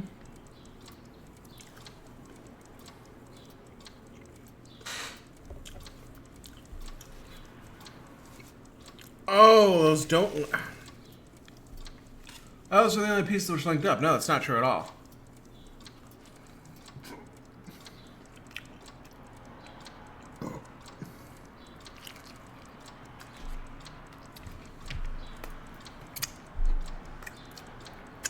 Okay.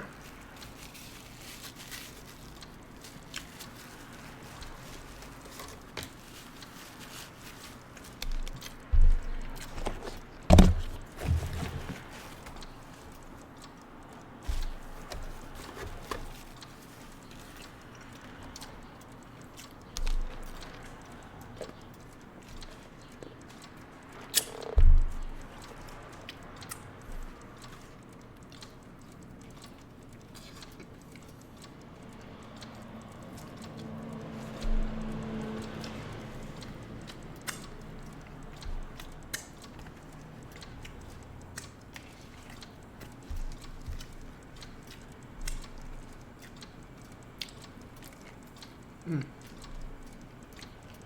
Mm. This is good.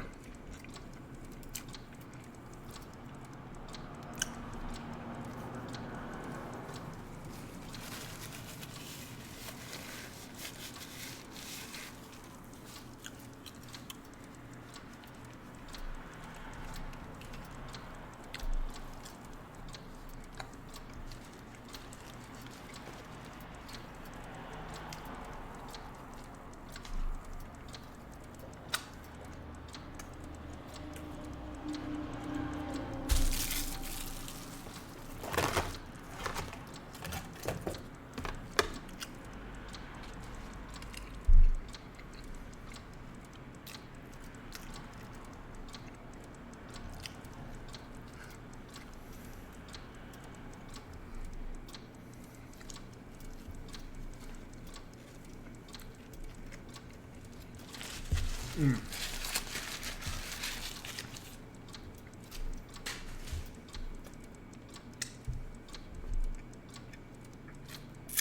Mm. That's really good stuff. Okay, I like it.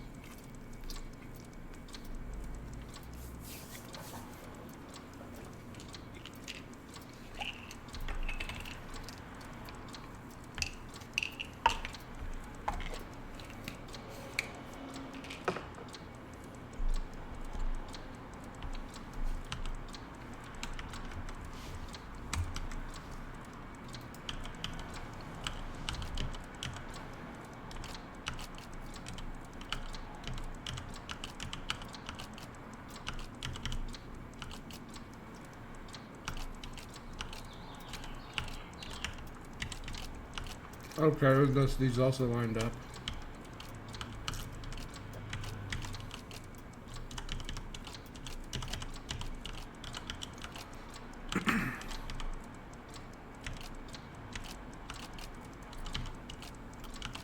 Okay, this is bloody, this is also bloody then, yeah. Okay, now I see it. Okay, I didn't think there was any other there were any other lines which would line up. No, there absolutely were. Okay. Heck, Weez. I think the clock broke. Maybe it just stopped at a very precise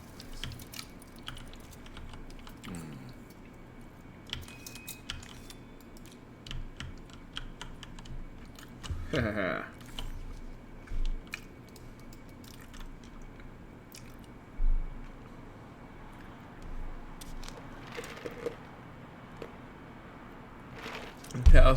House numbers hidden on the clock.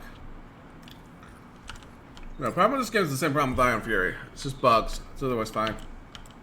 The other was like, oh yeah, Ion Fury is still bad regardless. I'm like, you don't know what you're talking about. The game's still fun. Alright.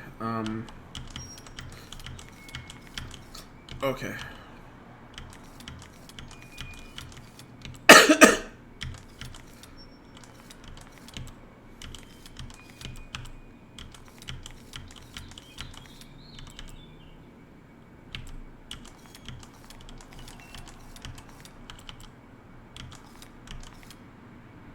Okay, 050.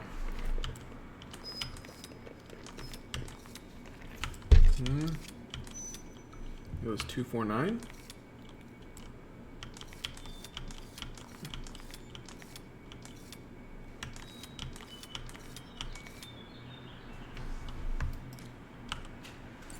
All right. Apparently that wasn't it.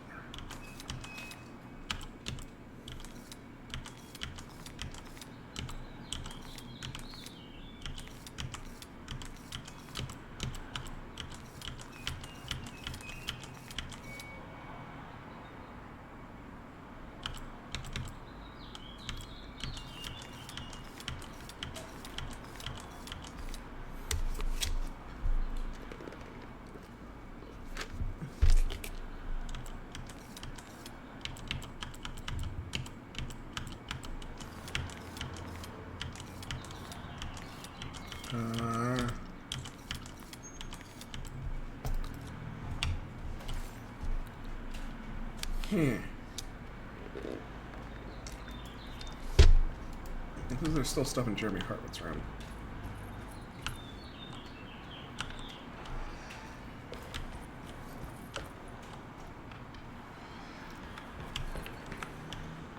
This room is still red, so let's look around in here.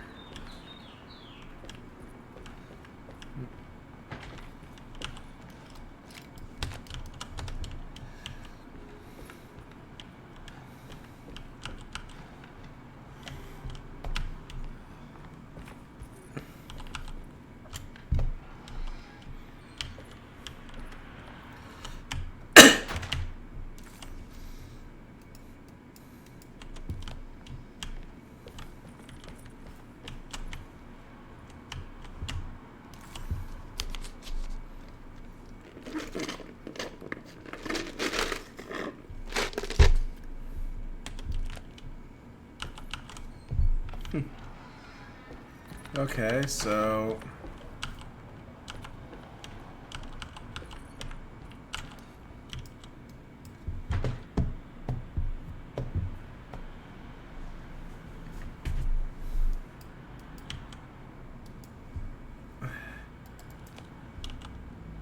I have nothing to use on that. Okay, so that's why it's still red. Heh.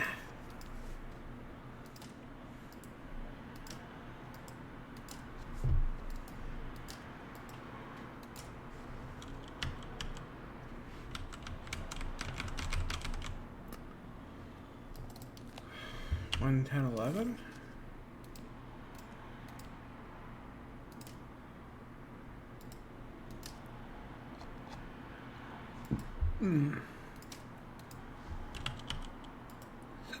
Those are patient records. History of this place.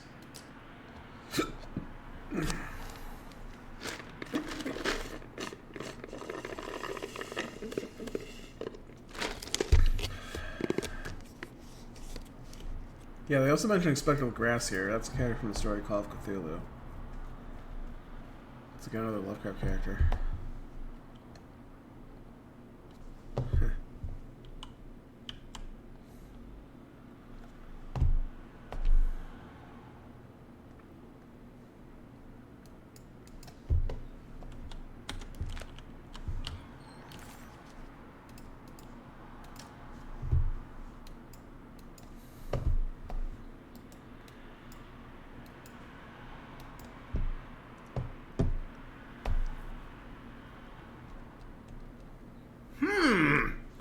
What the shit?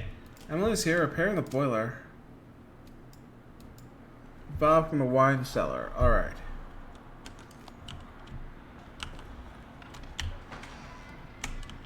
And then where is the wine cellar? Locked. The game wants me to do this first. Alright. 3, 6, and 4. Alright.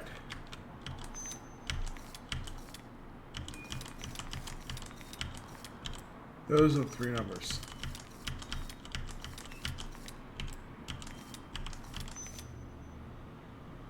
Alright.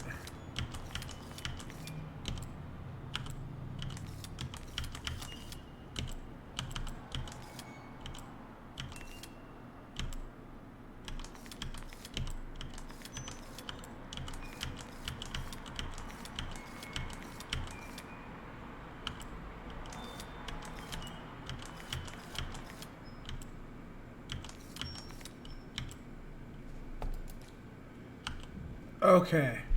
3 for the small one.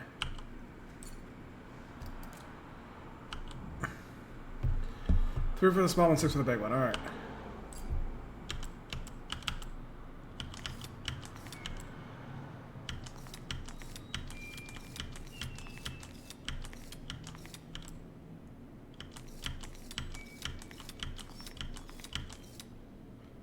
Okay, that's the hint. Alright. There's a picture in the black glass. It's showing me something. It's a hallway outside Jeremy's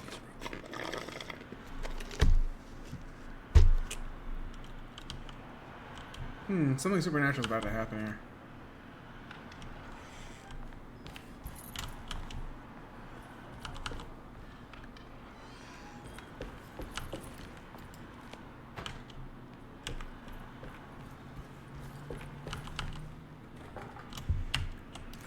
Objectives. Well, Room revealed. Oh, what the fuck?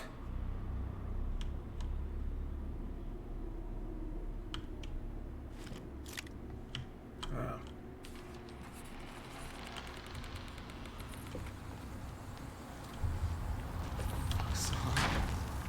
I made it. I'm gonna encounter something terrible here, aren't I? Another one of Jeremy's memories. Ugh.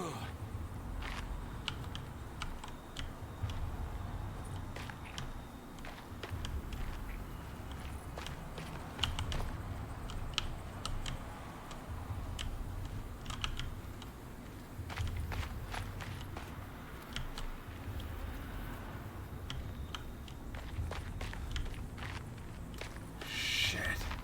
Hope there wasn't anything in there that I could have picked up.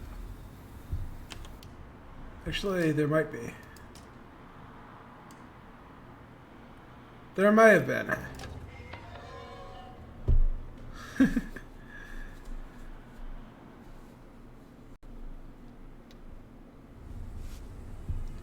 Ah, fuck, I'm stuck back here. That sucked. Oh, well.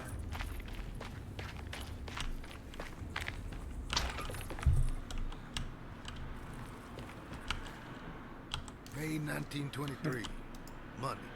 All okay. Ready for delivery. Maintenance. Oil pump must be serviced. Any tampering causes large spills unless properly forestalled. Tuesday. Shipment delayed but delivered. Maintenance. Service bridge close to broken. Wednesday.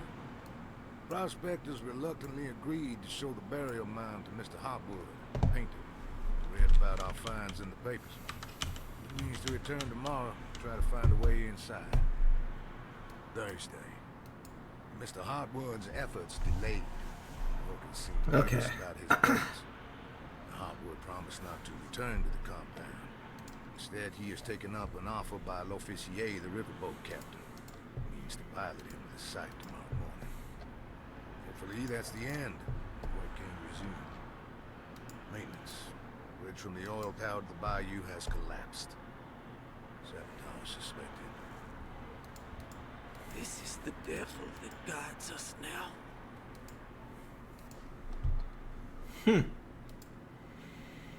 Okay.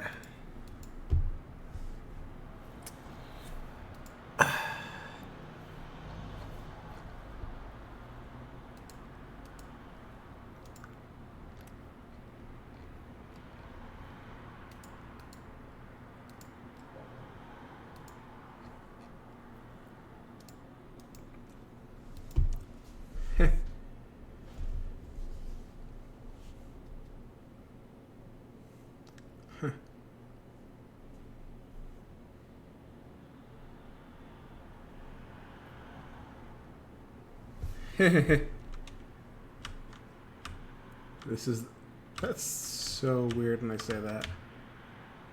This is the devil that guides us now. That's freaky.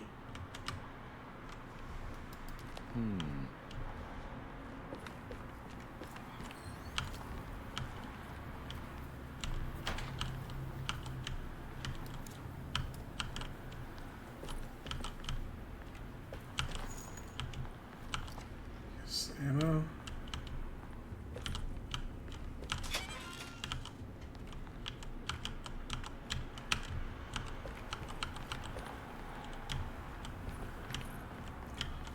I open these drawers, but I can't pick up whatever's inside them.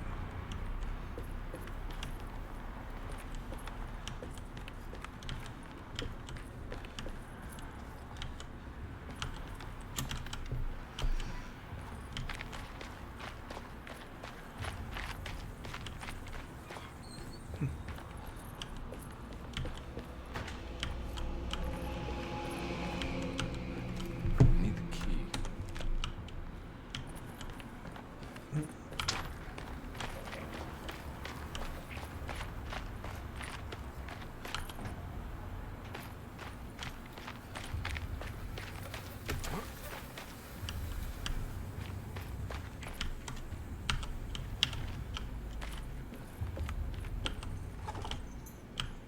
Locked.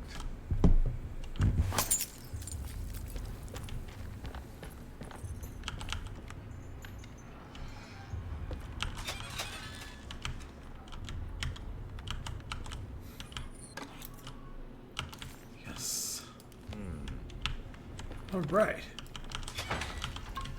I got a flashlight. I got ammo. Oh.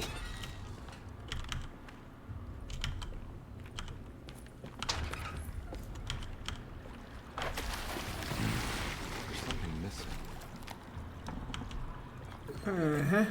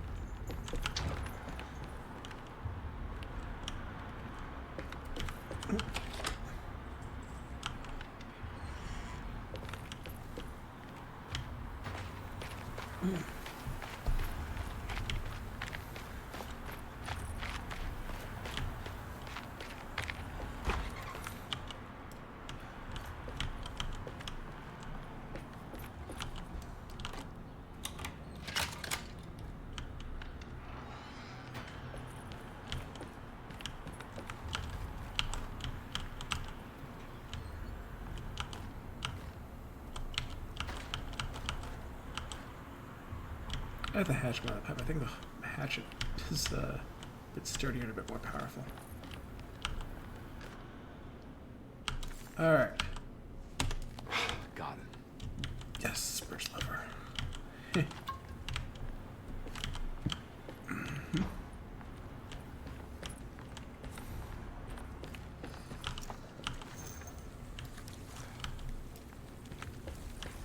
Nice. Give me ammo. Oh no, that's the melee weapon.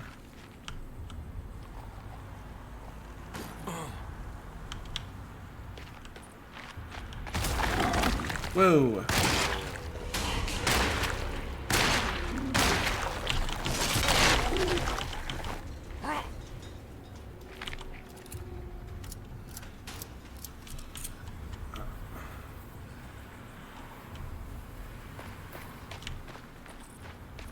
Okay, that thing's dead.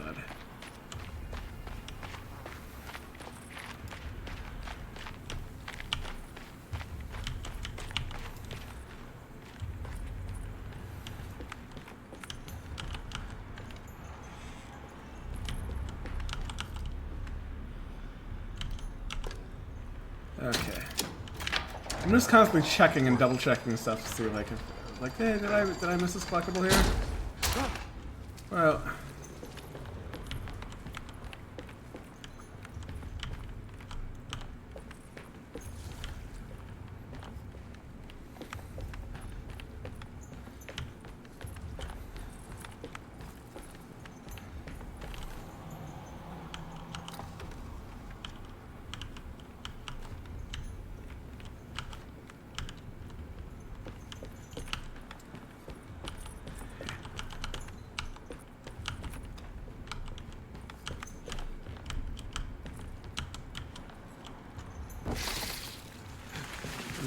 whoa!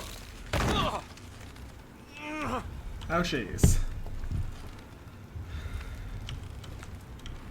Hehehe. I'm gonna get back in there because I think I missed something. This is what I was trying to pick up. God damn it, I can't do that. Oh, well. I'm gonna be doing 2 places this anyway. Maybe more, just so that I have an excuse to hold on to this and be able to binge True Blood without fucking up my movie schedule that much.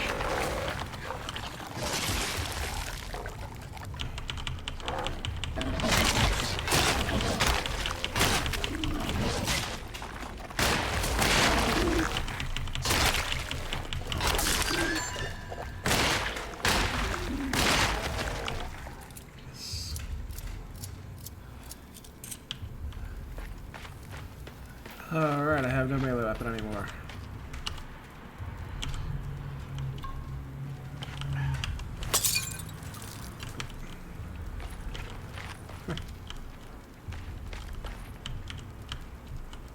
Yes, melee weapon. Okay, I got a new one. That's good.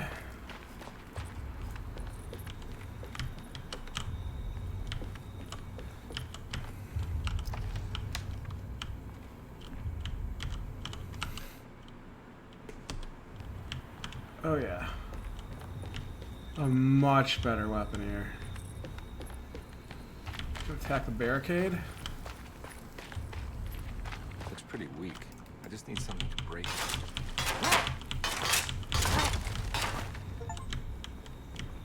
Okay. I like that achievement title there. The Veneer of Civilization.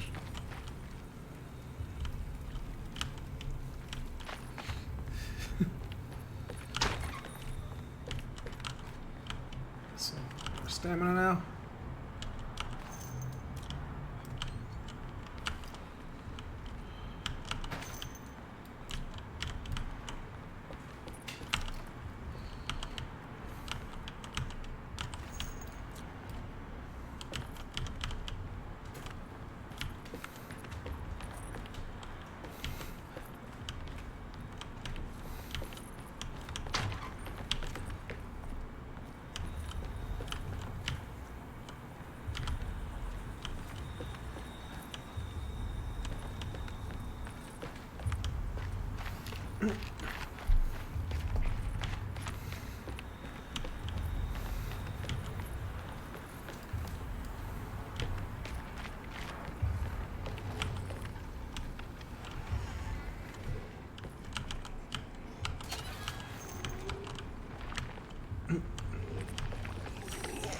Oh, hello. Bad zombie.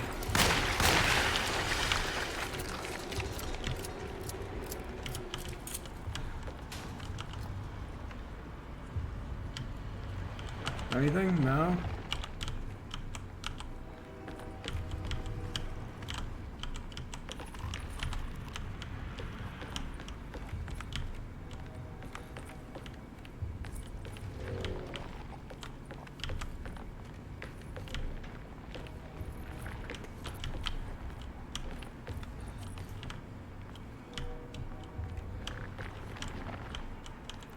Okay, I'm hearing an enemy here.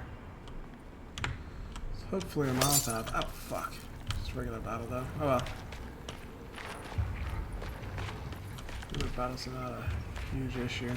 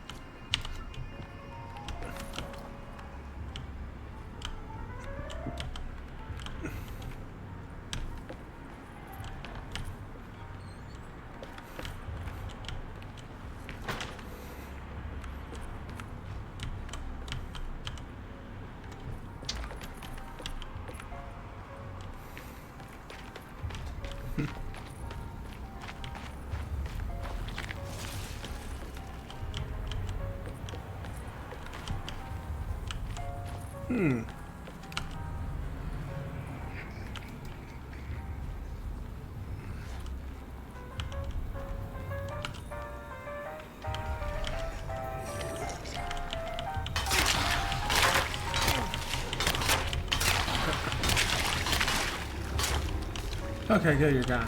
Ha!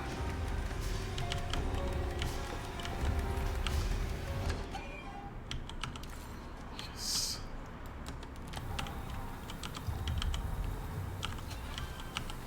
Alright.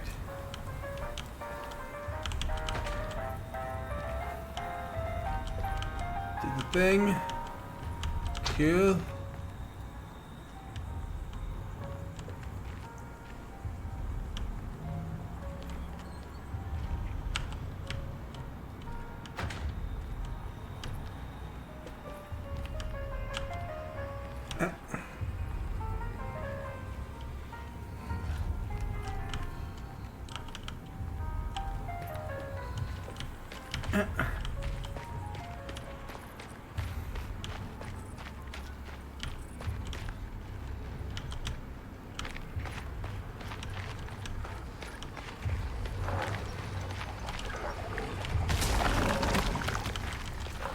Well.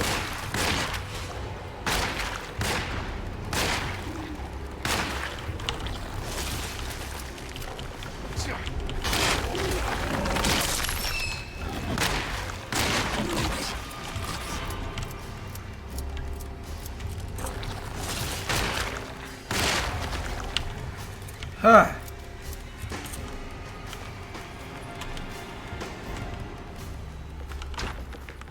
Isn't there another melee weapon I could have grabbed here? Okay, not in there, but that's close enough.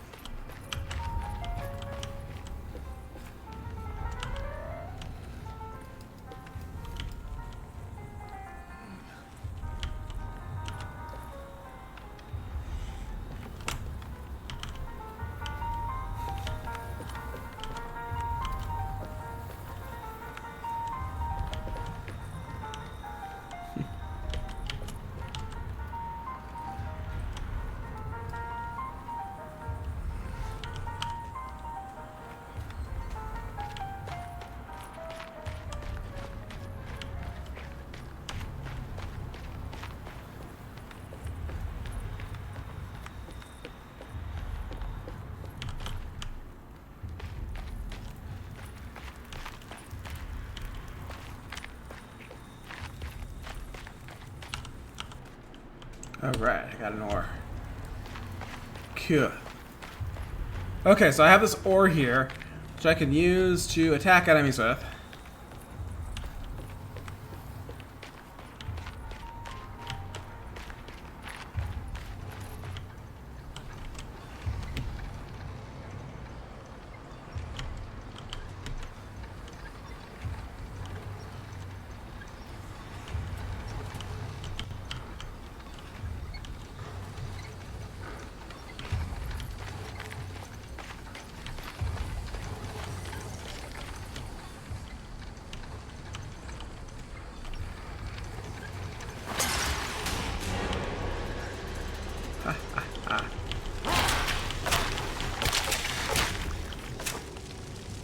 There we go.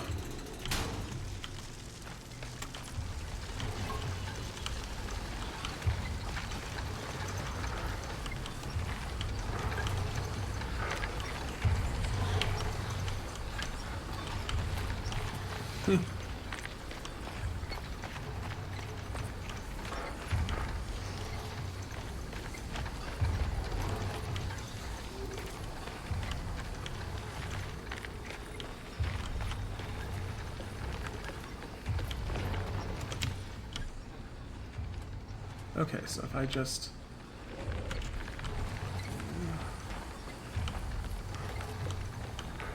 Can I get down there this way? Okay.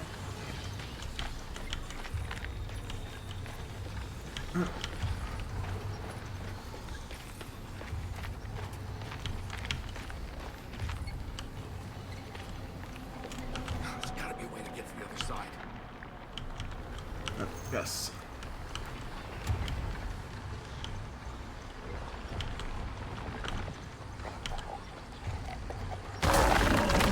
Oh, fuck.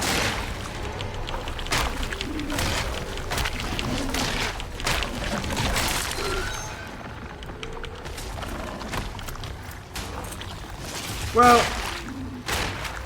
go back to Half-Life.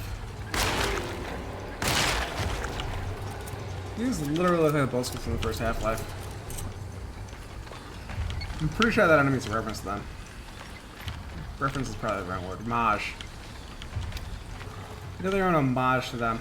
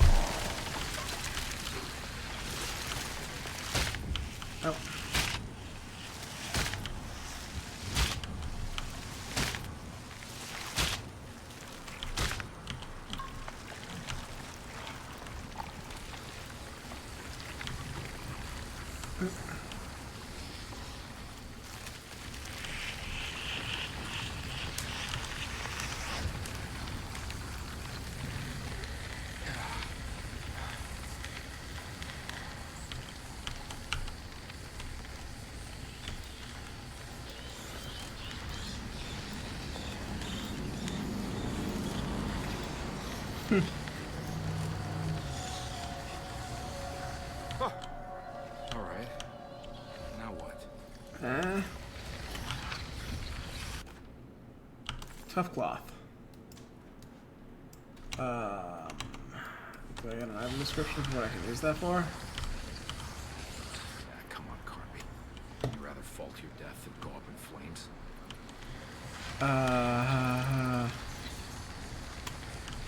I mean, considering what it looks like down there, falling to my death is also dying in flames too.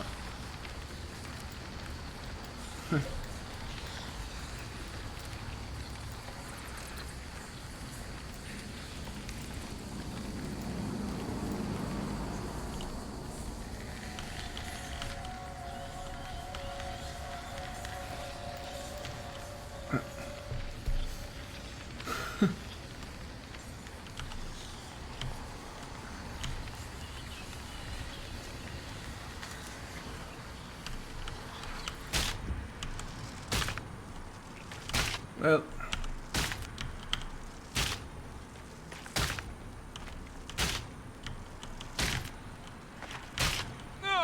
God fucking damn it! Administration shame. Alright, hit E instead of enter.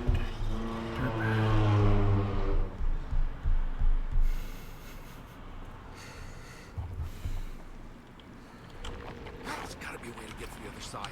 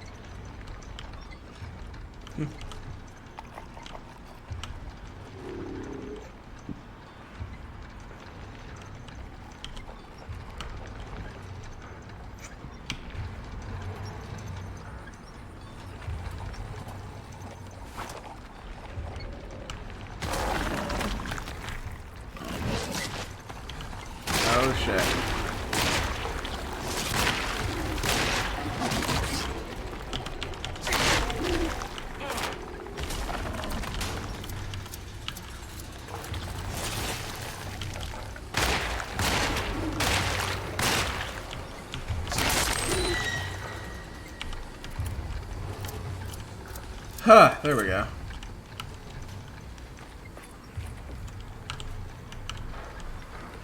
Okay, this time I remember to pick up a melee weapon.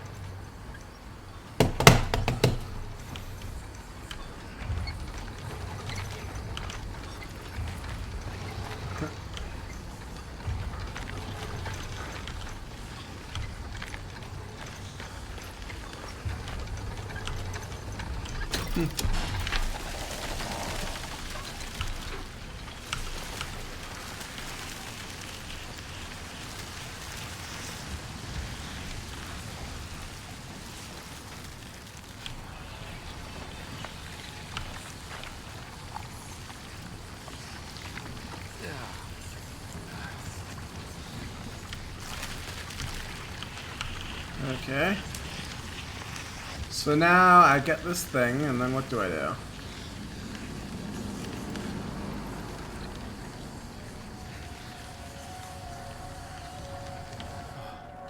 Alright.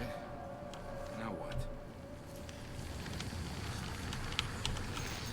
Alright, at least I found another bullet.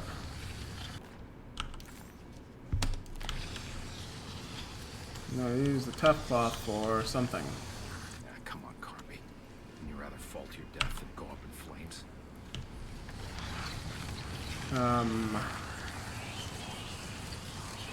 There's now an oil fire, which is bad.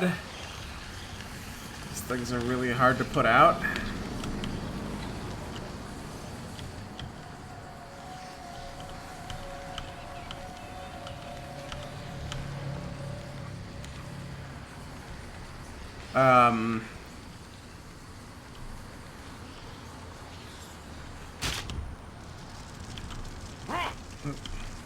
Oh, gee, yeah.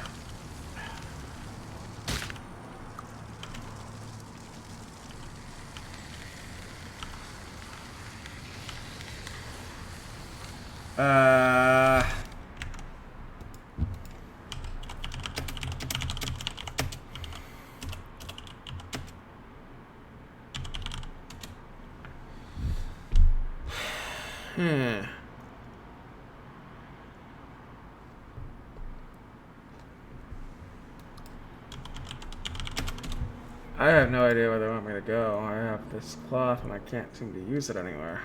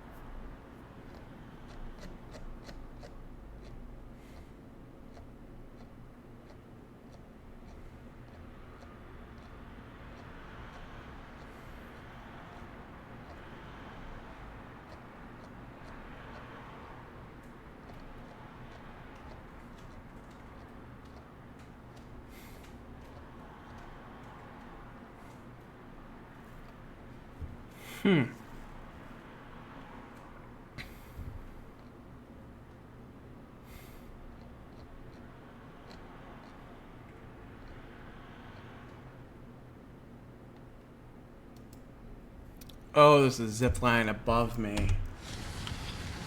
Okay. I thought I'd have to go back.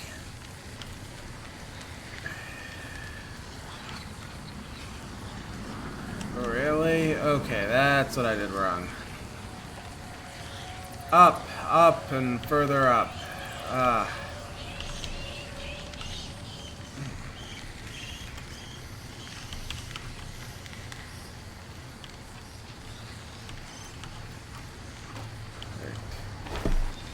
There we go.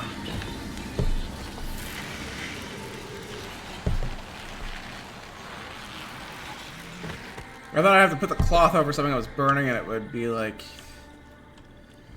non-flammable.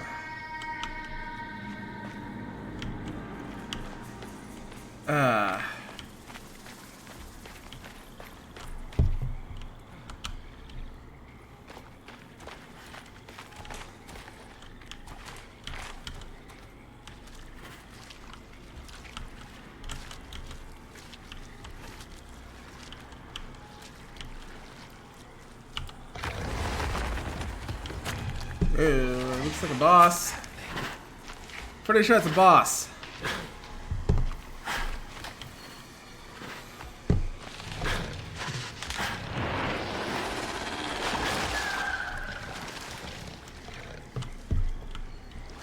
That looks like a boss fight coming up.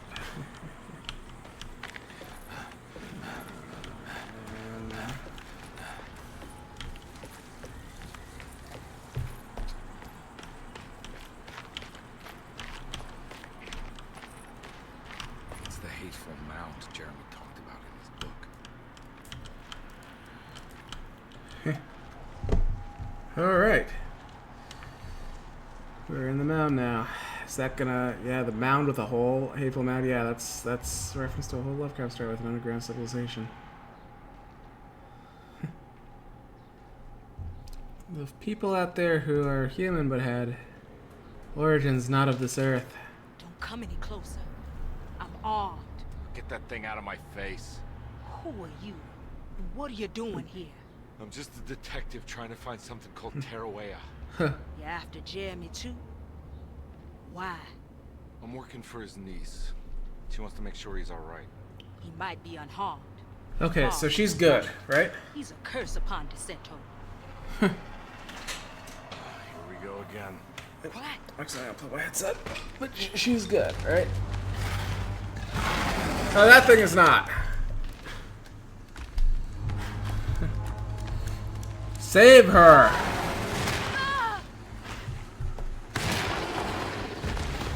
Alright, so this thing's gonna be a boss, isn't it? No, I wanted to save her! Oh, Christ in heaven.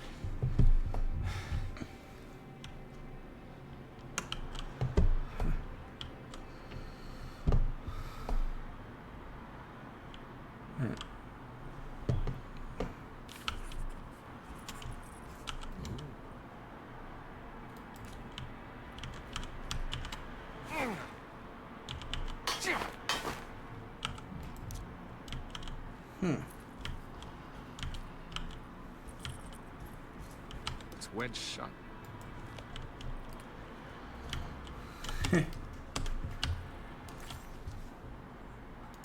It was a bust. The oil rig and the hateful mound led him nowhere closer to finding Jeremy. Conde was sure he had struck gold when he found Jeremy's bag, but it was just a trap set by Lottie, another of Deseto's order. Alright, what's this?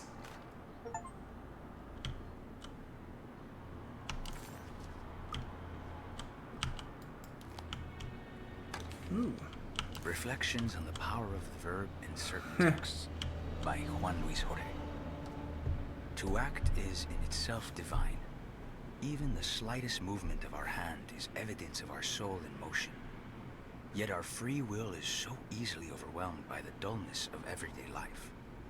Our actions become rote and rigid, in spite of luxury and comfort. True divinity is found in the choice of leaving the stage where we all perform. People who discover this freedom unexpectedly will be struck by the terror of this revelation and become paralyzed, or worse, turn to suicide. However, if you are able to weather that storm, you will discover that there is a divine path beyond that fear. There is a chance to dismount your destiny and make something new. Something that hasn't been planned for or predestined. There is difficulty in explaining this type of acting, as it transcends our everyday choices. This isn't some banal decision choosing one career over the other. or even who I should marry. Leaving the stage, no matter how, isn't a matter of course correction. It's a rejection of the story that the creator is telling.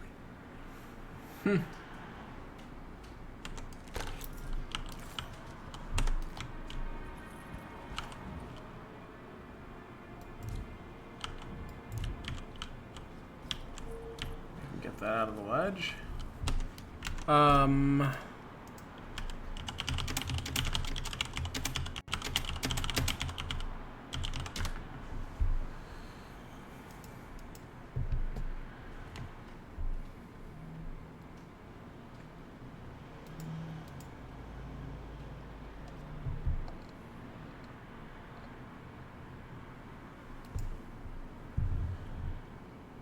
Okay, I find these after that. Reception room, drawing room, and Batiste room.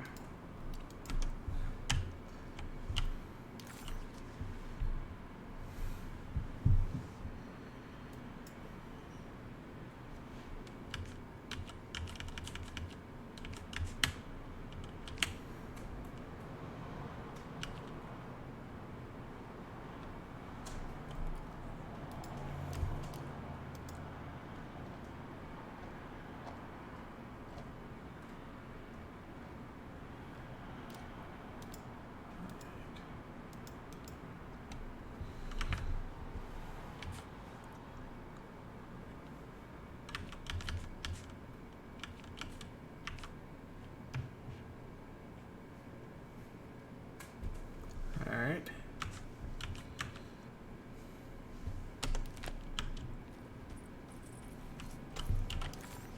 And then it's, what was the set called?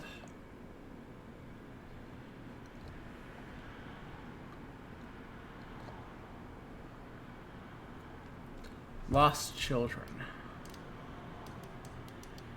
Okay, I already have 2 out of 3 of those. Good. Yes. Okay, yes.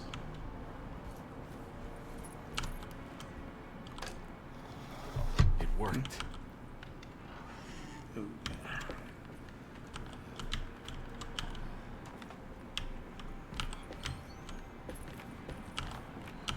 I think I have everything I need.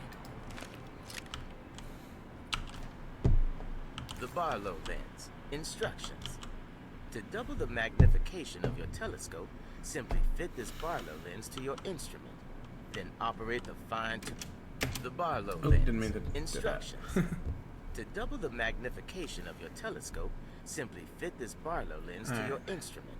Then operate the fine-tuners to adjust the distance between your lenses. This is easily done while looking through your eyepiece. Simply search for a position where your picture is clear and appears flat. When correctly tuned, your telescope should present a clear picture with magnificent magnification. Okay.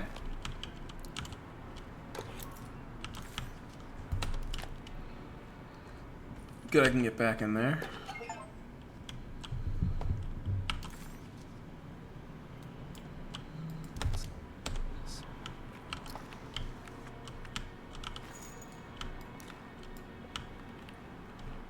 Okay.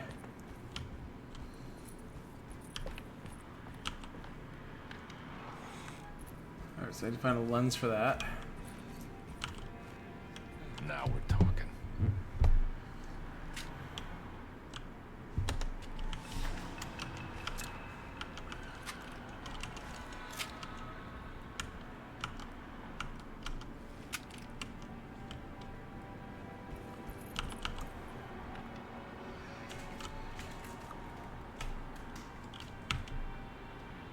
I thought I could talk to Ruben. Maybe it's only as Emily.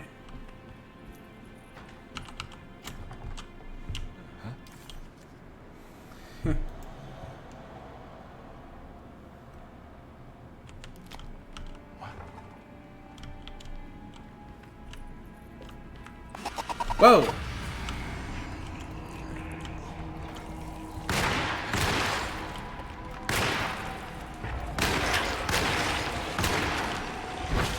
Oh.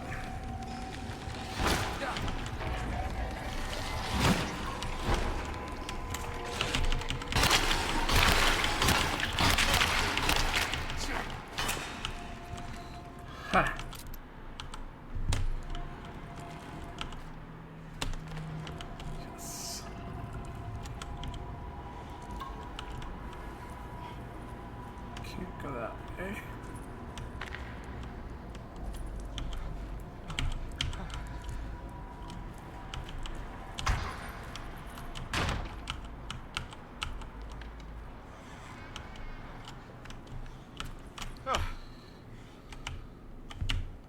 I keep hitting M instead of I.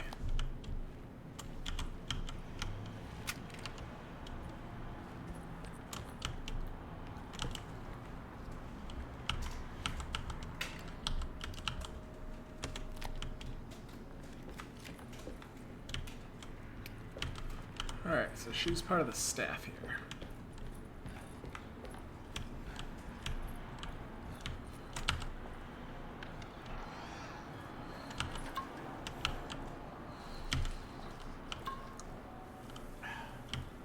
I like how my clothes get fixed and stop being torn when I drink alcohol, just like real life.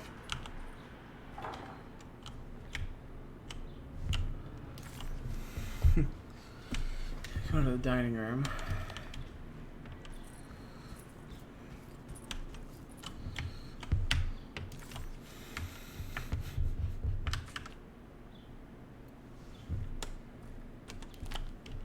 Okay, so let's try Hartwood's room again.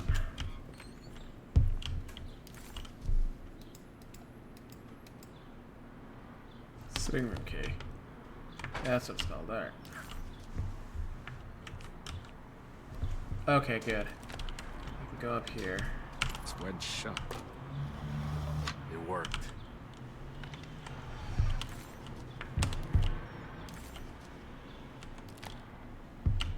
Really? What about objectives? Alright.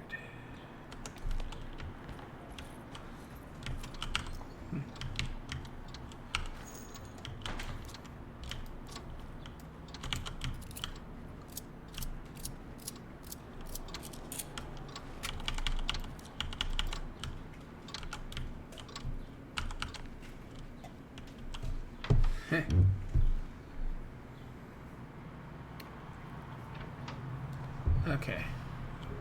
Detective Conby, how good of you to come. Let me pour you a drink.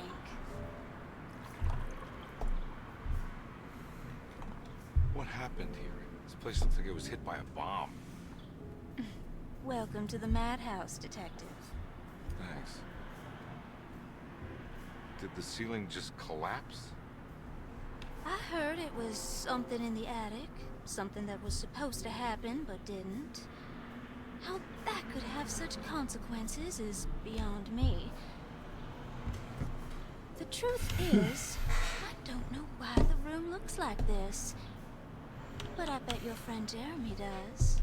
You know where I can find him? Oh, somewhere in his past, I suppose. He keeps going on about that mysterious dark man. I think he is hiding from him. Or maybe he's with him. I can't really keep up. I don't worry much. Take a look around this room. You may think it looks spectacularly devastated, but I just think it's finally found its stride. It fits perfectly with the state of this place and its loonies. The same goes for the nonsense with Jeremy. In my eyes, we finally managed to match the wild ride inside all of us. Well, I'm happy you find the evening so harmonious. I hope you don't mind me setting things right. Jeremy's business, that is. This room looks beyond my capability. Good luck, Detective. Hope to see you again soon. Yeah. Evening, miss.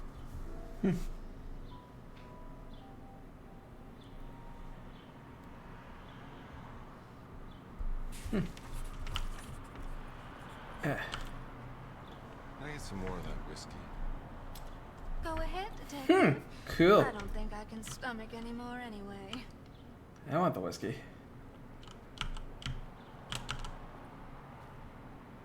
Am I bothering you? On the contrary, Detective, I enjoy watching professionals at work.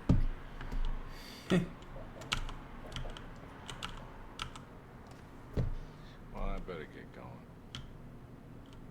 Bye now. You didn't grab the whiskey though. Don't take any wooden nickels. You didn't. What's wrong with you? Come on, grab that stuff.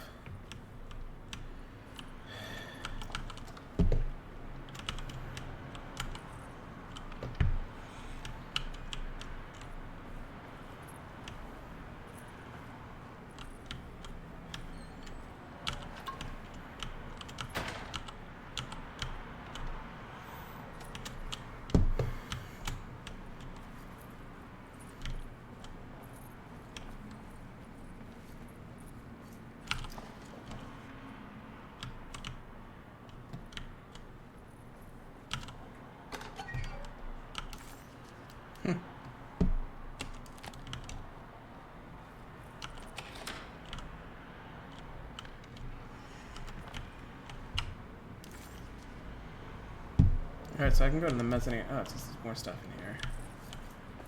in here. Hey.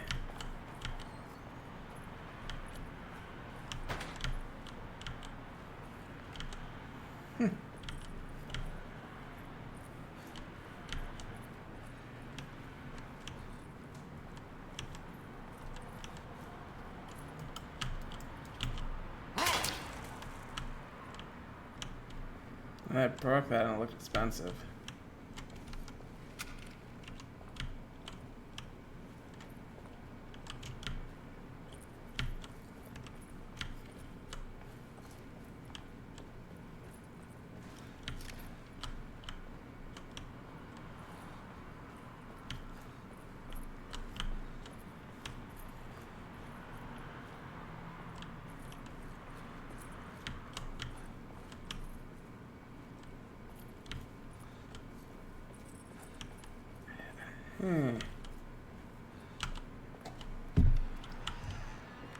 Alright.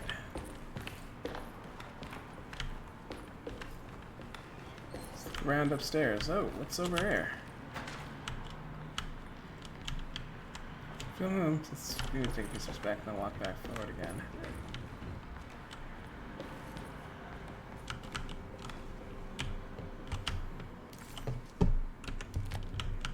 Can't get in there yet.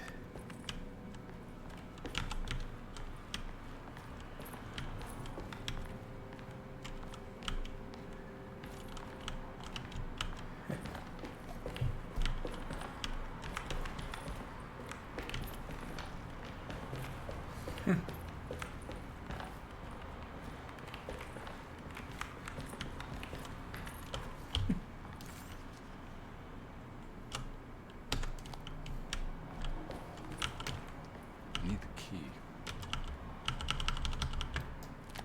So that key doesn't work there? Really?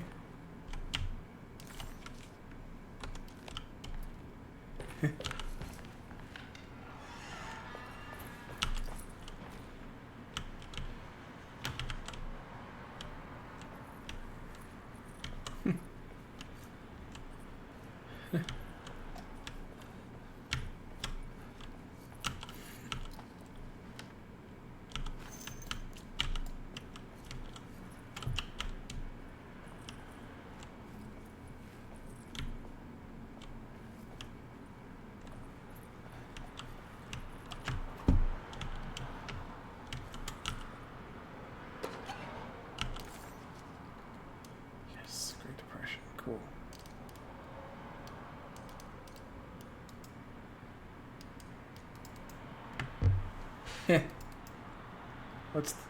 What's this? What's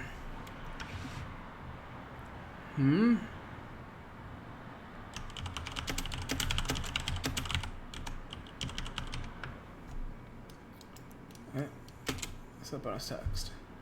As the world moved into the new decade, America was spiraling into a maelstrom of debt, drought, and death. It was called the Great Depression, and ruined many families. It was a fitting name, for poverty also breeds madness through desperation. Jeremy was of course no such victim, for he already witnessed the darkness within. Who is this character? I He haven't knew kind of the remembered shadow with that the stood on his threshold very Spanish well. accent yet. It wasn't new. It was something that had always been with him. I haven't encountered him yet.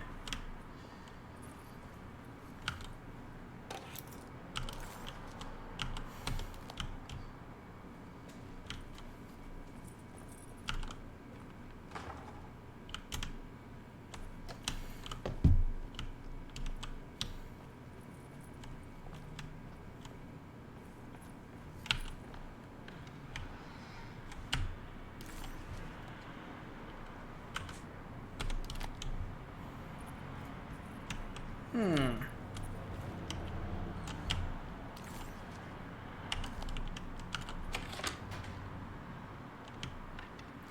my ears start really hurting. Nothing in the dining room? There's more than aggressive rot. On the commonplace of evil, there lies virtue and stark irreverence, careless thoughts of luminous indifference. Okay, so it said I had everything in here. I was Blame like, that not can't be the right. beast we And it was once wrong. were, which science so often wished to refer. Not the wicked full of sin. It is you who stand in bring. All our good intentions aside, whereupon we build our pride. Sunless solitude, follow not this corrupting light. Prophets of confidence always crashes out of sight. Hear me, for we all bear this mark. Thus we must remain alone in the dark. Title drop. Cool.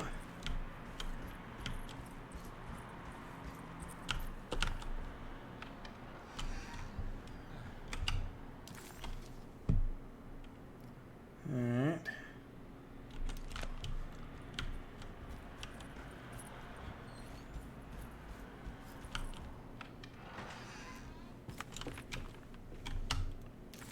What's on the other side there? Oh, he's still locked me up there. It's like, goddamn. Oh, clerk's office. Can I get back in there? All?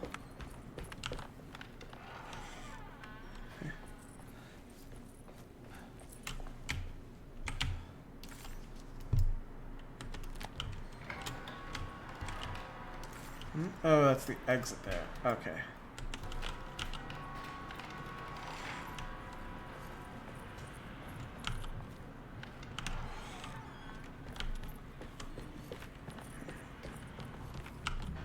There's no way I can get into this thing. Better leave it alone. Okay, so when he stops saying that, so I know I can actually do stuff.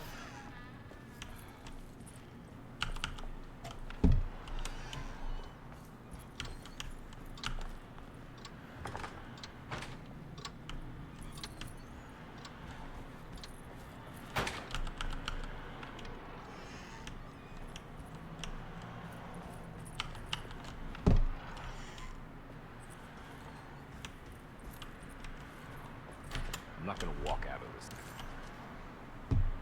thing. Alright.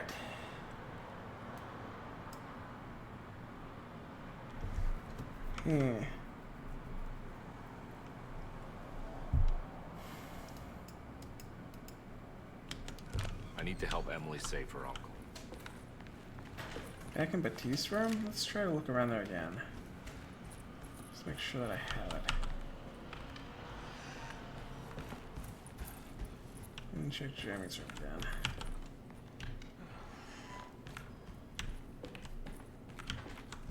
He works here.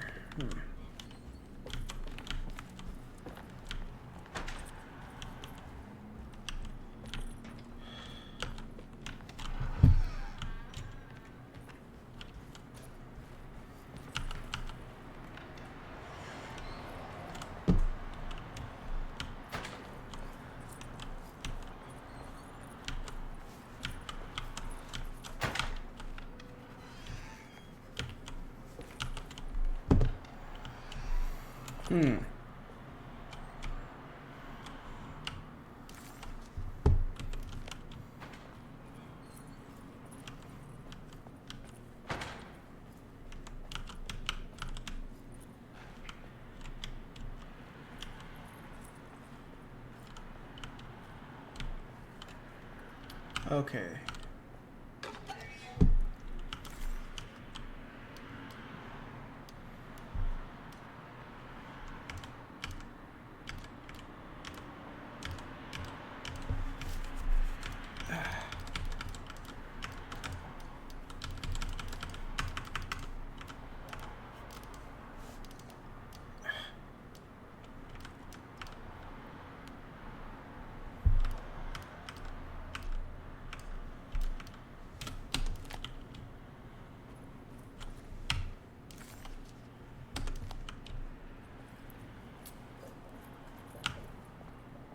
we go.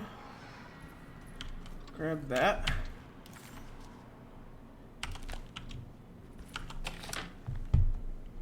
Okay.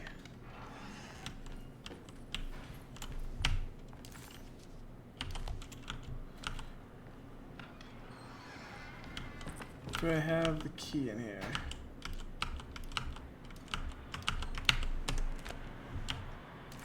Heh.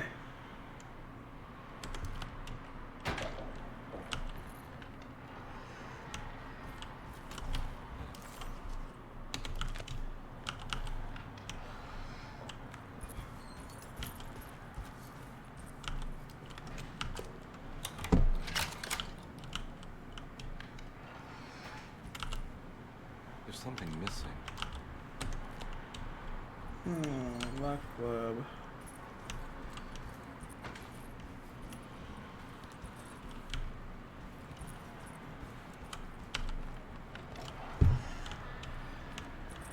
This must be. Don't you worry, Grace. Go play your game, bleat and bellow with the others. I won't be jealous. There will be more masquerades. However, I would love it if you would finish my mask for the feast. With love, Ruth. Kid's room. She seems so This is Grace's room. Alright. She has a Jack in the Box. Oh, that's a reference to Jack in the Dark. It's not a one-eyed pirate? Hoped it was.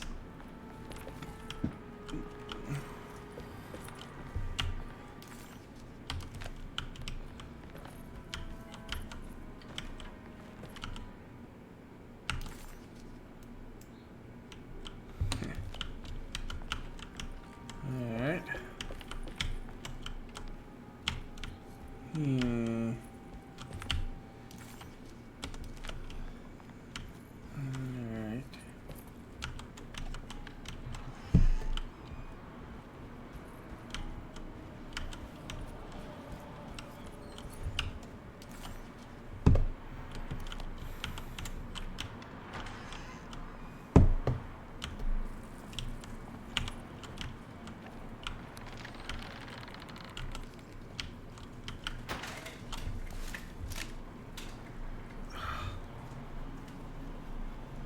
Oh god, I think I just gotta let my ears air out. Whew. Oh look, Weird Tales, the magazine H.P. Lovecraft wrote for. That's hilarious to me. I love it.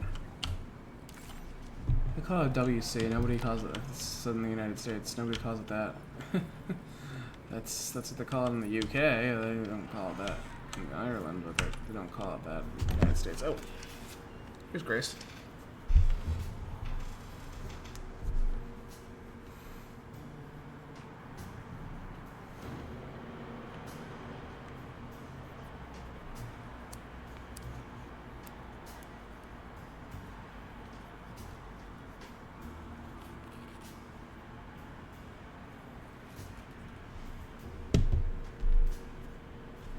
What you got there?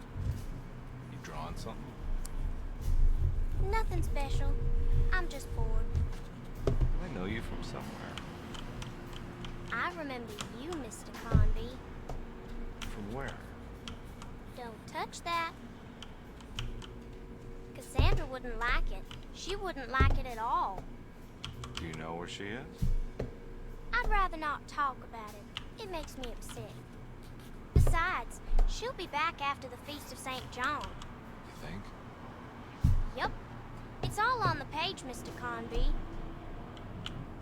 And many of them that sleep in the dust of the earth shall awake, some to everlasting life, and some to shame and everlasting contempt. All right. I'm gonna go now, if that's okay. I don't like to stay too long in the same place. Mr. McCoffey might find me. Hey. Is he mean to you? Not everyone needs to be saved, Mr. Conby. You should know that by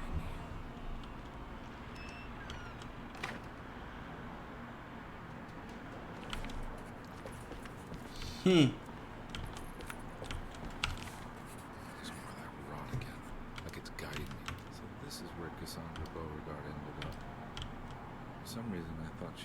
years ago. If I find the full set of bottles, then maybe I can make something out of the stains of rot. I don't like how they skipped over some tons of dialogue there. Miss Beauregard, I picked up your medicine at the post office today. As you understand, it needs to be administered by the orderlies for your safety. I've put the box in Lottie's room for now, and I'm sure she will find you as soon as possible. Alright, cool. What's this?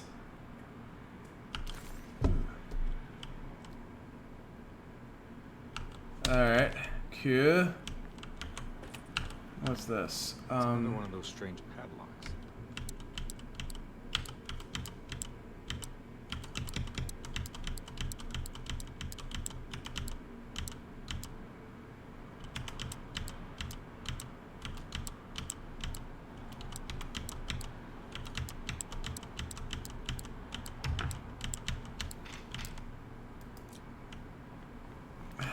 Alright, I gotta clean my ears out. Give me 1 second.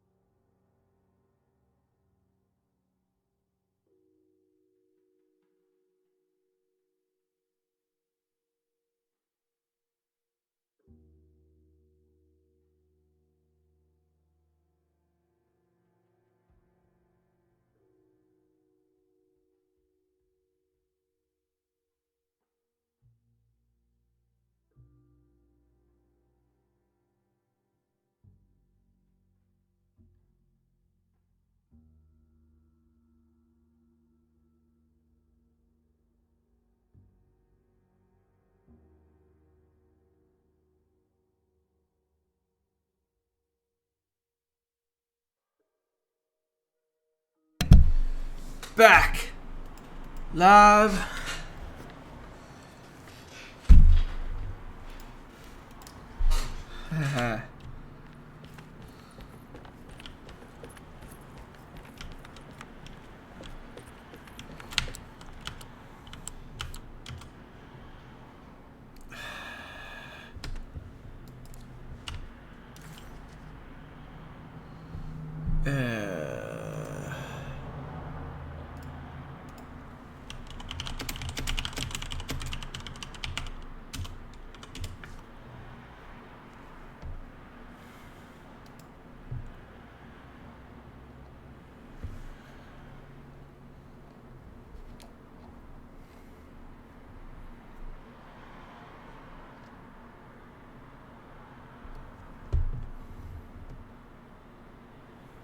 Okay, I see the code by obtaining the bottle. Bottles, okay. So if I do that now, if I just like look up the answer, I'll just be sequence breaking. Okay, not gonna do that then.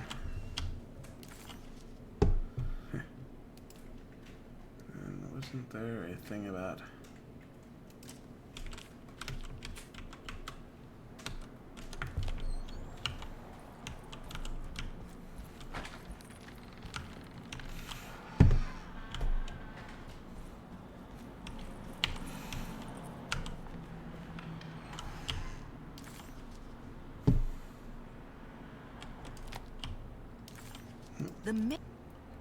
Okay, medicine box and cellar.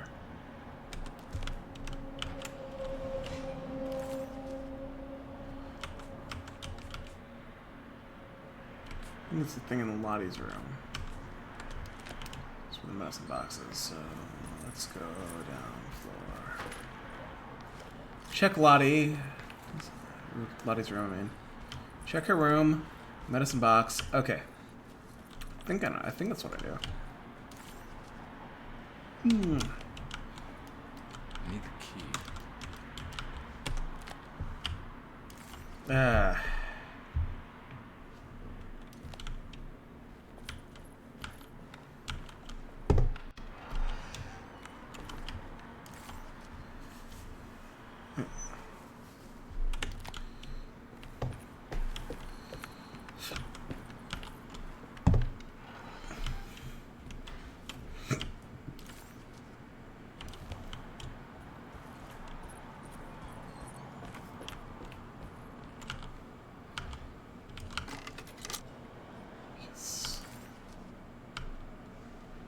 Okay.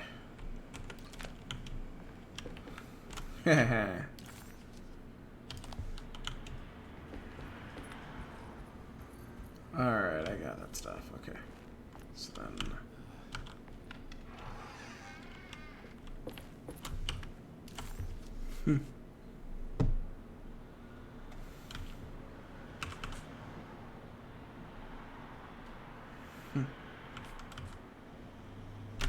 Go upstairs. Okay, up the floor.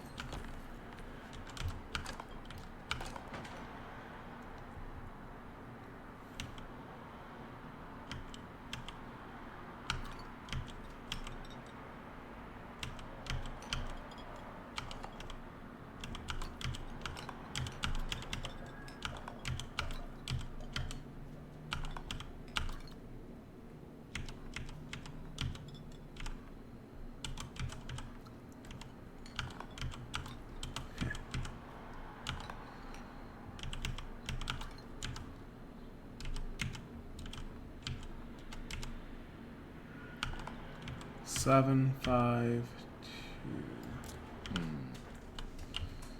That's what it looks like.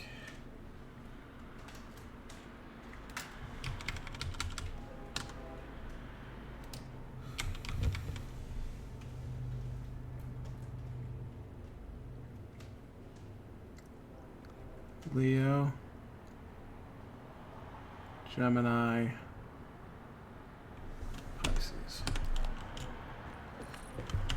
What's Leela play again? Alright.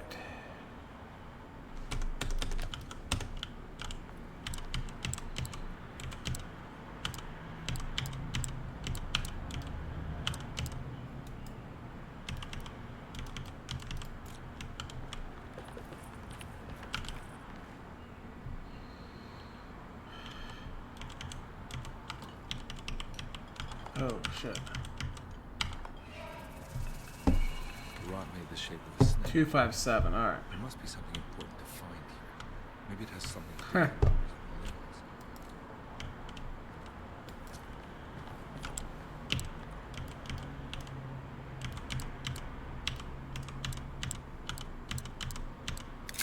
the There we go.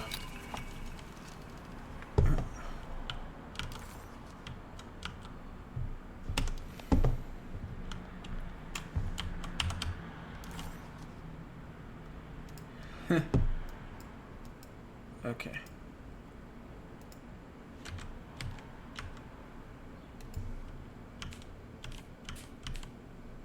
Ruth's at Alright. I think I know this now. Okay. Alright.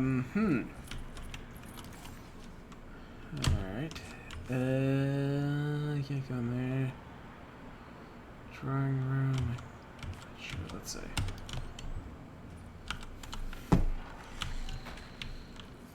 Eh.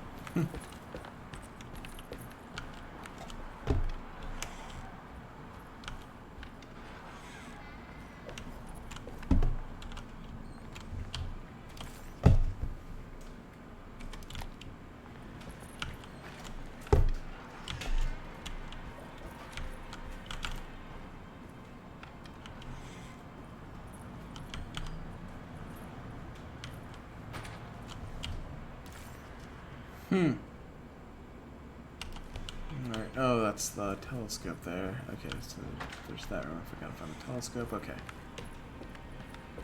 So, something. Oh, right. Underneath the staircase. Okay, so I go here, I go underneath the staircase.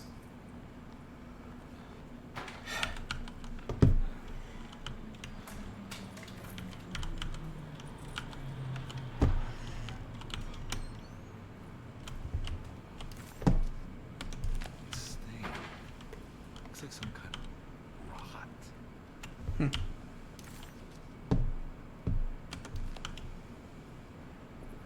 Before I go there, I want to try this out.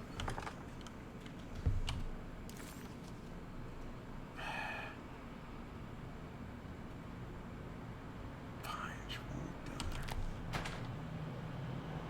Just lock me out.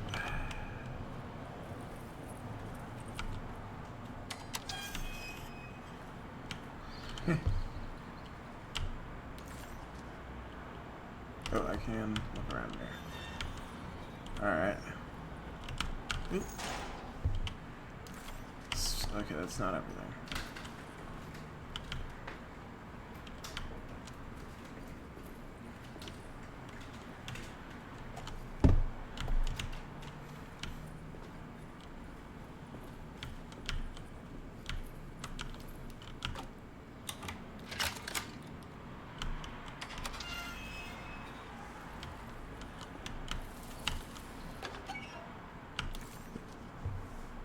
All right.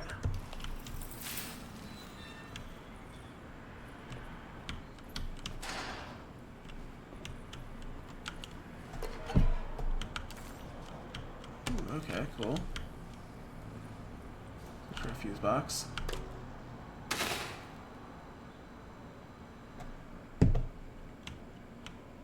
worked.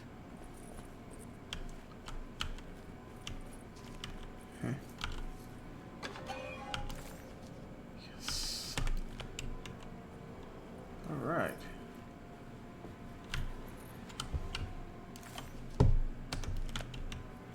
Okay, so I have everything in here. Cool.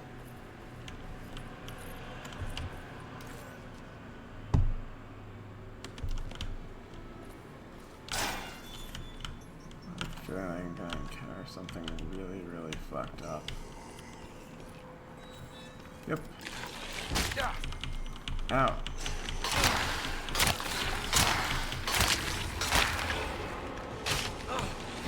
Not dead.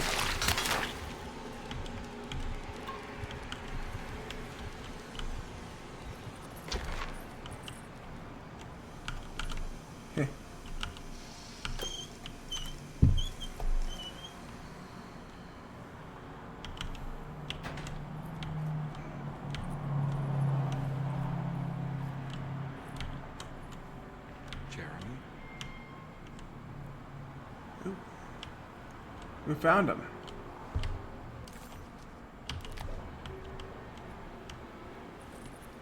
Before I talk to him, I want to see what else I can find here.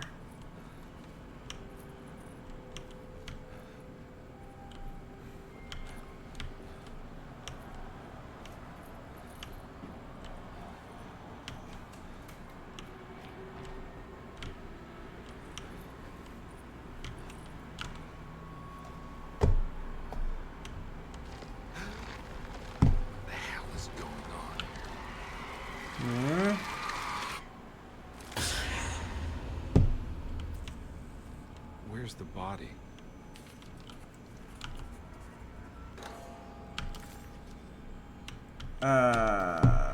Is he alive? Or dead? He was, like, the first room showed that he was dead in the original.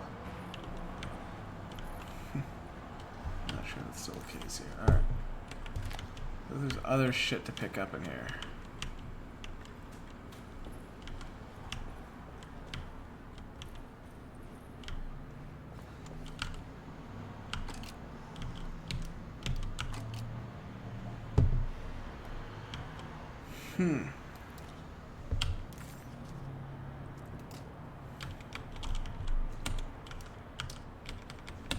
Calm, baby.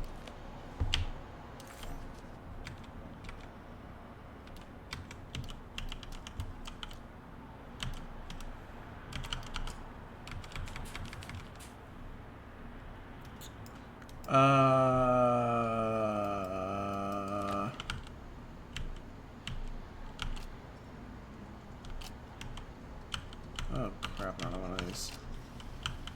I'm like, I have no idea what I'm doing here.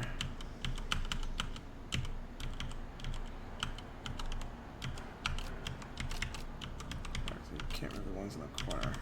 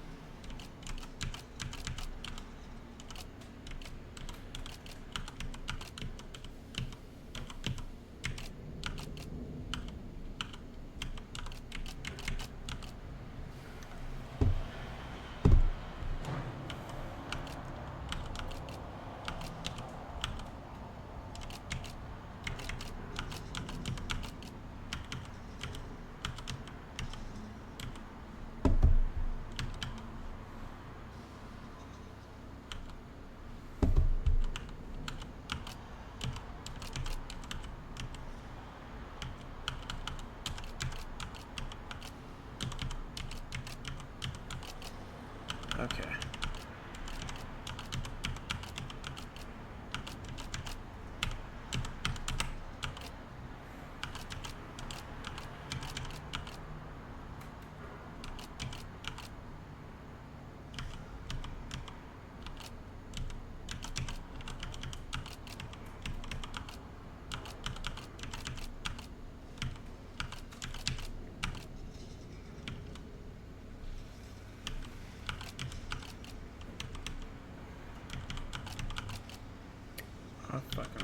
supposed to be doing here?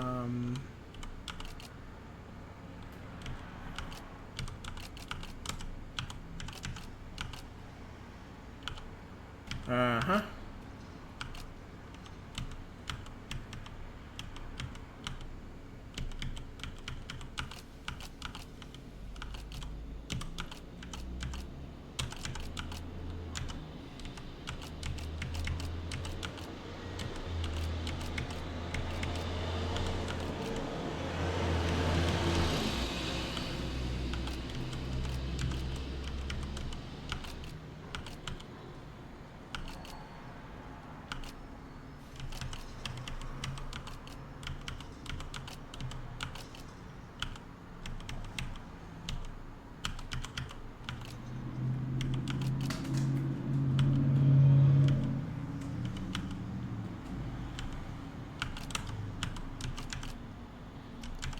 Uh-huh. Is that what they want me to do? I'm not sure.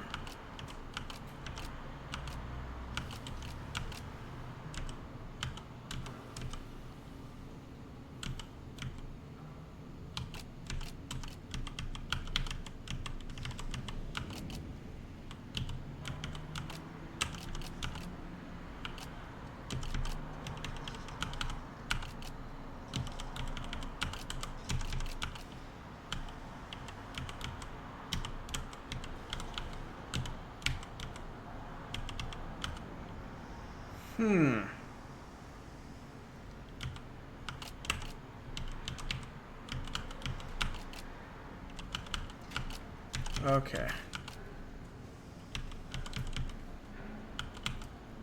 That makes sense. Alright.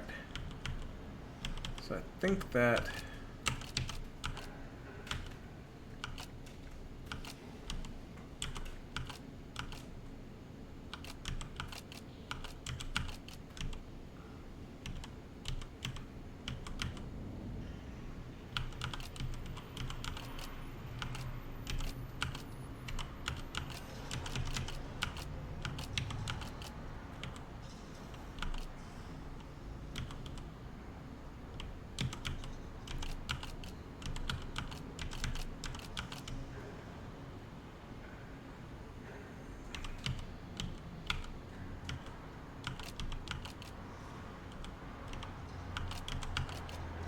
Yeah.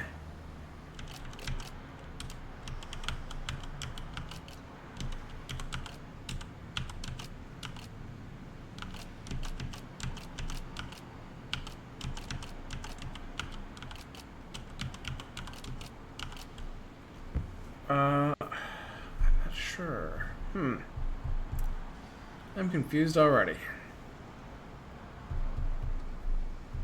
Because this looks right, for the most part.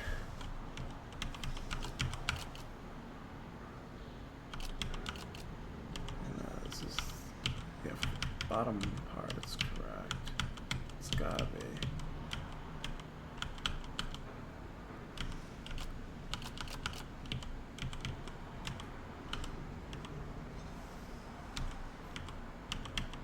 That's clearly correct, so that means this is correct.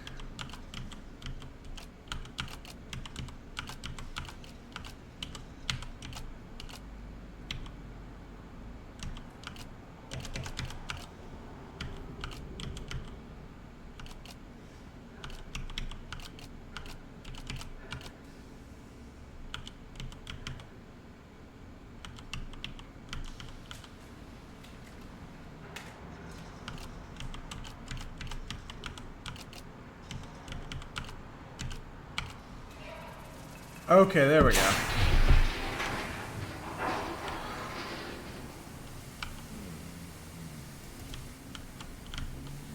Okay.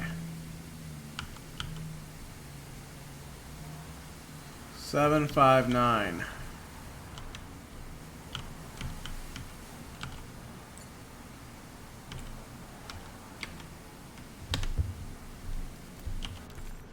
Then,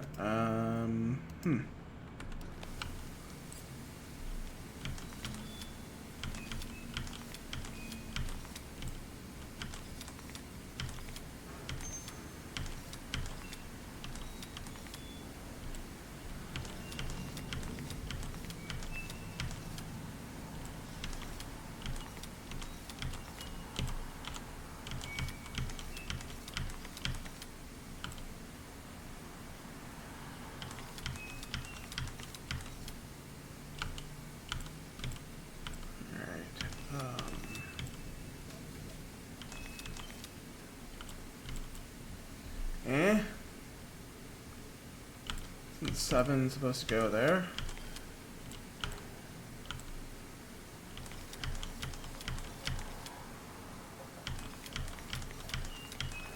Where do I position the 7? Oh, look at the right.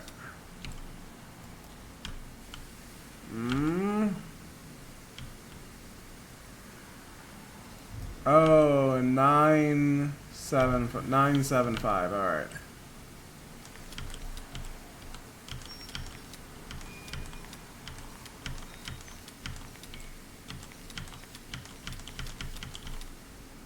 All right, there we go. Black glass is showing. Must be a way to run All right. Uh-huh.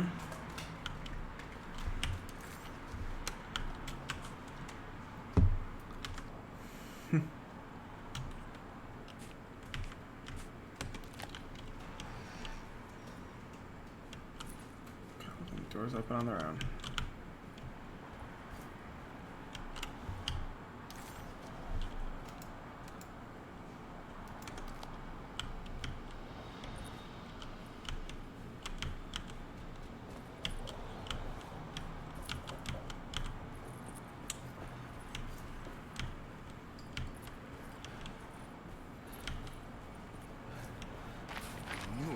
I knew it would work. I'm getting good at this, Conway. Too good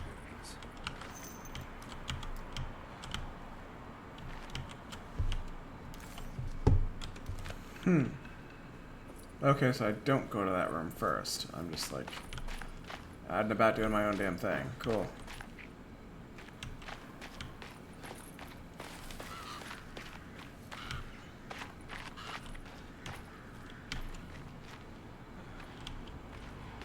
Ensure that I find everything I can.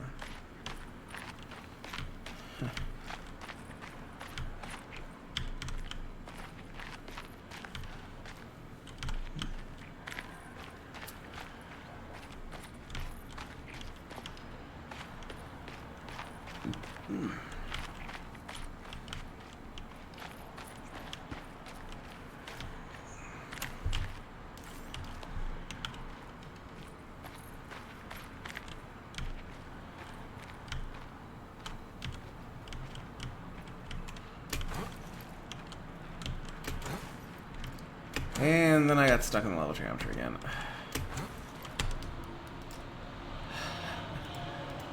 It's like, it's a good game when it actually works.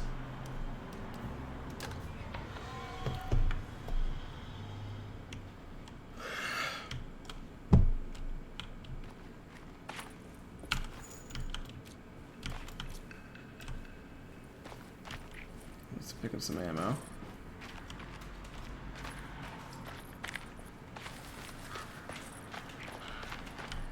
Alright.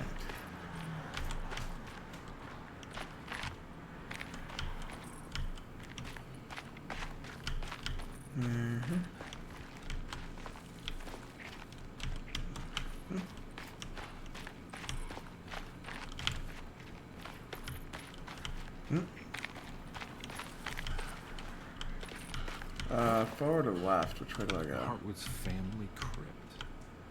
Emily's family must have deeper roots in New Orleans than I thought. I figured she was a Yankee like me.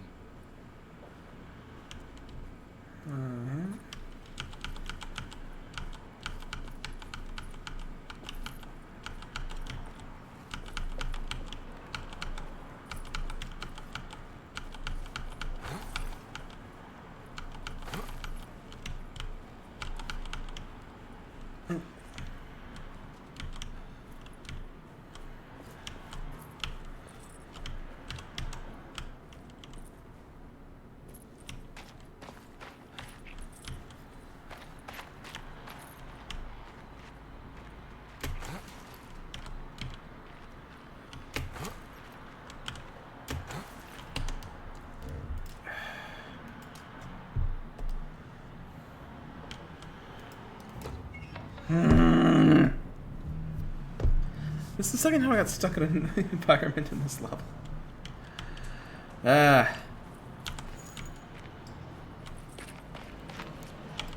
This game is one out there where I'd struggle by professionally reviewing it because I like the game, but I couldn't possibly give it a good score, even though I personally enjoy it. It's just because of the technical issues. Hartwood's family crypt. Well, his family must have deeper roots in New Orleans than I thought. I figured she was a Yankee like me.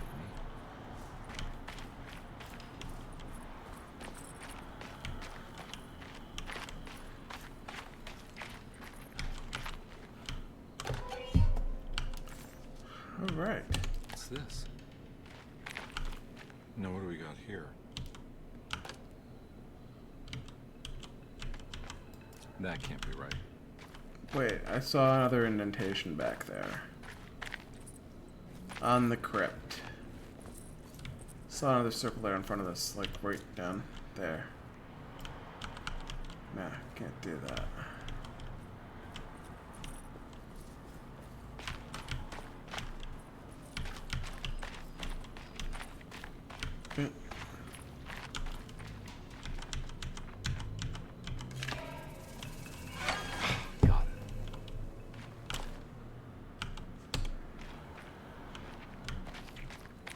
Right.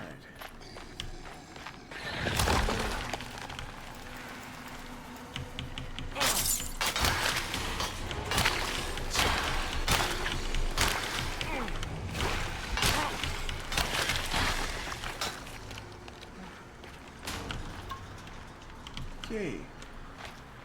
Can you go further in there? Alright.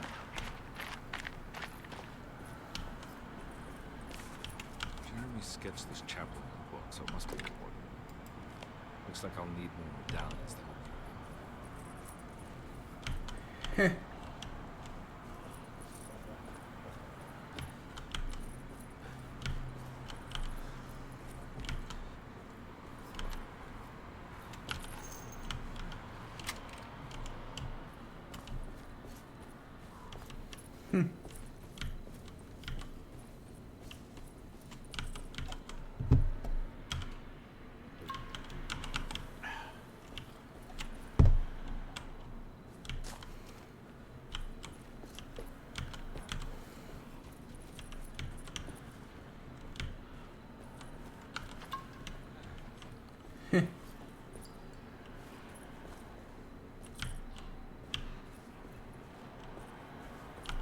I don't think I have everything I need. But I can't go forward because the only way out here, which I haven't gone yet, is through there. It's confusing.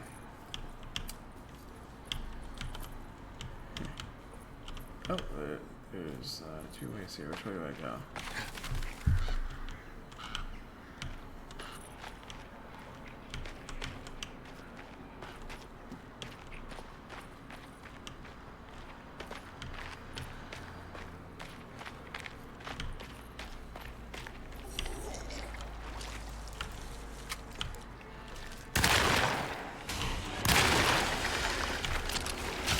There we go. Ow!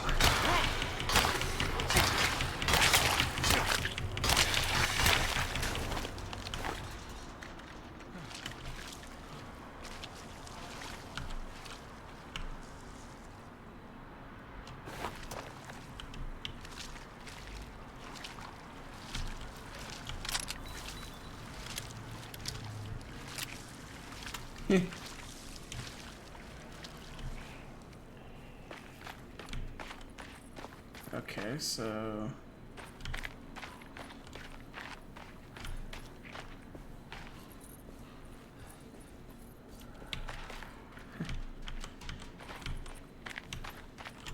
looks like we can go back here and swap. Ah, and my pickaxe is here. That isn't good.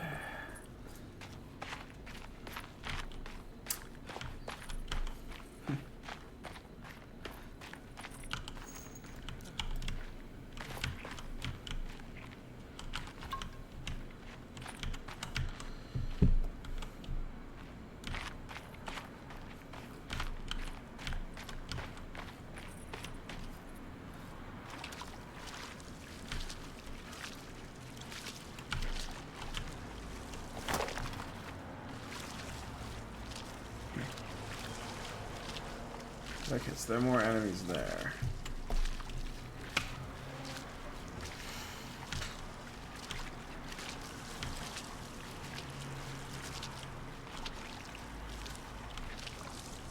Heh.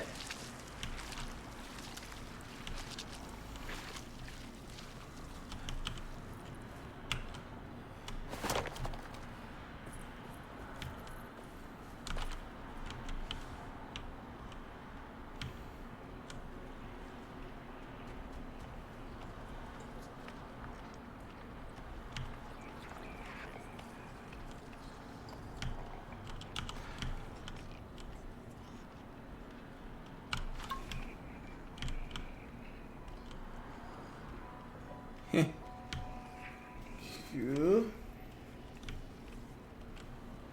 Yeah, I could probably get around to doing this on hard. Eventually. So, let's see here. Yes. Ammo.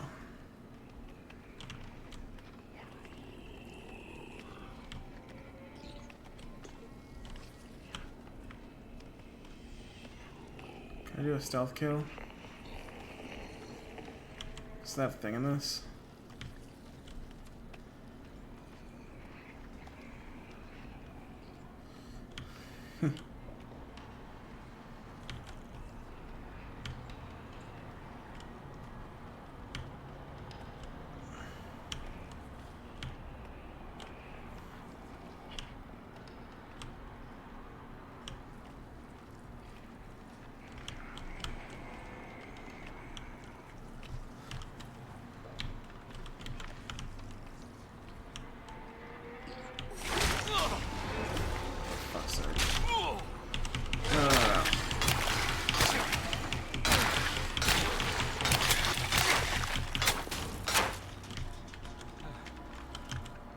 Yes.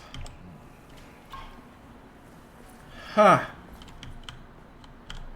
Keep down. I think I'll just avoid the other one.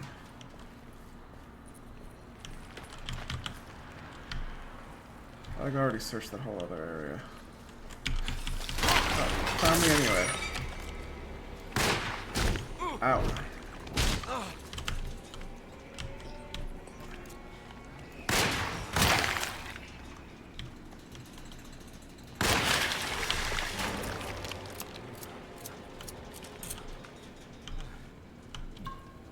There we go.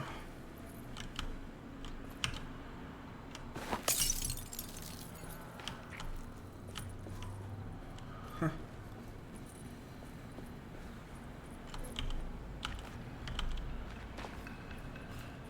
Hmm.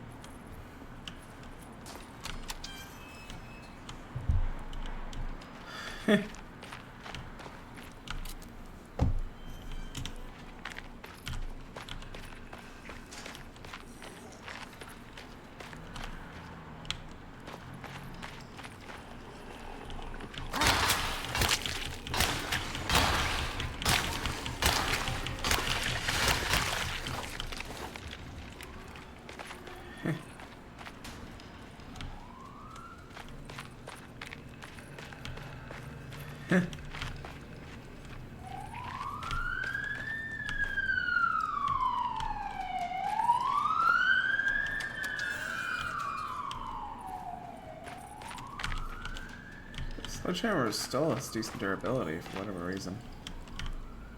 There are multiple crypts I can check out. I think I can check out at least 2 of them in here. Okay, so I'm gonna just go check one of these out. Okay. Cool.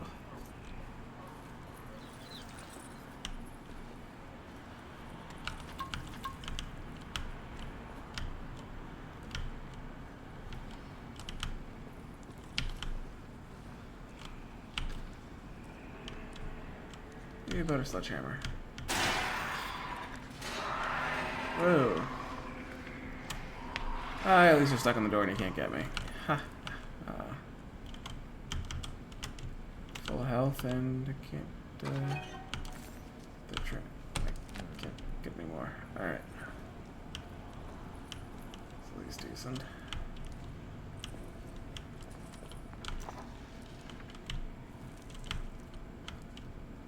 Nothing. Heh.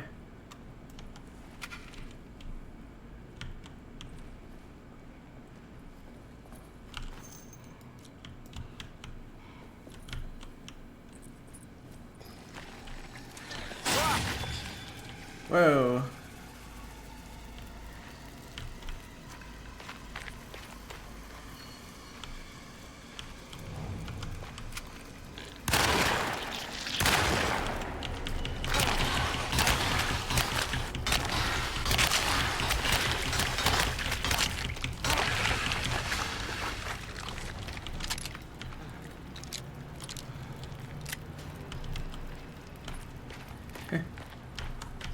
Alright, that worked.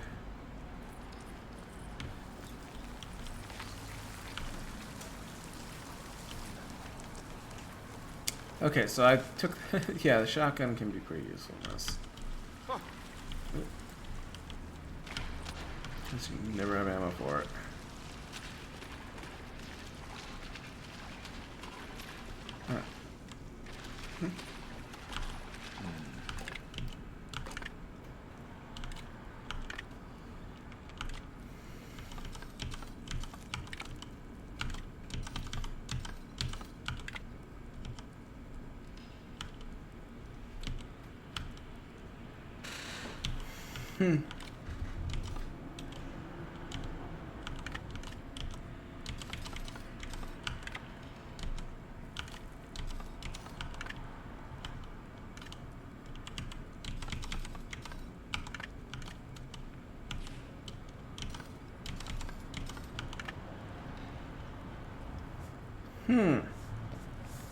Which one do they want me to do this?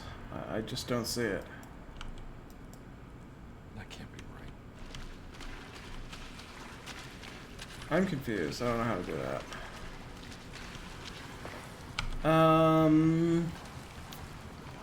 What do they want me to do this with this?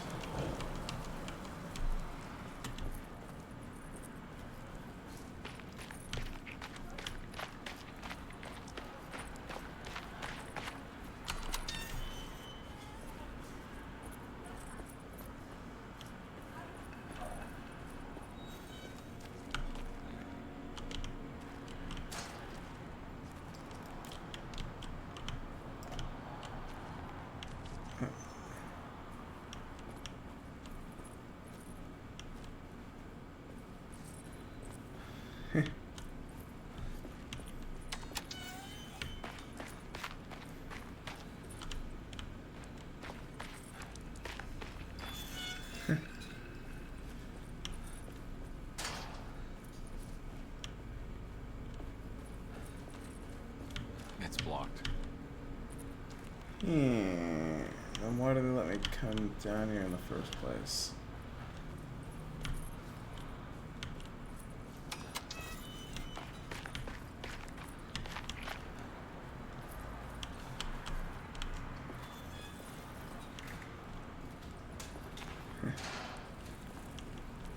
Have I already gone down? I think I already went this way.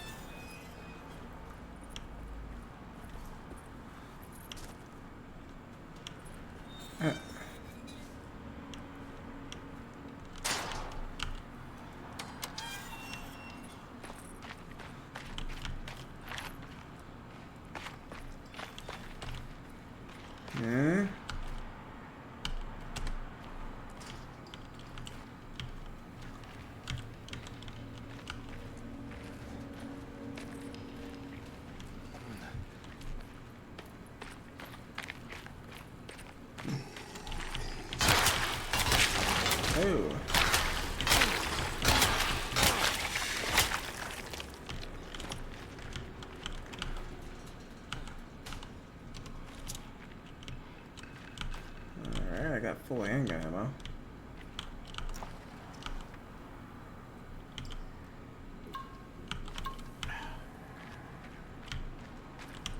All this fucking back here.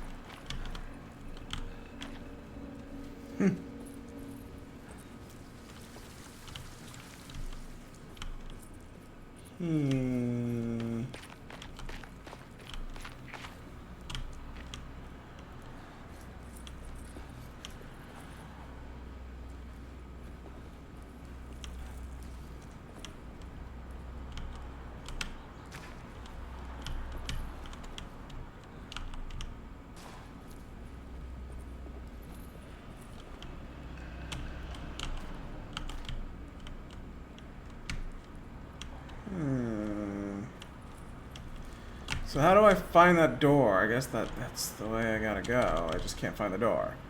Okay, so find the door. My way over there.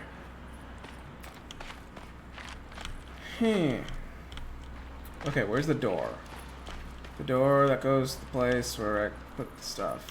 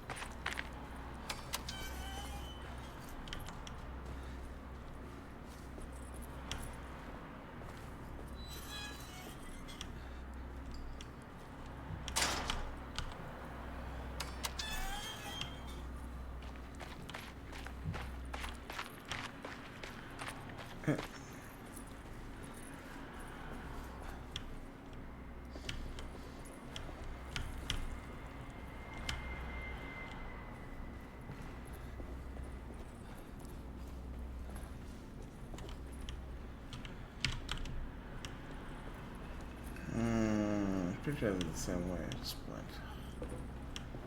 So then, where was that door? There's like the third medallion.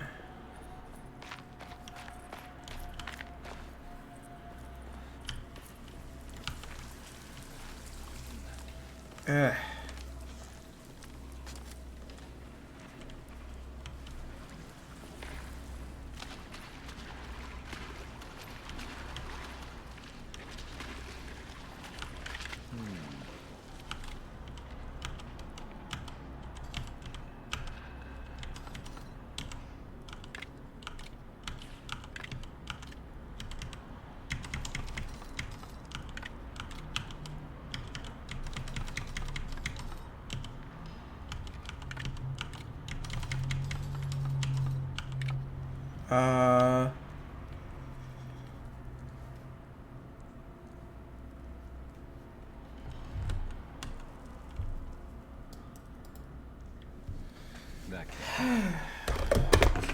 I don't know what I'm doing.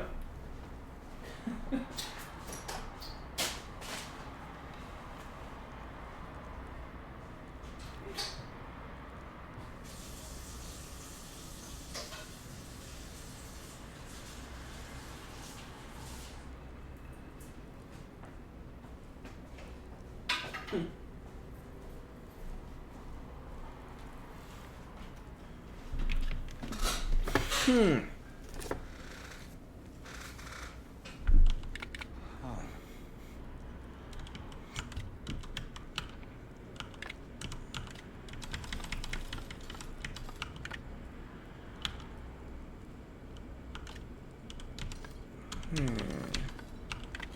think that's it. Yeah. Oh, okay. I'm gonna have to match them to I think the outer rings. Okay, that changes everything.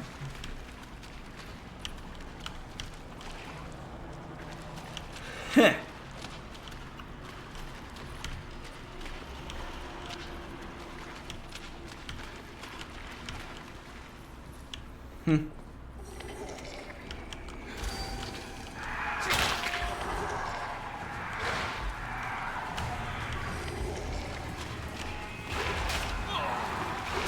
Whoa. Yeah, I can't fight him off. Fuck.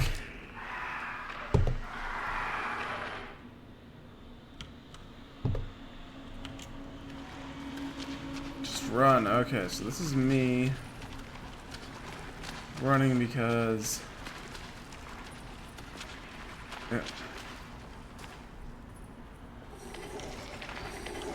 Too many of them. I gotta get out of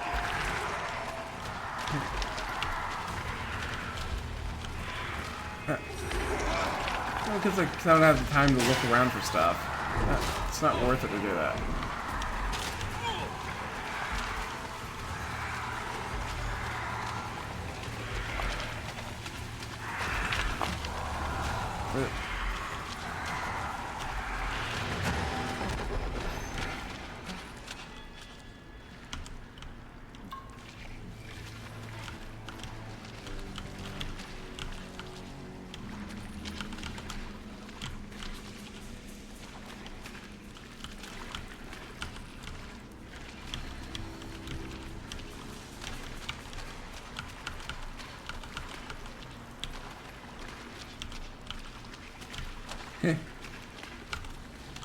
Here we go. Sacrifice. Now what do we got here? Alright. I just want to make sure that I'm not missing any items which will give me story content.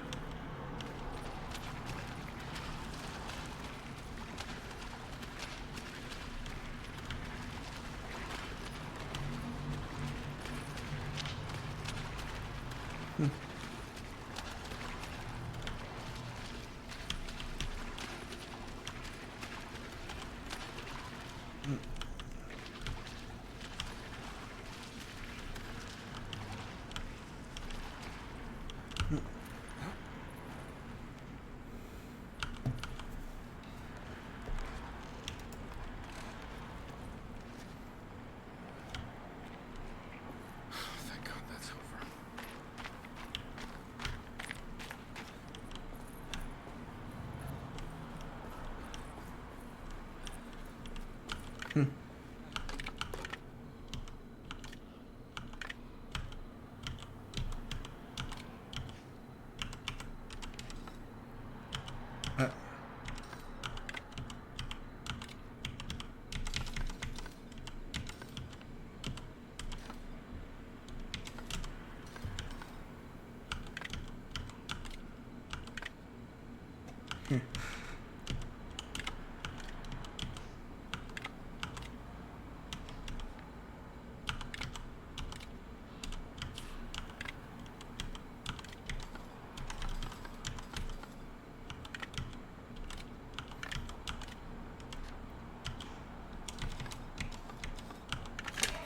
There we go. Ha!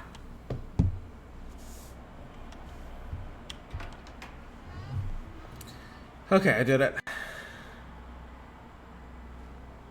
Who's in the coffin? Who's this person in the coffin? Can I actually save her this time? Please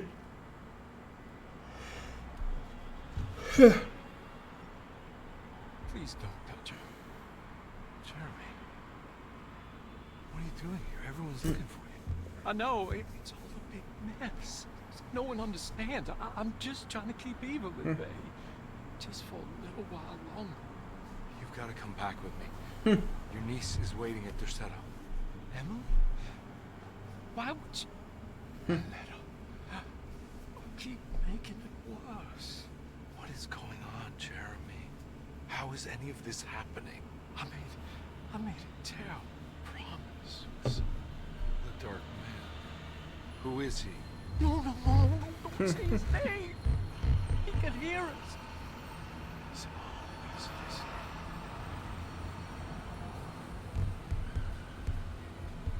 listening. Jeremy, I need to understand what is going on. I promised him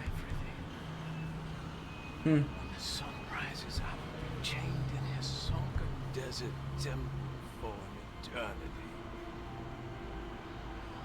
At least the evil about to awaken in Derceto won't harm anyone outside of that cursed place. You're acting crazy, Jeremy. I want to help. There's nothing you can do. And what's all the business about Teruea? Why did you want to go there? Well, I can't go there.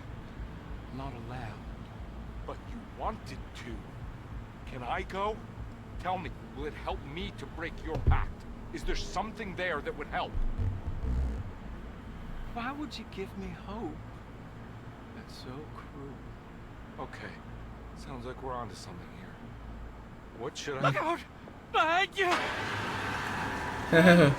Don't let him take you!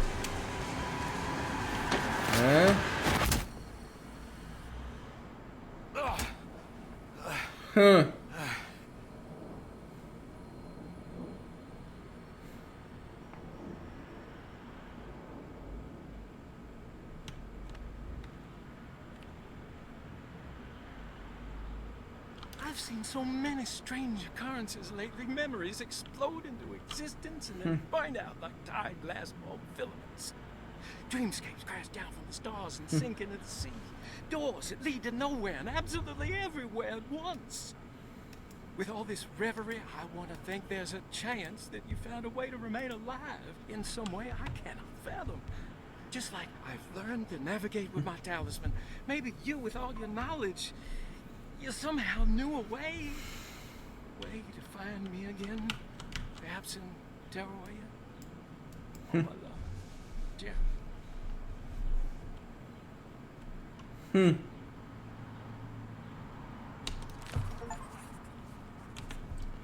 All right. So I got through. I think that's the end of chapter 2. Yeah, that's gotta be chapter 3.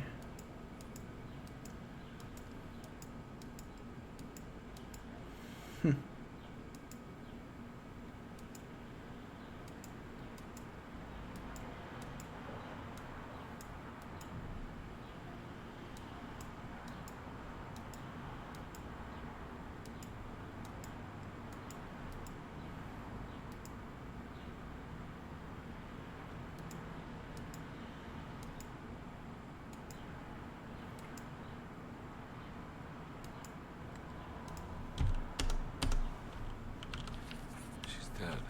No matter how she died, she looks peaceful now. Is that Grace but all grown up? The Astarte Artist Colony.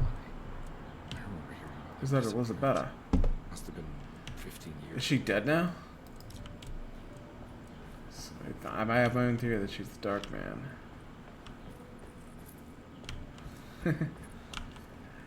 That's my own theory, is that they're the same person. That okay. So here we go. Let's head back this way. Uh-huh.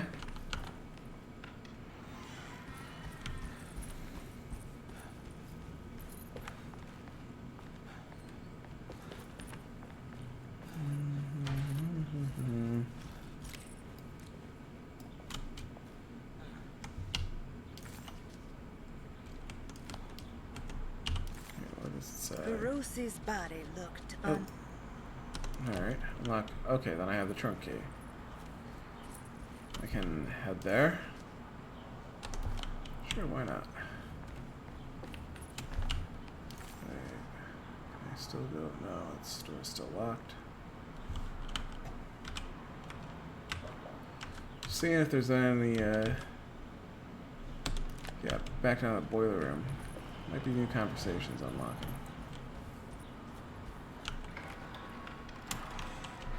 That'll open up additional shit for me.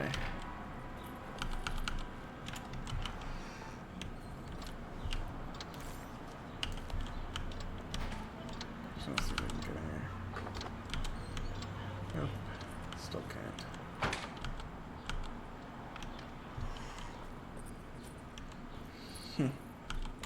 Percentage chance to have 32%. Cool.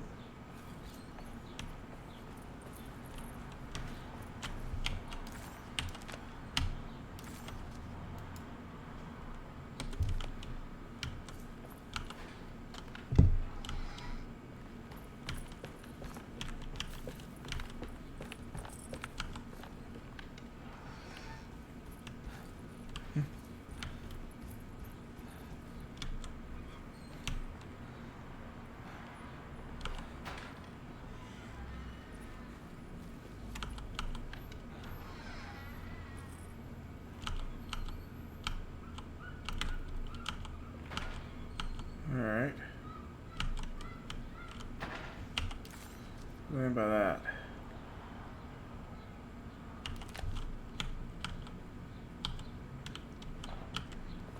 Is that a note I already have?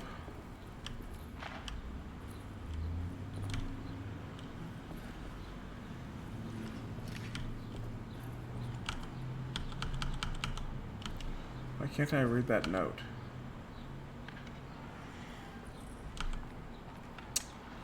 That doesn't make much sense to me, but whatever, it is what it is. Let's go upstairs. Let's go upstairs. Go up the stairs, and then unlock the chest. Okay. Now we're gonna see, like, let's see, what exactly is in Jeremy Harwood's chest? Are you kidding me? It's Dr. Gray's apartment.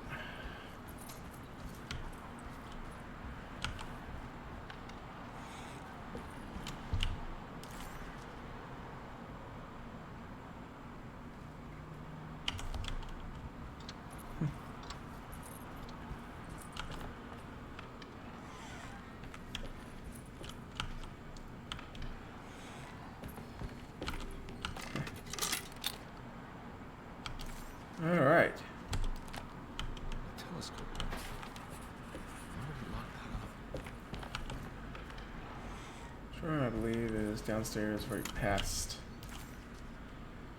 Yeah. It's the...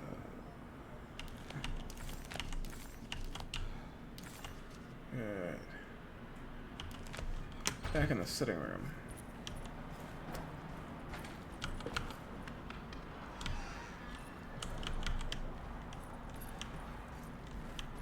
Alright, so is there anything I can do with this? There's something missing. Okay, so I need France. Whatever that is. I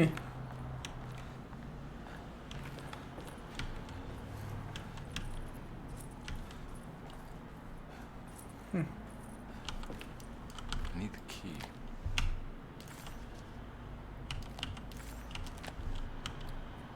Alright, can't go that way.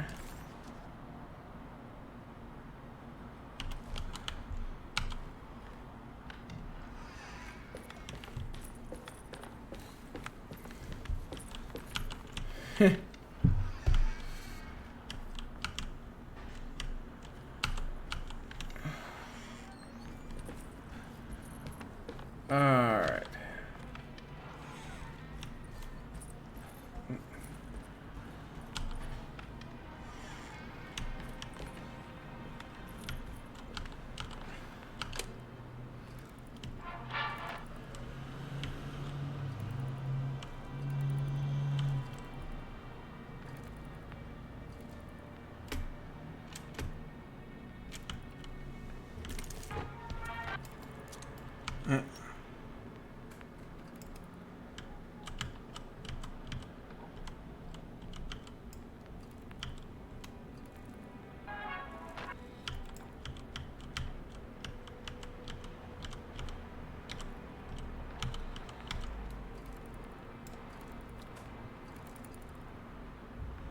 There we go.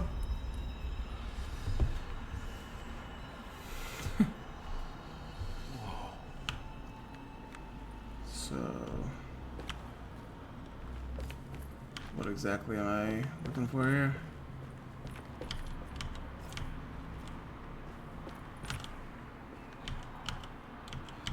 Okay, so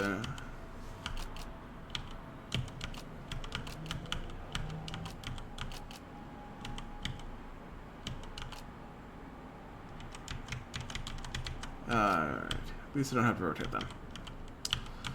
Makes this a lot easier for me.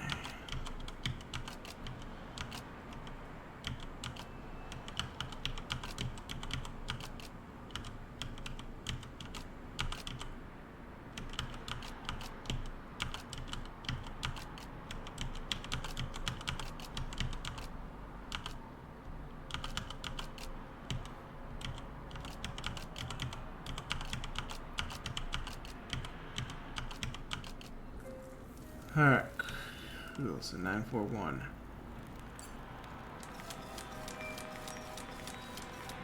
Whoa, what's going on? Huh? It's dialing in something all on its own and it's showing the way to another memory? Where is that? Ah, dining room. Hmm.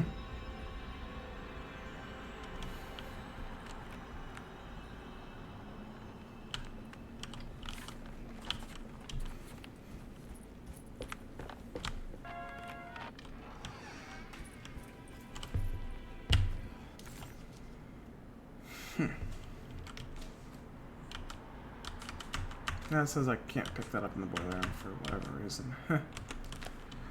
Yeah. I'm sure that I'm probably gonna get around to replaying this. Like, even after the second playthrough, when I'm just gonna be like, eh. Trying to... Trying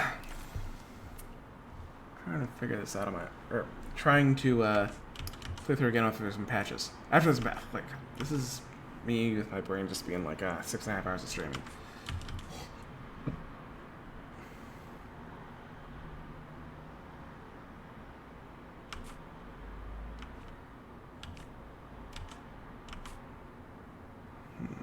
Where's the dining room? Ah, there we go.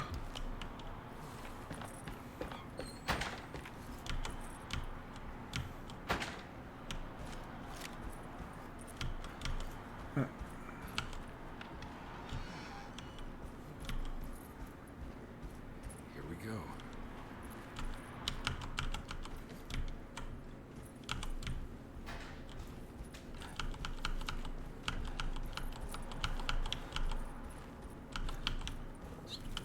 Oh, there we are.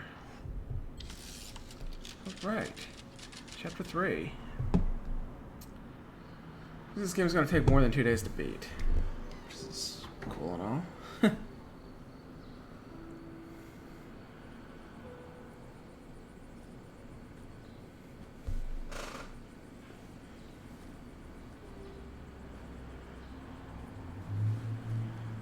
I'm glad to see you made it.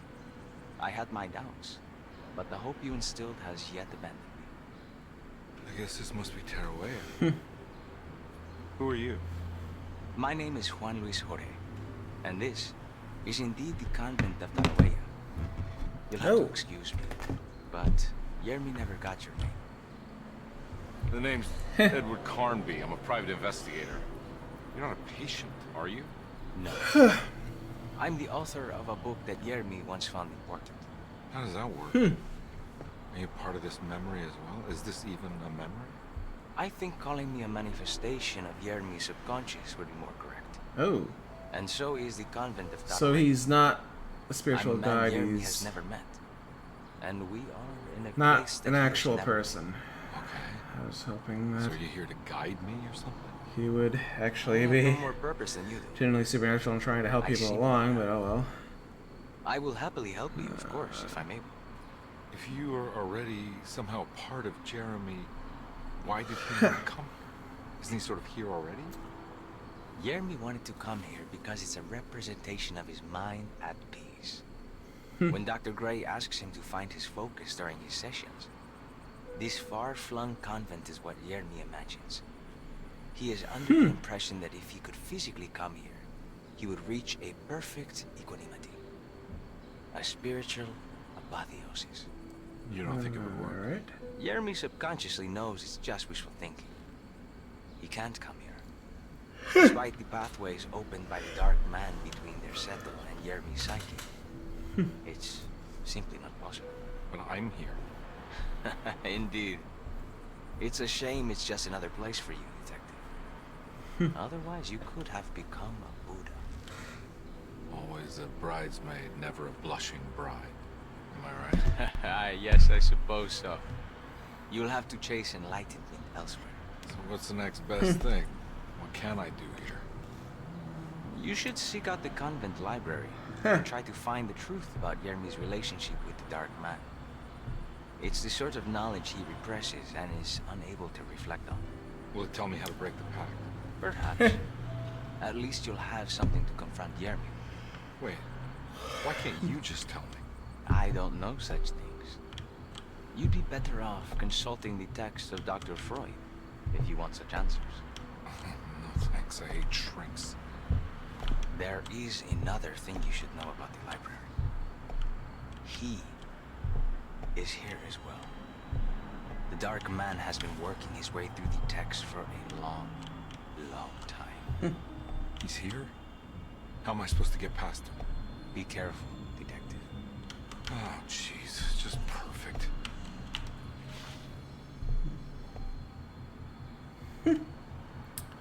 All right.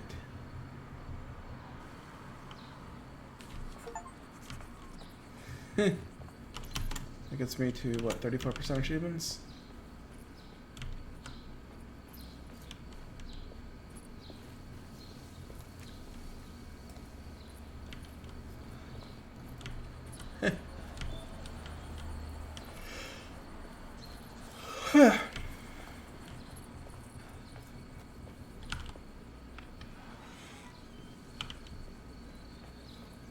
Still looks like the same area. It still looks like your setup. I'm just saying. But I'm also getting way too tired for this shit. And I feel like I've been too tired for a little bit too long.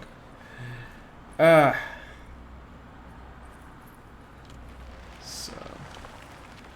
I want to take a nap before dinner. So in the meantime, I'm going to save. And we're going to quit.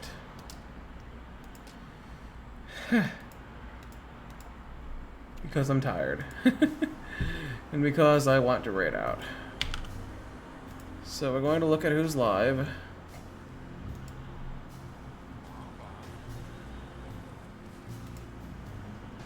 Okay, so he's playing Turok 2. She's playing... What's she playing? Nothing at the moment.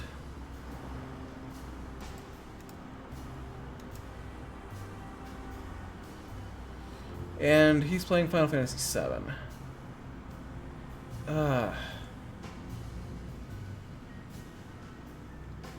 She's playing Luigi's Mansion. Okay. Between those three, which one do you want to do? And this is a... that I lost my viewer. God damn it. So it's just me.